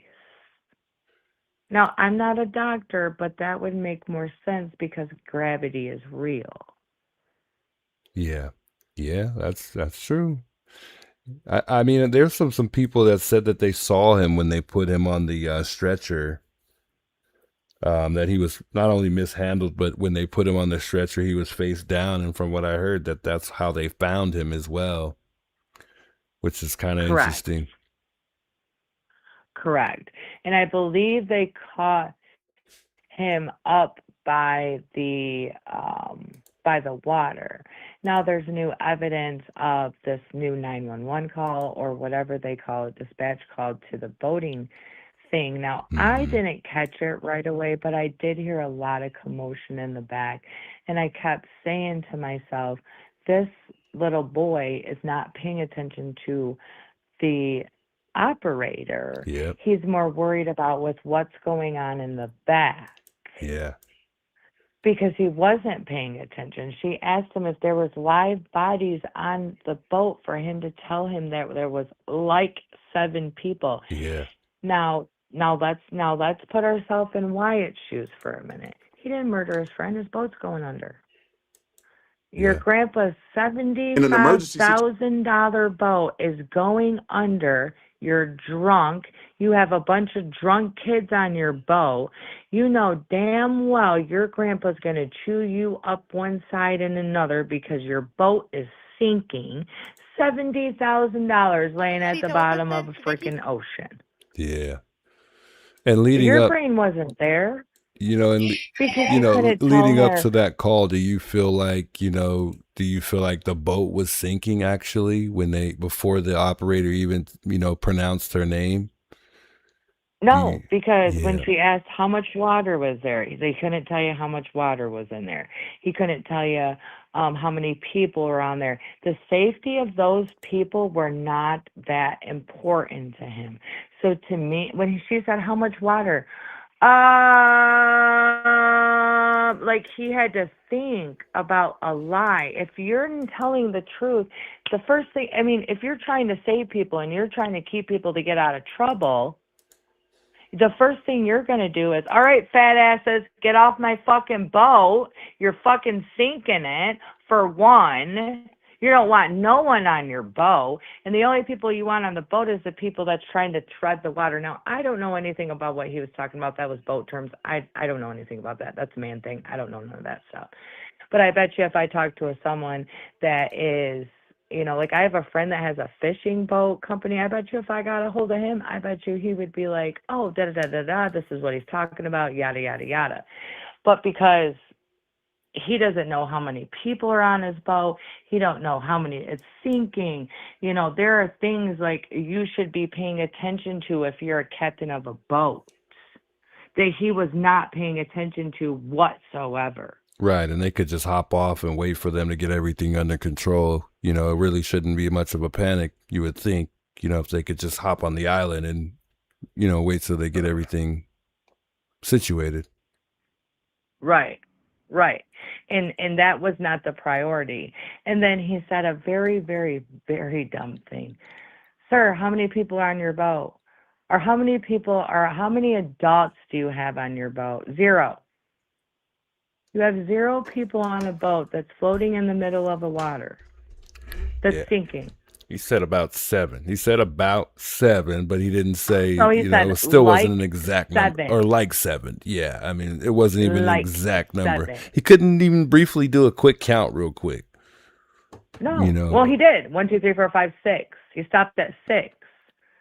So now let's go back and say that conversation happened, and we did hear Nolan in the background, and we did hear, oh, fuck, da-da-da-da-da-da, because they say that phone call started recording before she got on the line. Remember, it's an emergency phone call. Now think about it if it's someone getting murdered, like we just heard. Yeah, I mean, if he's gone already, we're not going to hear Nolan, which is... No, what you it heard seemed him like. say, wake up, Nolan. Wake up, Nolan. No, I Wake mean, up, if Nolan. Nolan's gone already, we're not going to hear him, which it seemed like he was already gone at that point. Right. That's why we didn't hear Nolan at all. If he was on the boat. No. You know, so But it's like, you heard Nolan's name. So that should be odd. exactly. Now, like if I was an investigator, I would say, well, why do I hear Nolan's name? If Nolan's not on the boat and you can't tell, you told me that you left Nolan over there, why is Nolan's name being called in the back of an operating room or a back of an operating system? Because that's really what I want to do. Like, I changed my life around. Like, I'm going to school now. Like, I'm going to be an investigator. Like, I have a lot of court issues going on, and hopefully everything goes well and I'll be able to do this. But this was what I was made for. My dad told me, you will squeal like a canary until the truth comes out. My dad told me, you don't shut up until you get the truth. And that's what I want. I want the truth. Yep, I think Wyatt might be gay. You know what? There might be some weird situation where Nolan and him had a secret relationship. And I say this because, one, gay people are around and they're not going to go away. Okay? We can act like, oh no, my kid might be gay. Oh, well, that's on them. That's on them and the Lord. They have to work on that. But what I'm trying to get at is that, there's animals in the kingdom that go and do secret brotherly things. Yeah. I don't want to get into the aspects of prison. You don't talk about what you do in prison. I have cousins that have admittedly came out secretly and had conversations with me and said, yes, Kristen, I did it for money. And that's just how the world really works. And instead of keeping your eyes closed, you might as well open them and accept the fact that this is what happened. They could secretly be having interrelationships and don't want their parents to know because they're lawyers and doctors and oh my gosh, I might have a gay kid and it's not the perfect child. Think about that when you were a child and you would do things. I'm not saying that you've had gay tendencies or done anything like that, but things that your mother would not approve of. Oh, that girl that you dated that was a little bit slutty when you were a child, but you liked her because she helped you grow to be a man. You know what I mean? Things like that. Yeah. No, I could agree with that for sure. But I don't think Nolan was, you never know, but. You never know. You're only as sick as your secrets. And I don't want to put it out there that Nolan was like that. And I don't want to put it out there like that Wyatt was like that. But it's how the world is. And we have to accept the world for what it is so we can help change it. Yeah. Yeah, I agree. You can't help someone that's sick if you don't know that they're sick. I agree. And they're never going to tell you they're sick because it's their secret. Very Everybody true. needs a little bit of Jesus, you know? So, I hope the case goes really well. I hope that the family, just like with this whole, Ben Crumb thing and this Al Sharpton thing, and, they're black, it's black on white crime. I feel like this mother wants justice. She wants to be able to go back to bed again. Could you imagine losing your child? I don't know if you're a father, but could Oh you yeah. imagine losing your child to such a traumatic, and not all your kids are the apple of your eye, but every child you have has something different to offer the world, and now her son don't get to offer that. No, I Nolan could have changed the whole world. You yeah. don't know that. Nobody knows what someone is capable of, and we know that there's a father of lies, and he will destroy your life. Yeah, I would have been losing my And, mind for sure, right. without a And doubt. everybody's talking about this money. Now, you have to remember, she's a doctor. She's a nurse practitioner. My sister-in-law is a nurse practitioner, and she makes a lot of money. Okay? Yeah. I don't know how far she went into her career, but my sister-in-law is like, she's and I think she's a registered doctor now, but she's like a surgeon. So surgeons make a little bit more money than family practices do. But the point is everybody keeps talking about this money. This lady might not ever be able to go back to work. Yeah, it's Her possible. mental state could be so racked right now that there ain't no money in the world that will ever make this lady happy again. She'll never be able to tell her son she loves him. She'll never be able to tell him that girl's wrong for him. She'll never be able to watch him walk down the aisle. She'll never be a grandma from him. She'll never watch him achieve all the goals that he wants. She'll never watch him cry to achieve the goals that he wants. Yeah, You know I what don't it's think it's like to also be like a father?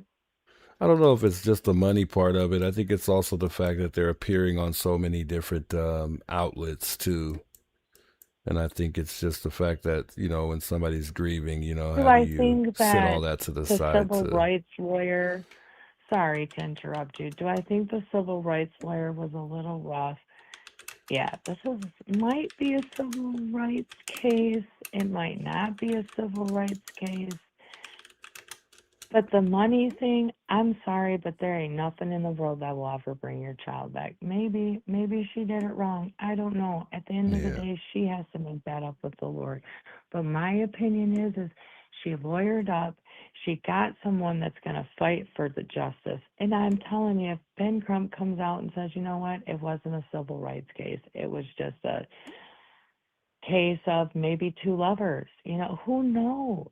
Who Yeah. knows how this outcome's going to go? Who knows what Ben Crump's going to do 2 weeks from now? But what he knows is that this lady came to him with tears in her eyes saying something isn't right about this case. And he had a heart to say, you know what? You might be right, man. That's what lawyers do. You know what? Yeah, he's going to want some money. He's a high-tech lawyer in this world. Money, your time should be free. But he has bills to pay. He has a family to raise. He has a bill. You know what I'm saying? He's worked hard to get what he's got. He's saved a lot of people. There's been a lot of cases where, it has happened. The Ku Klux Klan is a real thing. My father, when I was a child, told me that he had watched friends that he grew up with in the Ku Klux Klan in our neighborhood. They're everywhere. Just like there's black people that don't like white people. It's true. Racism is a real thing. If you want to admit that it's not real anymore, then there's a problem.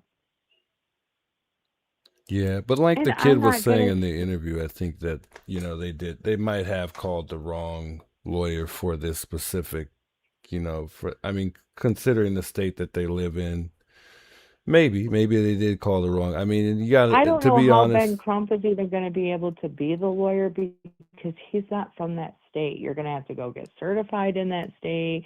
There's so many things that you have to do. He will not be able to do that trial.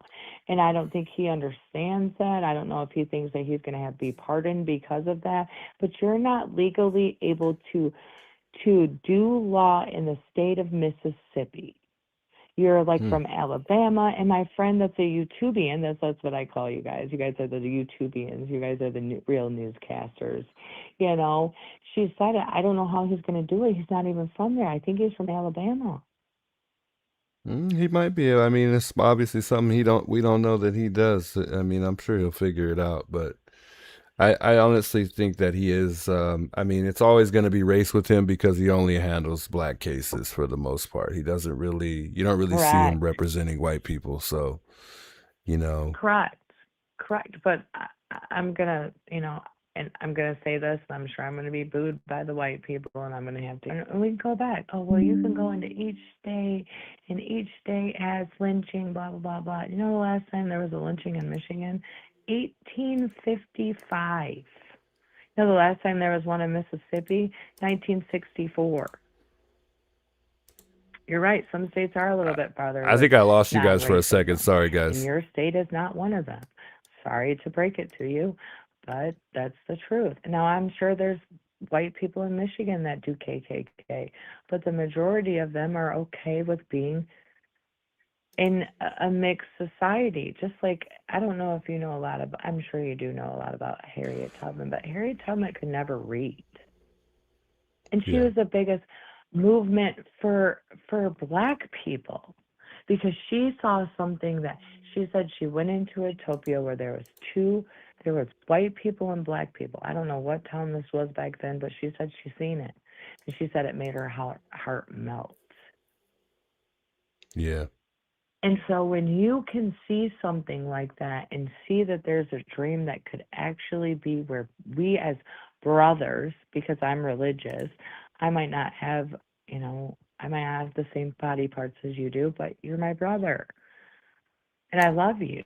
That's how it should be. And I don't. Unfortunately, that's not everywhere in these times. I mean, it's not as much as have bad a as it father was, of but life. there's still a lot of racism going on around there. And to be honest, I have seen, cases where white people have,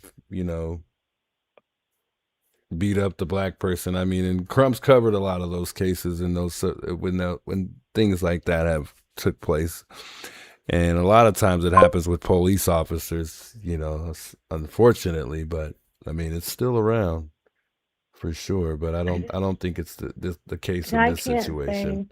I can't say that I haven't got angry in my life and said the N-word, because then that would be me saying, well, racism isn't real and there's not reasons that I've done that.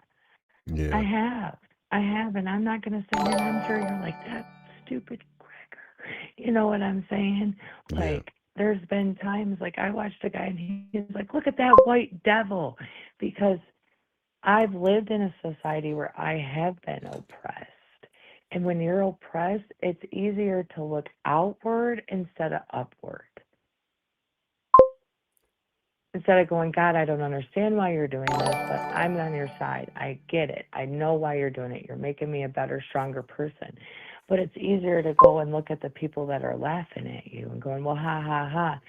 And you just have to remember, at the end of the day, they're as sick as you are. They're just as sick as you are. I agree. And I don't even want to get in, the pedophilia cases. I mean, there's so many cases where pedophilia is a real thing. And when everybody says, well, we should cut their stuff off and we should do this. No, they should spend the rest of their life in prison. Sex is a very, very intimate thing through two people. And people always want that energy. And it's been going on for centuries. I'm not saying that it's okay, but for centuries they've been marrying little girls off. And so I think in the back of their mind, it's like little girls are okay. And then there's the gay situation. And there's just, sometimes I get mad at the Lord. Like, why didn't you just stop it before it got too out of control? And he keeps telling me I have to teach you about free will. Free will is a thing that you can take with a grain of salt and stay on my side, or you can follow it and lead the path of destruction. And it's hard because, you know, everybody is like, well, you're a Bible thumper now. You don't even think the same way. I would never go back. I would never go back to the life that I led before. And I might go live in the damn woods at this point in my lifetime because, you know, I had a job. I was not the best person in society. I lived the life of a true bad person. You know, there's a lot of commandments that I haven't broken. There's a lot of commandments that I've broken many of times, and they're all equally the same. If you go to the Lord, if you're a murderer and you're a liar and you're an adulteress, it's the same thing. Nothing's worse than the other. And someone says, well, I'm just a liar. Yep. And I accidentally murdered someone, but we're in the same boat. Look at us, we're in the same boat. You know what I'm saying? So you can't justify, you know, one thing's worse than the other or one thing's better than the other. I mean, if you think about it, the Jewish people killed their own Messiah. Aren't you glad you're not Jewish right now? Because I am. No, You know what I'm saying? I think I'd be happy with whatever race I am. I guess I don't think it would really It's not a race, bother it's a me much. religion. There's Or black people, or religion, there's yeah. white people. Right. And that goes back to religion. Now you got the Christians fighting over which is the best religion. It all goes back to being number one, which all goes back to Nolan was the number one person on that island and someone wanted him gone. Nobody wants second place. When was the last time you wanted second place, sir? I mean, never. I mean, we always want to win regardless. Okay. But anyway, I don't want to hold you too Okay. much longer here. I'm going to get to a few other calls here. I appreciate you chiming in, and I appreciate you Don't quote me, subscribing to everybody. the channel here. Much, All right, much that's love why I to don't you. go on Okay. TV too much or, you know, online because I don't want, if I ever get famous, I don't want this record. I don't want this on my record. Nah, you won't. It's just how it goes. People Well, forgive thank you and so forget. much for taking my call and giving me a call back. It makes me feel very welcomed. I definitely will like your channel and start watching it more. Thank you. Hey, anytime. Much love to you. Much love too. Bye-bye. All right.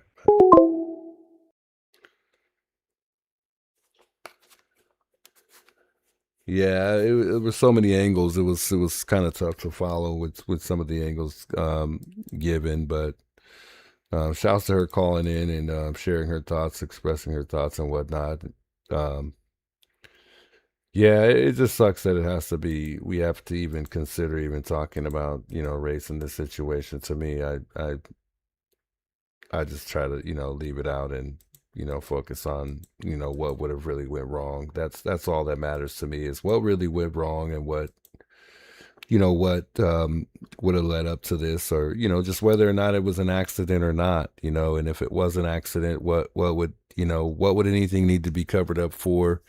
And, you know, the biggest question is why anybody didn't see anything that took place on that island. And that's what really, you know, brings my suspicion up even more is, you know, no one saw anything. Like, how did no one see anything? You know?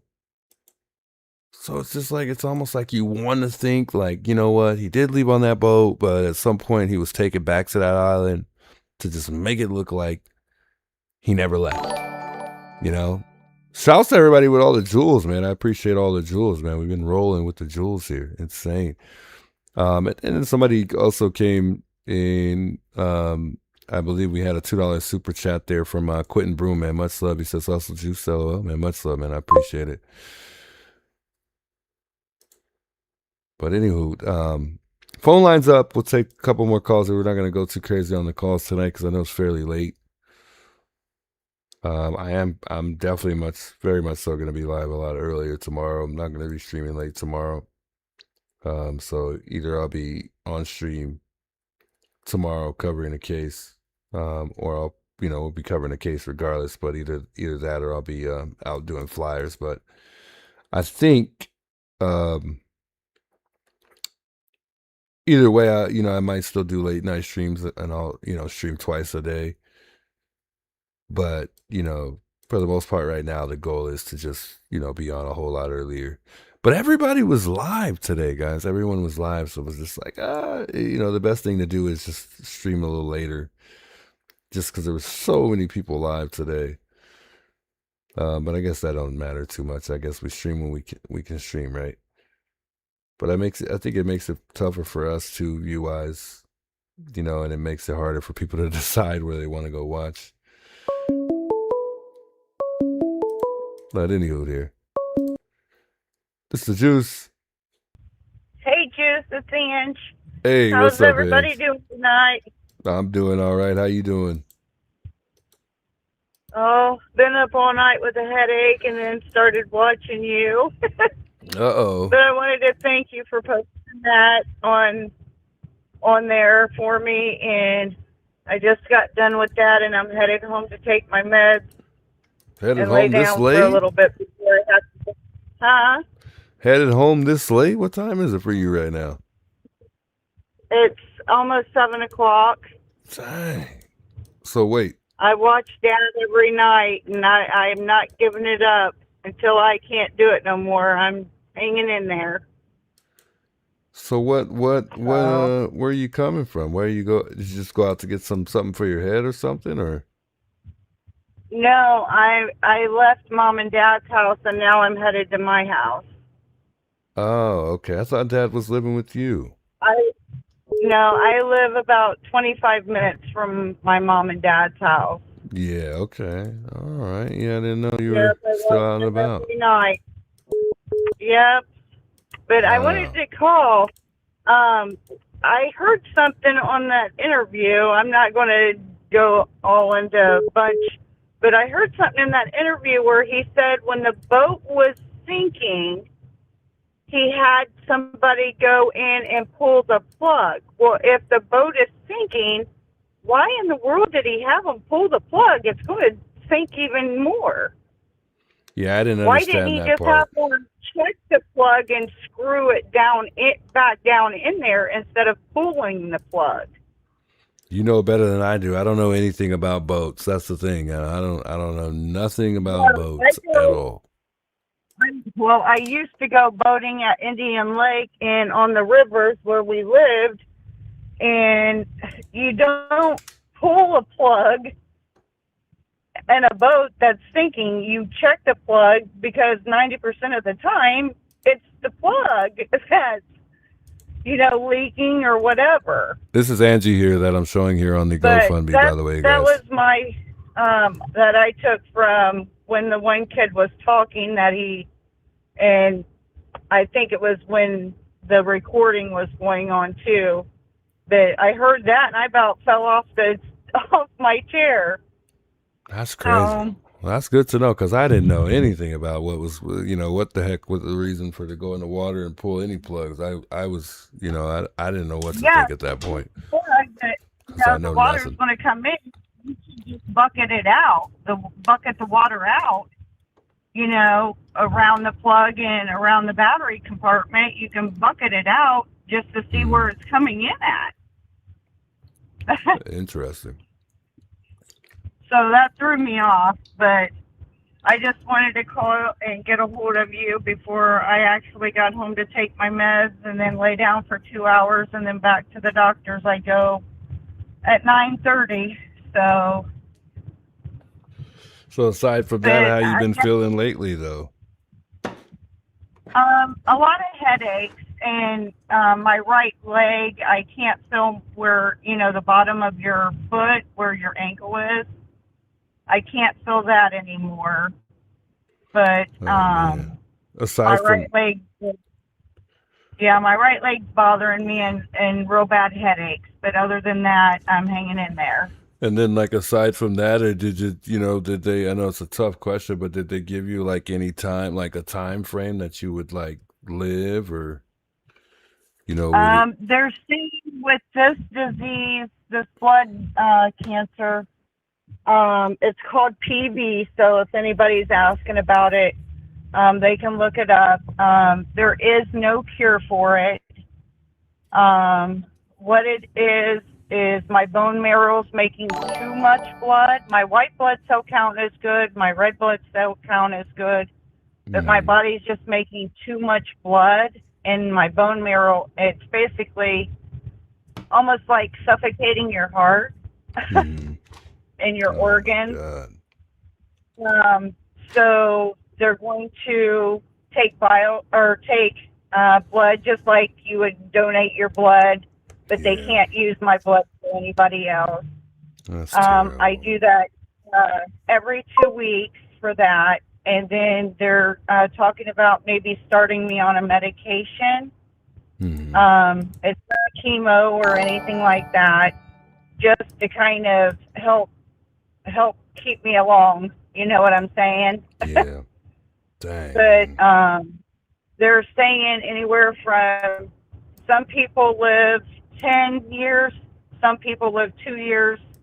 But if a blood clot breaks free, then that's it.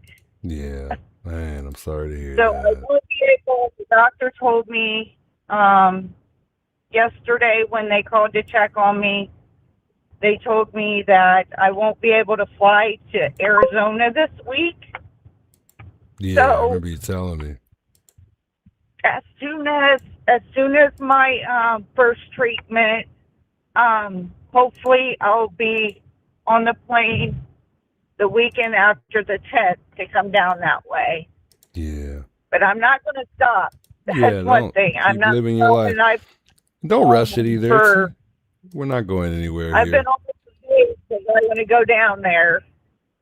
Yeah. So, but not only, to see Nancy and to meet all you guys for trying to help me out, but I've got a niece that's pregnant down there and a little nephew that I've never met yet. So Oh. that's on my goal. But right now it's just trying to plan my own funeral is what's killing me. I know. It's going to be tough, but you'll figure it all out. You got this, and I think you and your family will be able to figure a lot of it out too. But I just, I'm not so worried much about dying as I am as who's going to help take care of my daddy. Yeah. You don't have any siblings or anything like that, or? Yeah, but I'm the main one. I take care of everybody. Well, it's probably time somebody else steps up to the plate. Somebody's gonna have to step up, Yep. And there's always, I hate to say it, but there's always like assisted living places. But that's the last place I'm sure you would want him to go. The last resort. Yeah, I promised him over a year. I've been doing this for a year by myself. So I promised him I'd never throw him in a nursing home, and my God, I haven't yet. So, and I didn't mean to cry on your channel. You're good. God, wipe that down. No, but I was just that pulling the plug just really got to me. Like, why in the hell are you pulling the plug? Yeah, you don't pull a plug when you're sinking. Made no sense to me. That makes perfect sense. Yeah, the way you're even putting it, it's like it doesn't make any logical sense for you to pull any plug, especially if there's something that supposedly holds. It's supposed to like prevent water, I guess, from coming in and push it out somehow, some way, or something like that. I don't know nothing about a bells, but the belt is what pumps the water out, which is normally a hose is come off somewhere of your boat motor. Yeah. But as far as pulling the plug, you got to be out your crazy, especially out in the ocean. Excuse my French, and Lord, please forgive me. But you don't pull a plug when you're out in the ocean because you know your ass is going down. Yeah, that sounds plain and simple. You are going down, and you might as well count your blessings then because you're done for. Yeah, that sounds right. I mean, that sounds fair to me. I mean, it sounds a lot more logical than pulling a plug when you're going down, if you're actually going down like they say. But Yeah, and it makes sense. he was actually smiling, and I'm not blaming nobody, nor am I accusing anybody of anything. But when your best friend is dying, you don't sit there and smile in an interview. He showed. Yeah, it says connection successful. We're good. But yeah, no, Tristan's story is more believable to me than Warren's. I mean, and you could see the emotion from the beginning of, like, almost instantly in the beginning of the interview. But when it comes to yeah, no, Tristan's when it more comes believable to me than Warren. I mean, it's just a lack of emotion that really tears me up. I can't really. Yeah, and That's the part I that couldn't see is leaving questionable. my friend on an island. Yeah. There's no way I'd leave anybody behind. That all my uncles who are Marines say never leave a man behind. Well, I've always grown up with that. You never leave nobody behind. Yeah, I agree. So I got to. All right. All right. Thank you, Juice. No problem. Thanks for calling. All right. Bye-bye. Bye. Bye-bye. So I don't know, guys. I don't know what's going on here. We for whatever reason, we keep losing connection here. It keeps like going in and out. I keep getting like a notification. I don't know why my connection is like doop doop doop doop. It's like in and out for some reason. All of a sudden, maybe I need to switch over to my hotspot or something, because the internet's just really acting janky out of nowhere. I don't know what happened. Then apparently we've got an update on my computer. Maybe that's what it is. Now my Funkos are falling behind my head here. They keep falling. I gotta get a new shelf up here. This shelf isn't working. All my Funkos are not even staying up like I would like them to. Nothing's staying up here on this wall. I can't believe I ordered these little shelf things up here. It's awful. They suck. Nothing's staying up here. They all just suck. It's like they were supposed to be stickies, or you can like nail them in, but I'm not even gonna do that anymore. These things are terrible. Never again. So I gotta get a shelf for these things. I'll get a shelf and then we'll be good. But yeah, I'm just tired of them falling over and over again. Shouts to Angie calling in. Much love to her. Wish her the best. You're in my prayers. I'll continue to pray for you as well. I'm gonna, and I'm gonna obviously do my, my best to help her in every way that I can. I know I don't have the biggest, audience or a lot of people, that I have behind me that can assist other people. And, obviously my stream is, revolves around crime, not necessarily helping, people raise money, but, if I can help and be of help, I'll try my best. I'm trying to let's get this phone line up here. I might be taking one more call or two before I get off here.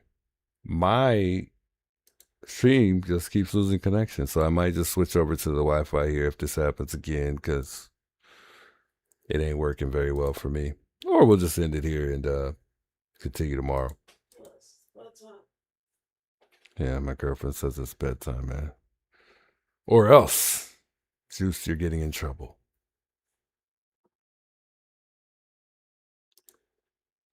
Someone says I'm back with no sound. Dang, man, I'm sorry, guys.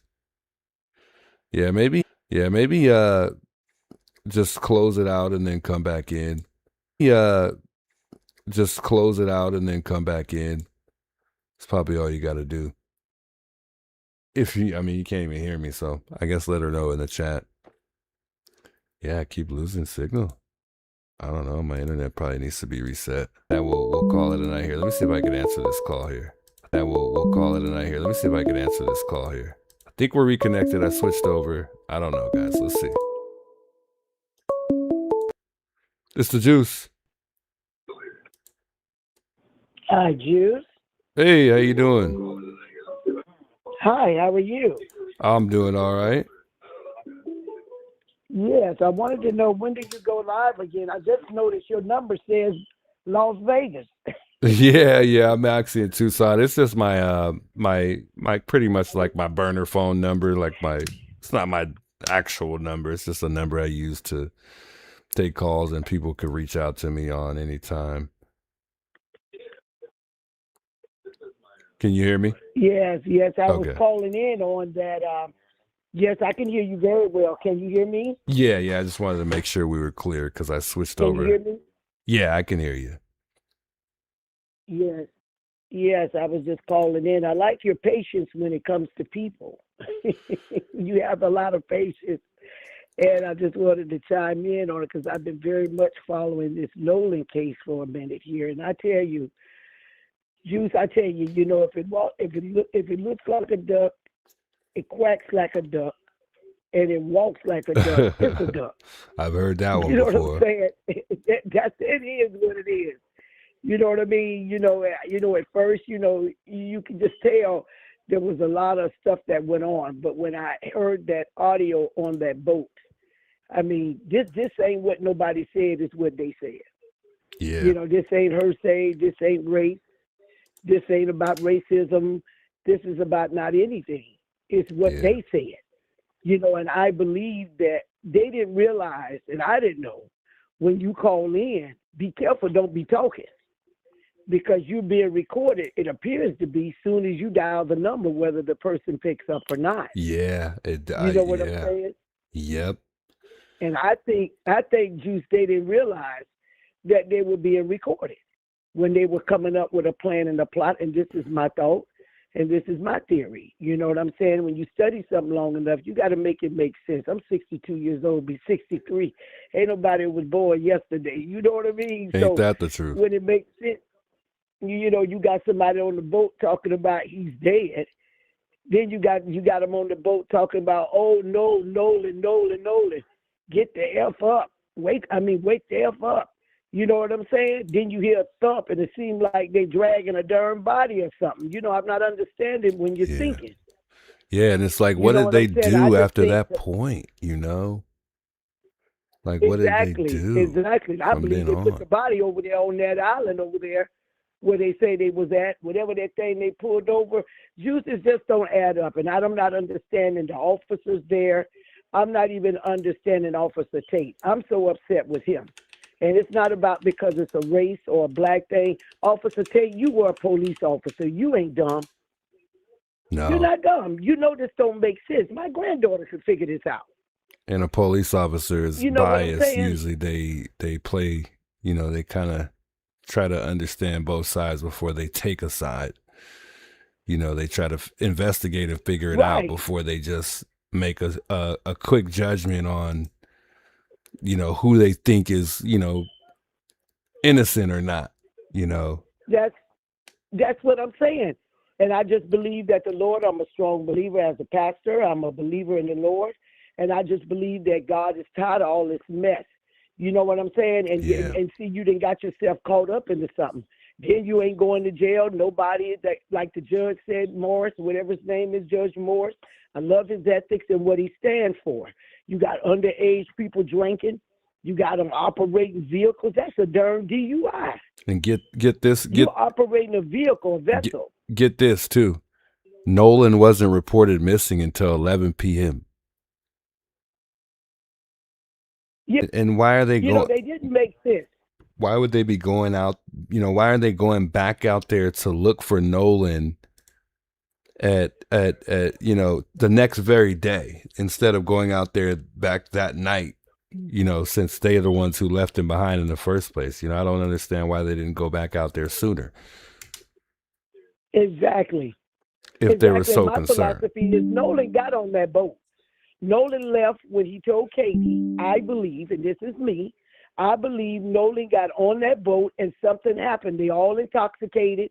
Something happened on that boat.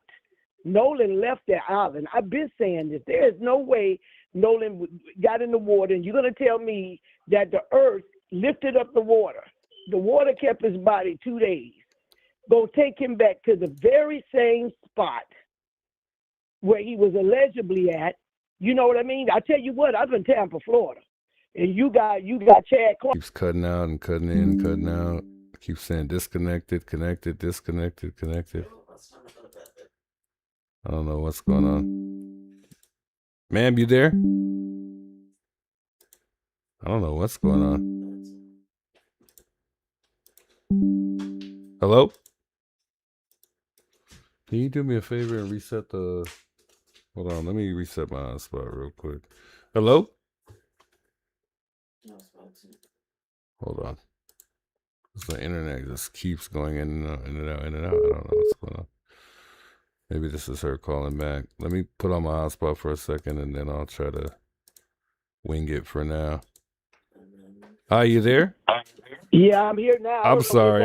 My internet just, I don't know what's going on either. My internet just keeps cutting in and out, cutting in and out. Yeah, but see, a lot of times the enemy don't want that not on the airways. That's why it's cutting off on your The enemy don't want certain things being said, because when it permeates the ear gates of people, it gets the attention. And I just think Officer Tate did a very poor job as an ex-cop. He's the ex-cop. Yeah.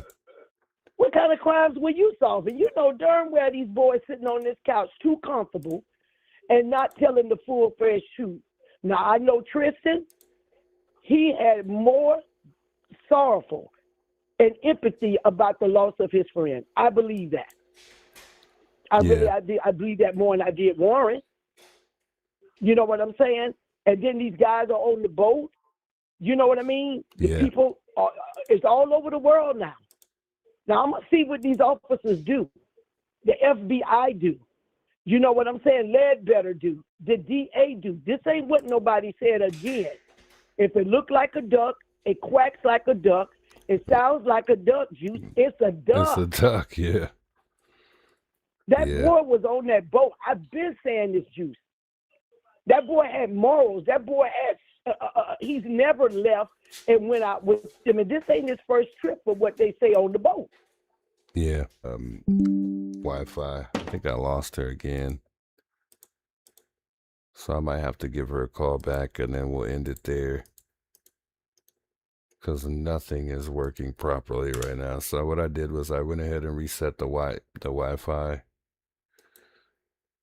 And hopefully that works for right now to get us by to end off on a good note. I'm not sure. I'm going to answer this call back and then I might cut off again. Okay, I'm back again. I might cut off one more time because I'm resetting the Wi-Fi again. I apologize. Oh, that's okay. Yeah, but I thank you, though, for your show, though. You know what I mean? And that you have the patience to listen to stuff. You know what I mean? And it don't make sense. It does not make sense. And then they want to get mad at the mother and the father. But this lady tried to reach out to them. You know what I mean? Nobody knows unless you know. It ain't your child. I couldn't tell you what I would be doing. That lady was seeking for answers quick. What do you think about the mom, you know, saying that the friends aren't really as close as they say they are? Well, one of the friends, which was Tristan, which I was watching a second ago, the half-black kid that said that they were close, she said that they've never seen him before, really, or he hasn't been to their house before. Well, I feel like that sort of glitch right there, that's sort of, you know, sensitive. Because if he's been there, don't say you don't know of him like that. I agree. I was saying the same thing. Especially when he's grieving as well.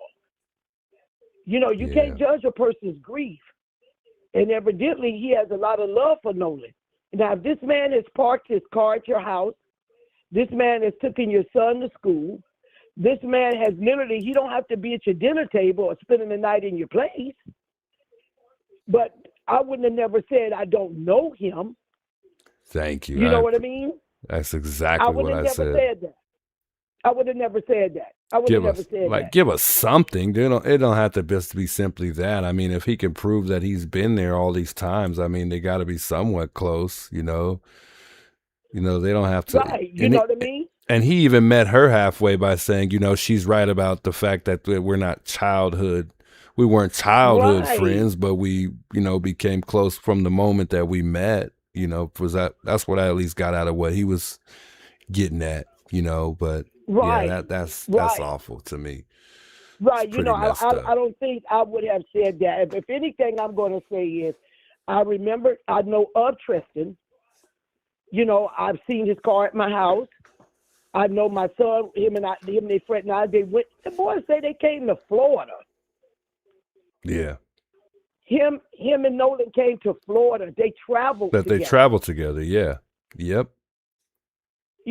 So I might not have known him close up because I didn't take the time to get to know him or whatever.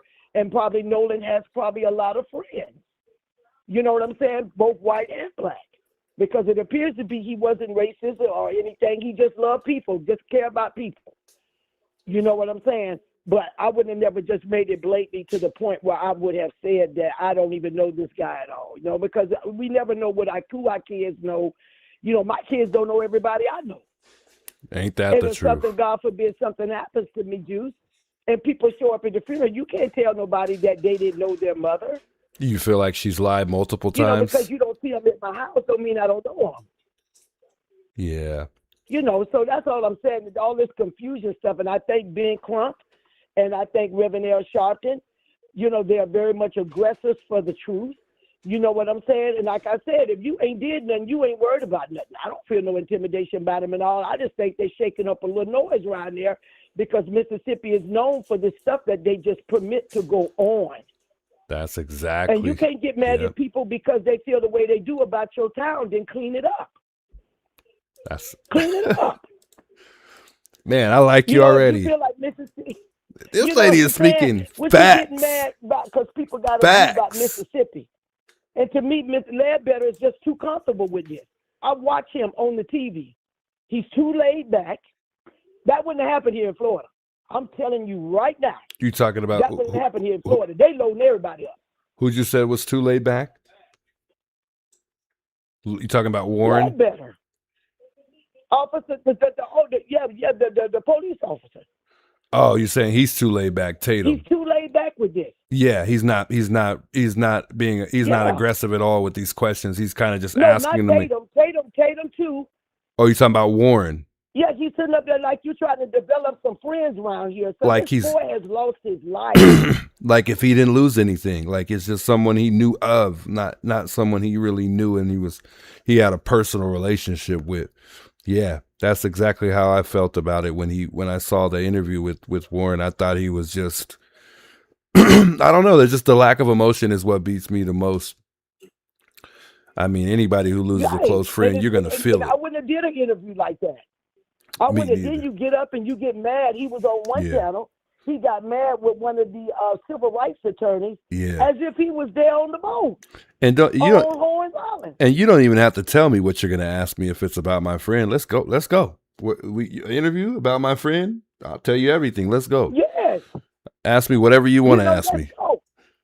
Right, because I want justice for my friend. Exactly. And the way that Tristan says that him and Nolan were very close. They probably had their intimate times, and I'm not talking about being gay. I mean, my God, that goddamn Charleston White, he needs to sit his tail down somewhere. Oh, my goodness. Tell me about it. Reckless. Charleston White is living so reckless. And the funny part about it is he's been hanging around white people for the last several months. So that's what's for him to have so much harsh comments about this case and no respect for it at all. It's crazy to me. We watched some of him the other day. Yeah, it was so disrespectful. It wasn't even funny. You know that you calling this boy gay? His parents? Yeah, that was harsh. That was just beyond disrespectful. I don't know who raised Charleston White, and I'm not blaming who raised him because a lot of times you can raise them and they get off the grid on their own thing. But for you to exemplify, because at the end of the day, Charleston, you have kids. And you represent a mother, a grandmother, a legendary of women or men in your family. And for you to get up there and act the way you do for money, if anything, they act like that to get money.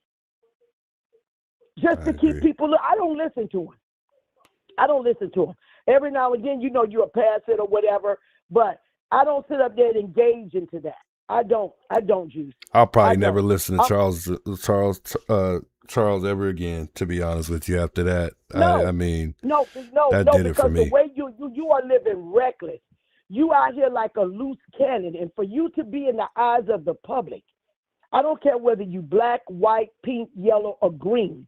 You always got to be the example to help make justice right with people, help people to want to live right. Right. And this and isn't wanna do about what's content. right. It's not about content. So I hope he's not trying to like bring attention to himself and make money off of, whatever, what's going on here. Cause this is serious, this is not comedy.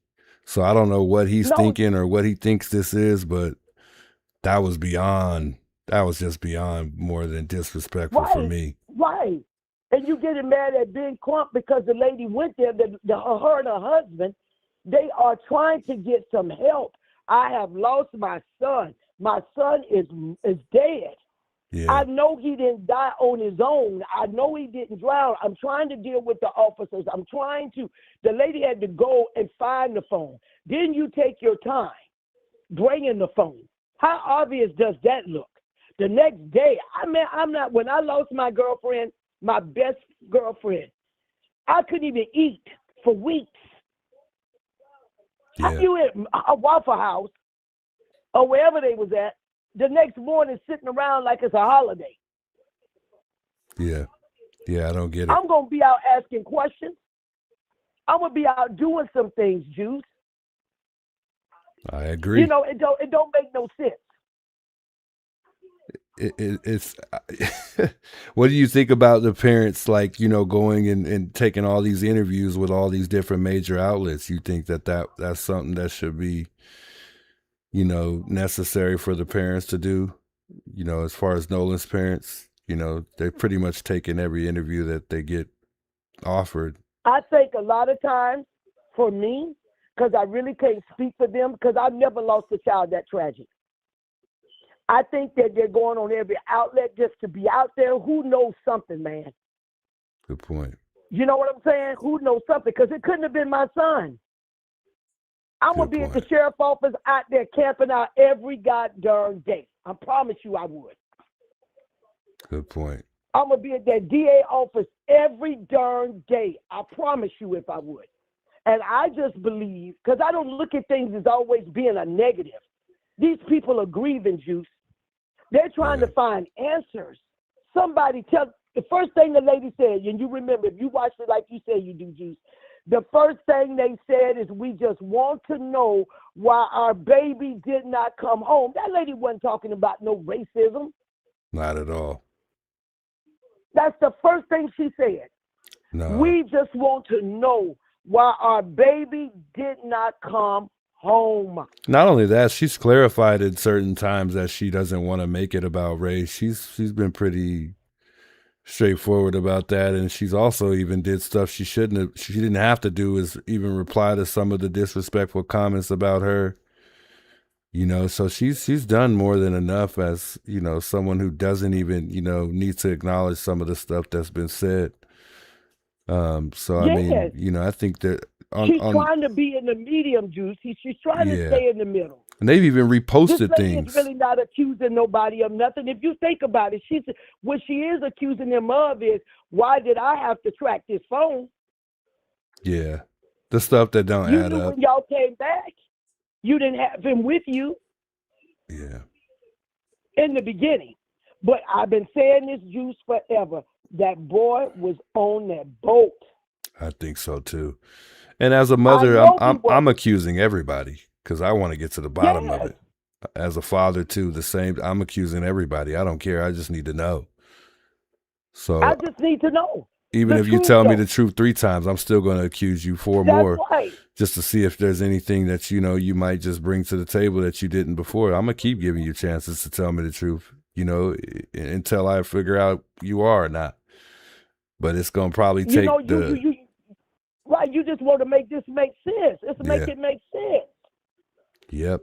And then when the Lord, and I just believe, when this thing, because they did not, Juice, let me tell you something. I learned something. When you call it that darn 911 number, you better shut up. You know what I mean? Because you possibly are being recorded before you even dare answer the phone. But here's the thing, though. She doesn't want to speak to the boys. She doesn't really want to. From what we're hearing, the lawyers don't want to reach out to them and make contact with them. That's what Tatum keeps saying. She doesn't want to, she doesn't want to be in contact with them. So they know more than, Crump knows. We can question, Crump all we want, but he knows a lot more than we know. And obviously to protect the, integrity of the case, they're not going to share certain things, but. No, they're not. I think. They're not. I don't know what's stopping her from reaching out to the boys and talking to the boys. I don't know what that would hurt, but obviously something if they're not doing it. She's probably upset a lot of times because she's appeared to be a very sweet, genuine lady. Yeah. You know what I'm saying? That, and I think a lot of times she's offended. She feels like she's been disrespected, and her son's been disrespected. Indeed. And this lady, people can give their opinions all they want, Juice. That's not your child. I can't imagine losing your child who's supposed to start school the following day. This boy had a career in place. He had ethics he was raised up with. And to all of a sudden get a call at 11 o'clock at night, 7 hours later. What took you so long to call this lady? Yeah, she should have been on board from the moment that they, and I get it, they were drunk, but from the even with the boat situation, the fact that the boat is sinking, they should have reached out for her, to me. But I mean, just regardless of them not coming back with Nolan, she should have been updated on that immediately and said, hey, Nolan didn't want to come. We really tried to get him to come. We begged him to come. We fought with him to come. Something, because if something happens, which they wasn't thinking about, if something happens, it's going to fall back on them. And guess what? It's going to fall back on them. It did. Even with that boy being on the boat, because that audio is not a lie. They can edit it all they want because it's transcribing. People are talking and it's almost a transcriber. You understand what I'm saying? There's no way you on the boat calling out Nolan's name 3 times. And then somebody says, oh, my God, Nolan. Oh, my God. You know what I mean? Yeah. And Wyatt on the phone with the dispatch lady so darn distracted because he is so blown by what's happening on this boat. He can't even answer questions right. Man, ain't that the truth? On a boat that's sinking. Mind you now, the boat is sinking. We're going down. Remember you said we're going down? Yep. And he's looking. And it didn't seem like it was. It just didn't really, because there was really not much panic. Like he just mentioned it. It wasn't like it's going down, it's going down, it's going down. Like, oh no, we're the boat is this far into the water. Like none of that took place. He just said, I don't know, but we're sinking briefly, quickly. Like it wasn't really like a situation where like they were really panicking about the boat sinking. Mind you, they're supposedly still on the island. So I mean, that boat could have been tied to another boat. It could have been tied. They could have figured out something to manage that boat from sinking. That's how that was all made up. It was like for an alibi. It seemed like. Florida, let me tell you something, Juice. Tampa, Florida. I'm talking about Florida. Period. There people go to jail here. They did a darn thing just because you was on the boat. You going down for questioning. If you tell me, if here in Florida, if you say 3 boats had all these people on them, you know what Chad Chronister and Jude Grady, because he tell you quickly, don't come over in Lakeland with that mess. He tells you quickly. I don't know anybody committing crimes in Lakeland because he's not playing the radio. All them boats, the people that was on all them boats, Juice, would have been down there in questioning. That boat would have been got subpoenaed and signed a warrant to take in. You understand what I'm saying? Yeah. For the diver dogs or whoever comes to be sniffing that mess out. Yep, I agree. That's pretty much this accessory. case is running like it's not that serious. This boy wasn't an actual runaway. This boy didn't have no bad rap record in school. He didn't have an arrest record in the background. He had none of that. No, you And can for him tell. to come up missing, then 2 days later, then you got the lady down there with the autopsy lady keeping the throat. How disrespectful can y'all be to this woman's deceased son?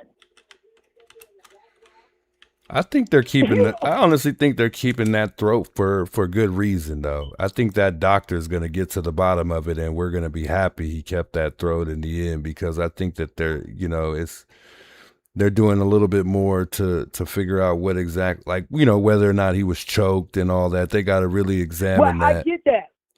I get all of that. But what I'm saying is the way that she said it. When the DA got up there and talked, you telling people that you keeping the throat and the throat is sealed. You don't do that, Juice.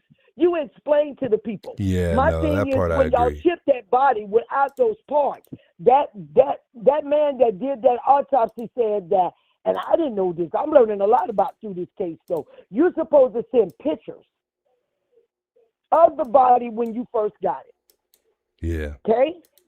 If you're keeping the throat, then you should have put an email or a note in to let him know. That man didn't know nothing about none of that till the body came. Wow. I mean, how sloppy is that? I had How no sloppy idea. is that, Juice? Yeah, I didn't know that because I don't know really what applies to an autopsy or how the rules work or what they should do. I don't really know. I'm learning like you are when it comes to these autopsies. So I didn't know that Right. they had to do that. And if you did that, then it was said by one guy, said that you didn't have to keep the whole throat. You take samples or you do this or do that. And if that be the case, why even let the guy who paid for the autopsy, why even ship that body up there? Why even let that body go up there and have done when knowing this man can't do a thorough investigation? Wow. Yeah. You waste his darn money. You need to sue him and get their money back. Because the man couldn't even complete the autopsy. You don't give him a note. You don't send him with no pictures.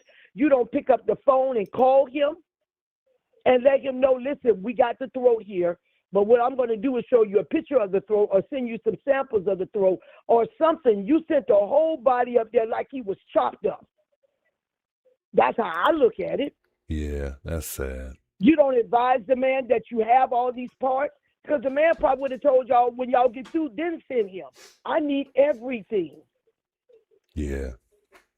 See, that's what I'm saying. It's been disrespected, Juice, on all levels. Yeah, And you everything don't seems think like that it's mother and that everywhere. father ain't supposed to feel some type of way? No, they have every right to.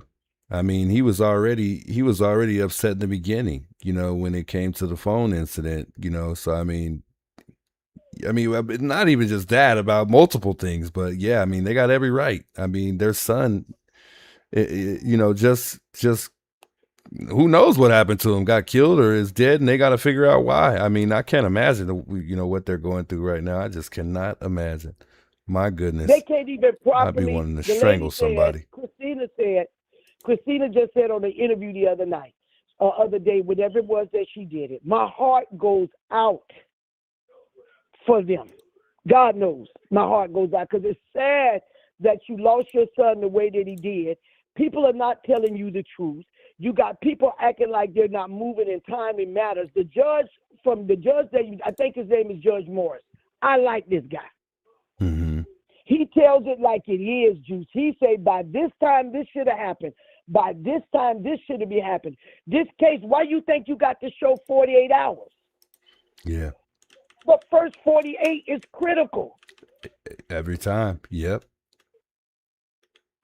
What did they do? They said on the thing, did you hear that, Juice? Where they said that you're supposed to get a report within 72 hours? No, who said that? No, they was talking about like when you have a situation like this, I forgot what it's called. There's a report that you get, but a ticket or report or something that you get within 72 hours or 72 hours. They ain't got it yet, to my knowledge, because they never came up there and said they finally got it. No, I didn't hear I about that. forgot what it is. I heard them say that normal procedures when something like this happens, You're supposed to get either just say a response or a police report or a missing report or whatever report it is. They know who it is or what it is. Those people didn't even get that within 72 hours. Wow. I had So no what are idea they about supposed to that. be No. doing when they know the history of Mississippi from what I'm hearing? Wow. You know, who's sitting down on this, though? And it's your child. Who's sitting down on this? Yeah. Would you do it, Juice, if it was your son? Most definitely. You going to be out wherever me. Hey, I'm like this, Juice. Any means necessary. I need to know what happened to my child. Any means, it's your opinion. It's your opinion. My actions is my actions. All I said from day one, that lady said, all she wants, no, Miss Christine said, all she wants to know is why their baby did not come home. That's all she said. Yeah. People have blew this out of pocket with your lies and your deceptions. You know, you got the judge jumping on there. What are you jumping on there for? Risking your license or risking your everything. As if you was on the boat. Was you on the boat? Sad. It's sad to see the way people do. I mean, that's how people are. And then especially in national cases like this, you're going to have so many people coming out with so many different speculations and theories to twist it all up and make it much difficult on the family. But people don't think about that. They just, you know, you got so many people out here, you know, trying to do this for content and only content. And then you got people who actually really want to, you know, put this person's name out there and help the case in every way. It's sad, but it's just how it is, I guess. Sucks, but. Yeah, it is, and it's not fair. It's not fair. Not. They jumped out first. What you taking down your social media for? Okay. You don't think that look guilty? You don't think she supposed to feel some type of way about them boys? You done snatched down your social media. Y'all done lawyered up. For what? The body, I don't even think the body was found yet. Yeah. What are you saying to the family? What are you saying to that mom and dad? That is very, very suspicious to me. I mean, if you're innocent, you're innocent. I don't need, there's nothing. I mean, I'm only going to fight when I know I'm going to have to fight, you know. I'm not consciously thinking about it before it all happens. Like, dang, I might need a lawyer, not even knowing what's at stake yet. You know, I'm getting a lawyer. I mean, to me, that's really suspicious, but. Yeah, because I ain't did nothing. First of all, if Nolan was on that boat, you know, but this is what typical kids do. They don't be thinking because all of them drunk. And whoever was driving the boat, darn sure need to go to jail. Yeah, they got enough to arrest them already as it is. That's what, when I looked it up, I think they have enough to get them with I mean, it could be potential manslaughter. But there were several other charges on there. I can't remember them all off the top, but there were several charges that they could possibly arrest them for right now. Exactly. Now. You open guilt and say that you was drunk driving. You open guilt and say that you was drinking and you're under the age of 21. Yep. And then who is supplying all this liquor, though? Ain't that you know, here, you go to jail when you said, do you know in the stores, if a store clerk sells any alcohol without verifying that you are 21 and older, you go into jail. Yeah, you can be arrested on the spot. Yeah. I did customer service, you know, at a gas station for a couple of years. So yeah, I understand that for sure. That's what I'm saying. It's a lot that's already been said and done, Juice. There ain't nothing moving. So you don't think these parents are feeling some type of way? Then when they got to go get the phone, it's taking you 15 minutes to get it. Yeah. You don't look panicking. It was told to us nationwide that when the lady got to the door, or even when the dad went to get the keys, everybody chilling, probably high. Drunk again, probably. Yeah. Everybody chilling, sitting in the dark, watching TV. Who does that? And Nolan is missing. This is supposed to be you say, your best friend. He's like a brother to me. Yep. Ain't nobody sleeping. I ain't even at home. I'm trying to figure out where my friend is at. And that's what's even suspicious to me is why is everybody all of a sudden his best friend is what it seems like to me. Like he can't be best friends with everybody. You know, somebody's got, you know what I mean? I mean, everybody's all of a sudden his best friend, you know? But this guy's like your brother, and you didn't show up at his funeral. Right. I mean, which they had to do that, I guess, to protect their safety and whatnot. Like, I understand that, but. I mean, I understand that to a degree, but I'd have been sending some words. But see, that's how they started out, though. They got it started out like that because I think Tristan and what his name is, Javon? Yeah. I think they were pallbearers, I think. Really? So they were, they were supposed to be. I heard that they were at the funeral because the Judge Moore said he took pictures with them. Yeah, they at the funeral. Well, I don't know which friends exactly didn't show up because there's multiple of them, but. Yeah, I'm talking about the main was on the boat. The ones got their arms all around him and everybody posted up. Yeah. You know, I don't know about all the friends he's been with, but all I'm saying is this juice is this. You can't get mad at the parents or get upset with the parents. The lady said they ain't even spent none of the money on the GoFund. No, You know they don't need to. I mean, everything's paid for, so they don't even have to. All that money's going straight to their bank account and nowhere else because they've got everything paid for. I mean, they got all these superstars like Tyler Perry. I mean, Terrell Owens, Colin Kaepernick, Sharpton's even donating. I mean, they are good. Right, and then you still got investigations. They can't even stop. You got to pay experts to come in there. Yeah. The DA ain't paying for their experts to come sit at that table when they go and drop this phone that they gonna feel some damning evidence on. Not at all. No. Nope. They have to pay these people to come and sit there and investigate it. Don't nobody know what all is involved with this here. I agree. You know, why is it both of his chats are deleted? When this boy is known for photography and videoing and making recordings, it's hard for me to believe that Nolan went on the 4th of July juice and all day you didn't take one picture. You didn't take one picture all day. You didn't take one video all day. It ain't making sense. You know what I'm saying? Yeah, it ain't making sense to me. I mean, that's because they.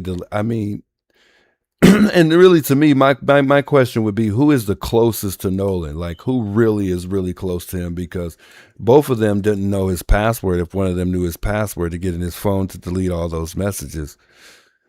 If there turns out that they were actually deleted, like his mom's saying that, you know, she believes that they're deleted, you know, which friend would be the most, and she should know this. And that's one of the things that they probably do know that we don't know is, you know, what friend, you know, is the one that you think, and I would like to know from her, like, which friend do you think, you know, would have access to his phone?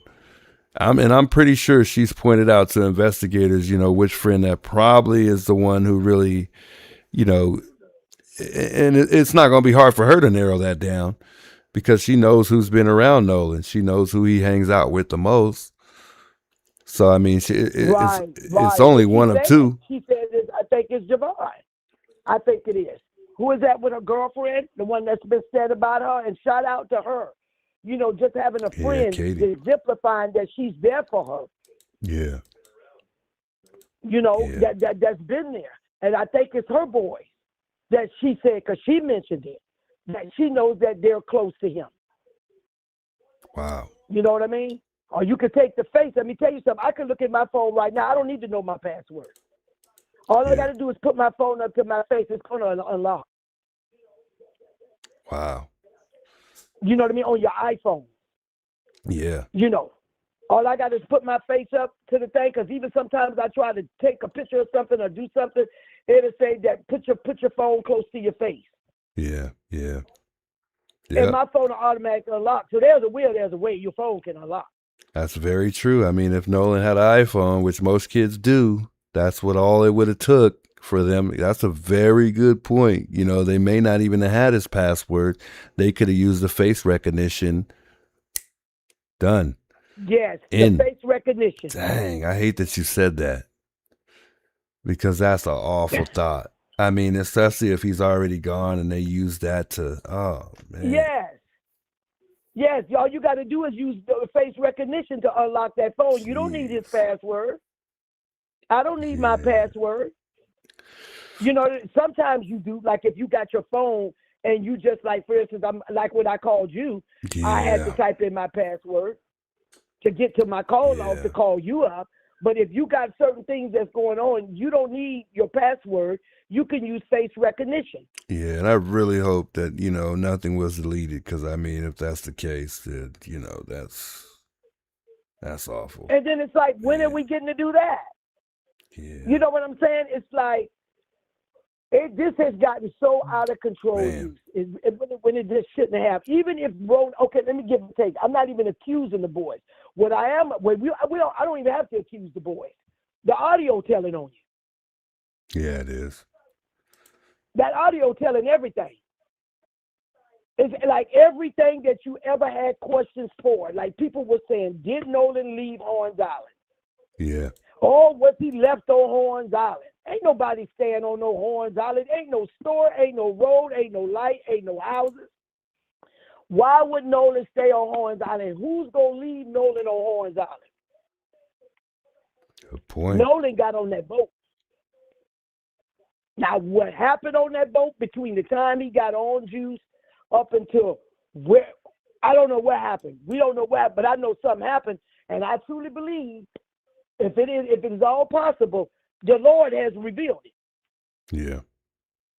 Because that audio, they never, I'm telling you, if Wyatt knew that he was being recorded, he'd have never did that.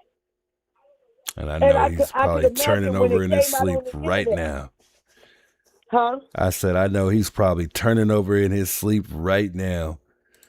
Because just now worried, you looking real sick. foul. Yeah. Now And then he y'all looks... called it Warren's name. Good point. You know, then you calling for a boat. Then you turn around, you heard the audio. Then y'all turn around counsel, but y'all counsel to help. Then it sounds like y'all pulled over because I ain't hear no water. Did you hear any water? Not that I could hear. I mean, because they said that they were still... If that recording is, you going to hear some waves. If that recorder heard a thump and then a drag, what was y'all doing? Dragging the man's body? Right. And they claimed they were still on the island. So, I mean, that's what beats me. I mean, if whatever happened, it happened on that island to me. And, you know, whatever else happened from there, I couldn't say. I really don't know. I can't wait till this autopsy come back. And the most importantly, too, is which is the most important piece, is the digital evidence. I think that's going to... That digital evidence and that recorder with that lady, because that ain't no, that ain't what they said. Because I even sent Officer Tate, whatever his name is, Tatum, an email. Oh, you sent an email? Sure did. Wow. I sent him a darn email. I said, are you going to go back down to Mississippi? He'll tell you. Are you going back down to Mississippi to help get them arrested for lying to you? Yep. Because the audio says... He's really going to look stupid if that's what it turns out to be. That's for sure. He needs to shut down his show. If it really comes out to be, man, you just need to go on and retire because whatever you doing ain't working. Dang. Then you go down there acting like you was there and he telling people, I got the evidence. I got the evidence. They showed me the evidence. No, you don't. I know. That made me pretty upset. Why would you do that to yourself? I ain't gonna never tell you I got the evidence because number one, that can flip on you. Because the boys can say they told you and you withheld information. And he's really like inserting himself into this investigation like it should be, like he should play a role in it. Like if he, and that's not cool at all. He should be sitting here just trying to get to the bottom of it like everyone else is, not trying to choose a side, trying to say, oh, well, they're innocent. They didn't do nothing wrong. We don't know that. We don't know who's innocent and who's not. You talking about Ben Crump and Reverend Al Sharpton. Yeah, You're I mean, worse. That's awful. You are worse. You making these boys look like they ain't did nothing. They didn't openly admitted, ex-officer, that they were drinking and driving, and you said nothing. I agree.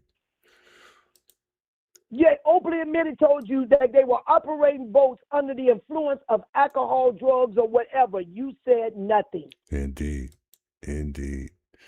Well, I don't want to take too much more of your time here. I know I enjoy you, Juice, and thank you so much. And I love your show, and keep having patience with people, man. We'll do, and I hope you call again so we can talk soon again. I really enjoyed this call. I mean, you were speaking facts from the start. My goodness, I wish we could talk longer, but I got to work in like 3 hours, so I don't want to hold you too much longer. I gotta get down to the courthouse. You know, I deal a lot with the court system. That's why I ain't no dummy.